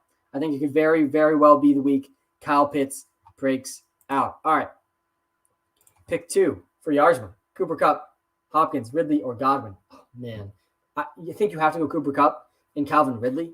But, Yarsma, how do you have all 4 of these receivers on the same team? You should probably be starting all of them. A-Rob, Ayuk, Davis, or Patrick, Melvin, or Patterson. Pick 1 wide receiver, 1 flex. Yeah, it's the first 2. I think it's the first 2 guys. I think you got to start with the first 2 guys, A-Rob and Ayuk. I think that's who I would go with here.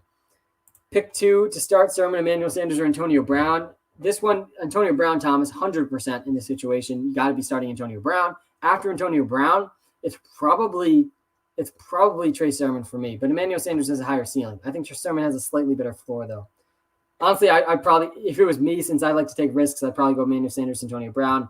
But if you're looking for the best combo of floor ceiling, I'd probably go Trey Sermon and Antonio Brown. Again, all these start-sit questions can also be answered, or at least the start-sit questions, you can help answer them with the WalterPicks app on the iOS App Store. It gives you the best projections in the industry, ceiling and floor projections, every single player, every single game.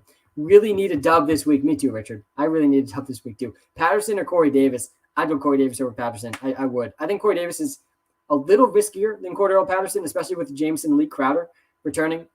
But I would lean towards Corey Davis. Patterson's like a lock for 10 touches. But to me, Corey Davis is due for a bounce back, and I like the matchup too with Corey Davis. AB or Moss, definitely Antonio Brown. Don't bench Antonio Brown for Zach Moss. Damien Harris, Kareem Hunt, Tyson Williams, Pittman, Emmanuel Sanders, Laviska Shenault, and Marquez Callaway.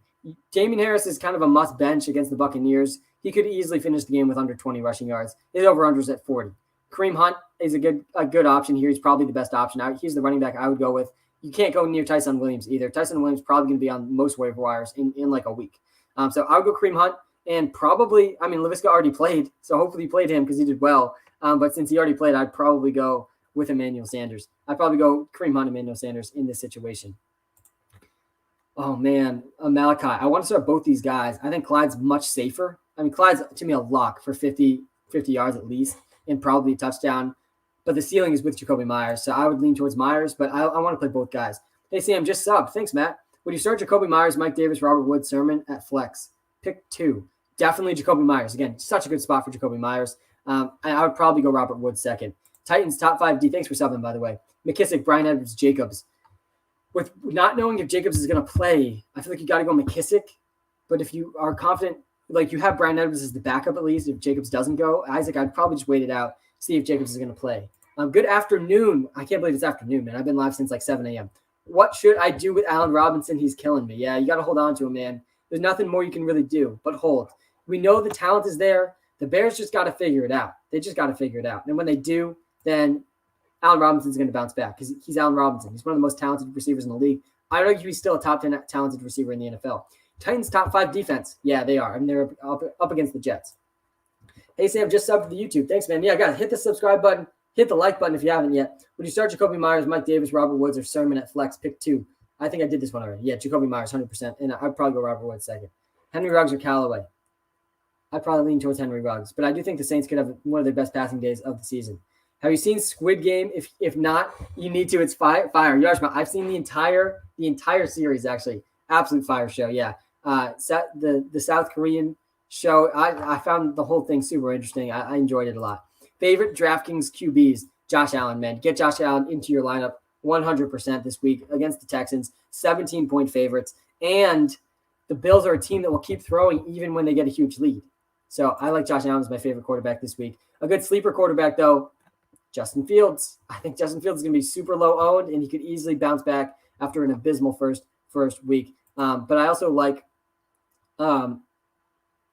I also do think Jameis Winston could have a bounce back week this week as a couple underpriced options, but I think Josh Allen's the number 1 quarterback this week. Brady or Hurts this week? Yeah. Jalen Hurts, they're without their top 4 offensive linemen.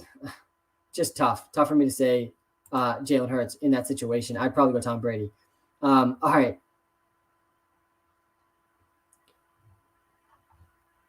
I do think that the Patriots have a real chance to beat the Tampa Bay Buccaneers. They're my favorite pick against the spread, +7. I think they have a chance to win. So I like the Patriots a lot this week. All right, I got time for a couple more questions. I will be wrapping up in about 3 minutes. Leonard Fournette, Javonte Williams, or Darnell Mooney in a PPR league.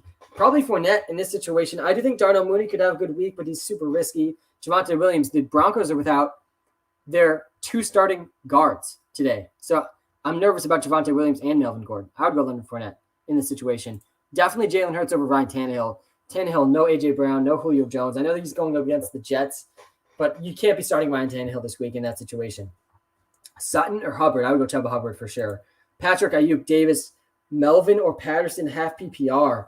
Man, I think Tim Patrick's probably the safest, but I want to play Ayuk. Honestly, I think if Brandon Ayuk of the Bazooka is going to continue to perform this week. He played 86% of the snaps last week, and he's in a pretty good matchup this week against the Seattle Seahawks defense that is going to place their top cornerback on Deebo Samuel. And their second quarterback, I think it's Trey Flowers or something, not good. He's averaging like 75 yards a game against him. So I would go with Ayuk of the Bazooka with some confidence this week. I think there's risk there based on his first couple of weeks, but I would go with Ayuk with some confidence. Which Falcons running back? It's Cordero Patterson at this point. He just has a better receiving role. It's Bennett. That's why I would play Edmonds over Mike Davis as well. I think this one's really close, though, Bennett. I think Mike Davis is actually maybe a little safer. He's probably going to touch the ball more than Chase Edmonds today. But Chase Edmonds probably going to need to be used a decent amount in this game against the Rams. The Rams, I think, are one of the toughest matchups for the Cardinals, though. I am taking the Rams against the spread today. I do like the role that Chase Edmonds could see, though. Moss, Smith, Ayuk. Yeah, it's Smith. It's Smith, Devontae Smith. Even though I think the Eagles could get crushed today and the offensive line is not going to be good, I do like Devontae Smith more than those other 2 guys. Hey, the WalterPicks app is amazing. Thanks, man. Yeah, guys, if you haven't tried out the WalterPicks app yet in the iOS App Store, not sure what you're waiting for. Full PPR, pick one, Myers, OBJ, Debo. Oh, man. To me, it's between Jacoby Myers and Deebo Samuel, and I do really want to start Deebo Samuel, but I'm going to say Jacoby Myers. Again, I'm telling a lot of people to start Jacoby Myers this week, and for good reason. He's up against the Buccaneers defense. They've allowed the most fantasy points per game to receivers this season, and they're even more decimated than they were in their previous games. They're without their top cornerback, their second best cornerback, their third best cornerback. Richard Sherman's starting, probably is their number 1 cornerback. He hasn't even been on the team for a week. Jacoby Myers has not come off the field for the Patriots, playing 97% of the snaps. He's seeing the most air yards on the team. He's actually top 12 in the league in air yards, even though he's playing 60% of his snaps in the slot. He has this super unique role where he's seeing volume from the slot, but he's also seeing deep targets down the field with the air yards. So yeah, he's 19th in air yards in the league, but he's the 5th most deep targets per game in the league. So play Jacoby Myers. Jacoby Myers also, he has ran a route on every single pass play for the Patriots this season. I would go Corey Davis in this situation, though, over Cordero Patterson. Guys, thanks so much for tuning in. Hit the like button. Hit the subscribe button. I'm going to try to go rapid fire and answer some of these comments before we wrap up the live stream. But seriously, thanks so much for tuning in. Hopefully the TikTok is back live for next week. Hubbard or Damian Harris? I would definitely go Chuba Hubbard. Damian Harris is a must bench this week against the Bucs. Should I start Keenan Allen or Mike Williams? It's probably Keenan Allen, but man, he's a tough one right now. Mike Williams has outscored him, I think, every single week. But I would still go Keenan Allen. Hey, Sam, just left a like. Thanks, man. Do I trade Amari Cooper for Allen Robinson and Mark Andrews? If you don't have a good tight end, I don't hate this trade at all. Tunyon, Higbee, Brait, Cook, Goddard, Conklin, Jonnu, half PPR. I think I'd go Higbee. I think I'd go Higbee out of all these guys. I think Higbee's the best option. I don't trust most of these players. Higbee, to me, has the best ceiling, though. Swift or Carson? DeAndre Swift in a PPR league, he's averaging, Sebastian, the 3rd most fantasy points per game. He can't be benched. He just cannot be benched.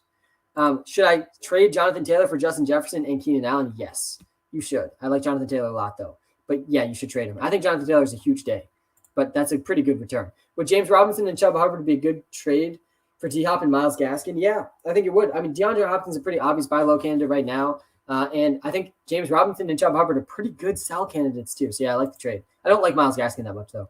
Juju, Edmonds, Hollywood Brown. I would probably lean towards Juju as the safest option here. I would probably go Juju and Hollywood Brown, honestly. The Rams do kind of scare me. What do you think Tyreek Hill will do this week? He's my number 1 ranked receiver this week. Let me pull up my rankings one more time. My number 1 ranked receiver. I think he's going to destroy the Eagles. I think the whole Chiefs team is going to have a good day. So, yeah, I'm expecting nothing but greatness from Tyreek Hill today. Antonio Brown and Robert Woods gave 5 stars. Juan, thanks so much, man. I would go Antonio Brown over Robert Woods. Antonio Brown's a guy you want in this hashtag revenge game against the Patriots. The 10 days he was on the Patriots, we will never forget. That's where the Tom Brady-Antonio Brown relationship started. How do you think Tyreek Hill will do this week? Yeah, I think I just responded to that one. I would go with Ayuka the Bazooka over Hollywood Brown. I don't feel good about it because Hollywood Brown's been really good. But Brandon Ayuka the Bazooka, I think, is going to have a good week this week. I do think that Hollywood Brown's safer, though. Best Titans wide receiver available this week. Yeah, it's Westbrook. I can't pronounce his whole last name, but Westbrook. Who do I start? PPR. Parker, I'm going to need a little bit more info than this to help you out, man. Hey, love the channel. Thanks, man. Did I win this trade? I got A.J. Brown and Rondale Moore for Jones Jr. and Beasley. Yeah, that's an insane trade, especially if you're in a good spot in your league and you think you're going to make the playoffs because A.J. Brown's going to come back and be a wide receiver 1. And then you also have Westbrook. I would go Westbrook over Renfro, by the way, this week. Running back rankings. Yeah, I talked through them. I don't have them on the I can't show them on the YouTube live because I didn't upload it ahead of time. But Derrick Henry's number 1. And Dalvin Cook is still in the top 10, though I'm a little bit nervous about him in the top 10. I think Alvin Kamara is number 2 or 3. I think he's going to have a big receiving day against the Giants. They're allowing 68 receiving yards per game. They let up over 80 yards to J.D. McKissick and Cordell Patterson. Jonathan Taylor's not in the top 10, but I wanted him to be in the top 10 because I think the Dolphins have one of the worst run defenses in the NFL, if not the worst. We saw Peyton Barber dominate them over 80 yards. We saw Damon Harris dominate them over 80 yards. We saw Devin Singletary dominate them over 80 yards. All 3 of those guys, Damon Harris, Peyton Barber, and Devin Singletary, had their best running days of the season against the Dolphins. So I like Jonathan Taylor a lot today too. All right, let me pull up my top 10 tight ends before we wrap up the stream. We got 6 minutes left in the live stream. Kyle Pitts, Tyler Higbee. It's Kyle Pitts, man. Don't be surprised. Don't be surprised. I'm telling you guys, don't be surprised when this is the Kyle Pitts breakout week. It's coming. It's coming. By the way, if Trey Lance is available in your league, go at him. I don't know who to sit. Allen Robinson, Cooks, or Myers. So you should just sit Allen Robinson until the Bears figure it out. What happened to TikTok? So we were incorrectly banned on TikTok. I don't know any reason why we could have possibly been banned. So I think it was just a mistake. No, I think it'll be back soon. I'm trying not to give it too much of my energy because it's largely out of my control. We've obviously reached out to them. I expect to hear back soon. And I think that we'll be fine because I don't think we broke any rules. We're very cautious about posting anything bad on TikTok. I don't know who to sit. Yeah, I think you should sit Allen Robinson in this situation. Thoughts on Miles Sanders this week? Isaac, I'm so nervous for him this week that he's without 4 of his 5 best offensive linemen. 4 of his 5 best offensive linemen are out this week. That's just not good news for Miles Sanders. He had 2 carries last week. He's got to see more than 2 carries this week, but I also think the Chiefs could destroy the Eagles. So I think there's a lot working against Miles Sanders. I do think there's a lot working against Miles Sanders this week. What's this week's player prop? So, Matt, I didn't give it away. There's no official free player prop pick. We're keeping our record at 3 out of 4 this season. So no official free player prop. Hopefully the TikTok is back next week and we can give out more free player props. I didn't want everyone to miss out on the free player prop. So no free player prop this week, but I'm going to give you 2 that I really like. They're not going to be counted against the record, but I did take both of these this week and I like them both. Alvin Kamara, over 33 receiving yards, 33.5 receiving yards. He's up against the Giants defense. They let up 80 yards to J.D. McKissick, 80 yards to Cordell Patterson, 68 yards a game. And Alvin Kamara, I think, is going to have a big receiving day. So over 33.5 for Alvin Kamara. The other one I really like is Brandon Ayuka, the Bazooka. I forget what the line was. I think it was something like pretty crazy. I think it was like 33 or 38.5 or something. Something that he could realistically clear in the first drive is what Brandon Ayuk's prop is this week. Let me pull this up really quick. I'm seeing for Brandon Ayuk 46.5 is what it's at right now. I like that a lot. I think he could easily do that in the first half. So I like Brandon Ayuk's prop as well against the Seahawks. The cornerback that he's up against this week is allowing like 75 yards a game. Jonathan Taylor or DeAndre Hopkins. If this is a PPR league silver, I'd still go DeAndre Hopkins. But if it's not, I'd definitely go Jonathan Taylor. I think he's going to go over 100 yards today. Mike Davis or Sermon, half PPR, Elijah is out. Yeah, I know Elijah's out. I would lean towards Trey Sermon for that reason. Jacobs or Jamal Williams. Yeah, I would hold out hope for Jacobs. I don't want to trust Jamal Williams this week. PPR, pick 1, Antonio Brown, Rondale Moore, Deontay Johnson. Antonio Brown, man. Antonio Brown in a revenge game against the Patriots. His 10 days that he was on the Patriots, I'm sure, sits very, very close to his heart. No, I think Antonio Brown, Mike Evans, Chris Godwin, all must starts. Tom Brady must start. I think Mac Jones is actually an interesting streamer this week, too. Nobody's talking about Mac Jones. I haven't seen a single Mac Jones question. I like Mac Jones more than Ryan Tannehill. I honestly think Mac Jones could do better than Jalen Hurts. There's a lot of guys that I think I would start Mac Jones over. The Buccaneers are really going to be just totally depleted at the cornerback position. Their secondary is completely decimated. Scary Terry or Mike Williams? Oh, man. I think I would go with Mike Williams still. But I think Terry McLaurin, I mean, he's up against the Falcons. He's going to do well. I still would go Mike Williams, though. It's just tough to bench Mike Williams. Good afternoon, Marcus. My name's Sam, by the way. Classic mistake. Walter is an artificially intelligent algorithm I helped build. You can get access to all of his projections in the WalterPicks app on the iOS app. So should I start Lamar or leave Justin Herbert in my lineup? It's up to you, man. I think both are really good options. I do. I think Lamar Jackson's has the safer floor, but I'd be fine going Justin Herbert. I have Lamar Jackson ranked ahead of Justin Herbert, but I'd be fine with him. How do you feel about Darrell Henderson this week? Not good. Not good. Javonte or Chuba at flex. Definitely Chuba Hubbard.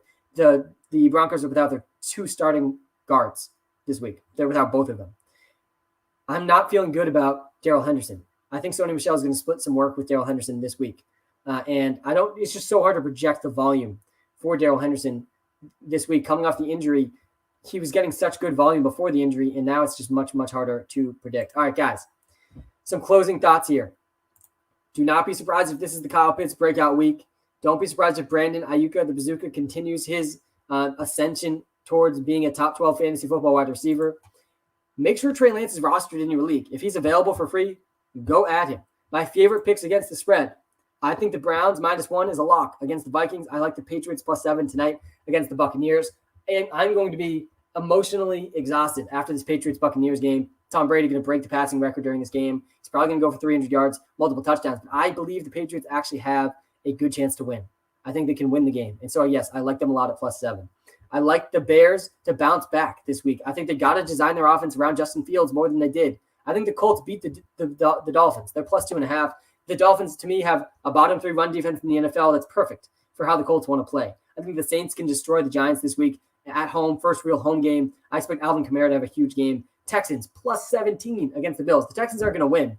17 points, though, man. Come on. 49ers -1 against the Seahawks. I think the 49ers are a much better team than the Seattle Seahawks. That's going to be a big divisional game. I like the Packers to beat the Steelers, too. The Packers have, to me, a far better offense than the Steelers. The Steelers are really just an archaic offense at this point. I would go Dak Prescott over Jalen Hurts. I think Austin Eckler is a top 5 running back in fantasy football this week. You got to get him locked in. Moss or Cooks. In standard league, I'd go Moss. In a standard league, I would go Moss. I think he's a better chance at a touchdown. Rondale Moore or KJ Osborne. Definitely Rondale Moore over KJ Osborne. I want nothing to do with KJ Osborne, man. I really don't. Who do I start PPR? Corey Davis, Allen Robinson, Zach Moss. Yeah, PPR is a little bit tougher here, but I think you got to go Allen Robinson. I think you got to go Allen Robinson in this situation. You got to go DeAndre Hopkins over Deebo Samuel, too. I don't love benching Deebo Samuel, but I still think you got to go Hopkins. It's DeAndre Hopkins we're talking about. He still has such a good ceiling and floor every single week. I don't like Jalen Hurts that much this week. I actually started Joe Burrow over Jalen Hurts, which I'm feeling really good about right now because Joe Burrow went for almost 30 points. I would honestly strongly consider playing Mac Jones over Jalen Hurts. Mac Jones is probably available in your league. Jalen Hurts is without his top 4 offensive linemen. We saw this last week, just pressure right up the middle for Jalen Hurts. He still has really good rushing floor. I think Devontae Smith still has a good game. I think he could still throw 250 yards and like rush for 50 yards and a touchdown. But Mac Jones, I think, is going to throw for close to 300 yards tonight and multiple touchdowns too. And I think the Chiefs could just destroy the Eagles. So I'm not liking the matchup against the Chiefs, mostly because the Eagles just have a horribly decimated offensive line again. Guys, thank you so much for tuning in. Hit the like and subscribe button if you haven't hit it yet. And we'll be back live Thursday night, hopefully on TikTok and on YouTube. #FreeWalterPicks on TikTok. I don't think we've done anything wrong. I think we'll get that TikTok account back very soon. Have a good Sunday, guys. Good luck. And when you're watching the Patriots get beaten down by Tom Brady tonight, I hope you're understanding how much emotional distress I'm going to be in watching that game. But I do think Bill Belichick and New England Patriots can win this game tonight against the Tampa Bay Buccaneers, or as I like to call them, the Tampa Bay Buccaneers. Guys, have a great Sunday. Good luck this week. We'll talk soon. And as always, guys, before I log off, don't be surprised if this is the Kyle Pitts breakout week that you're waiting for. Have a good one, guys. Thanks for tuning in.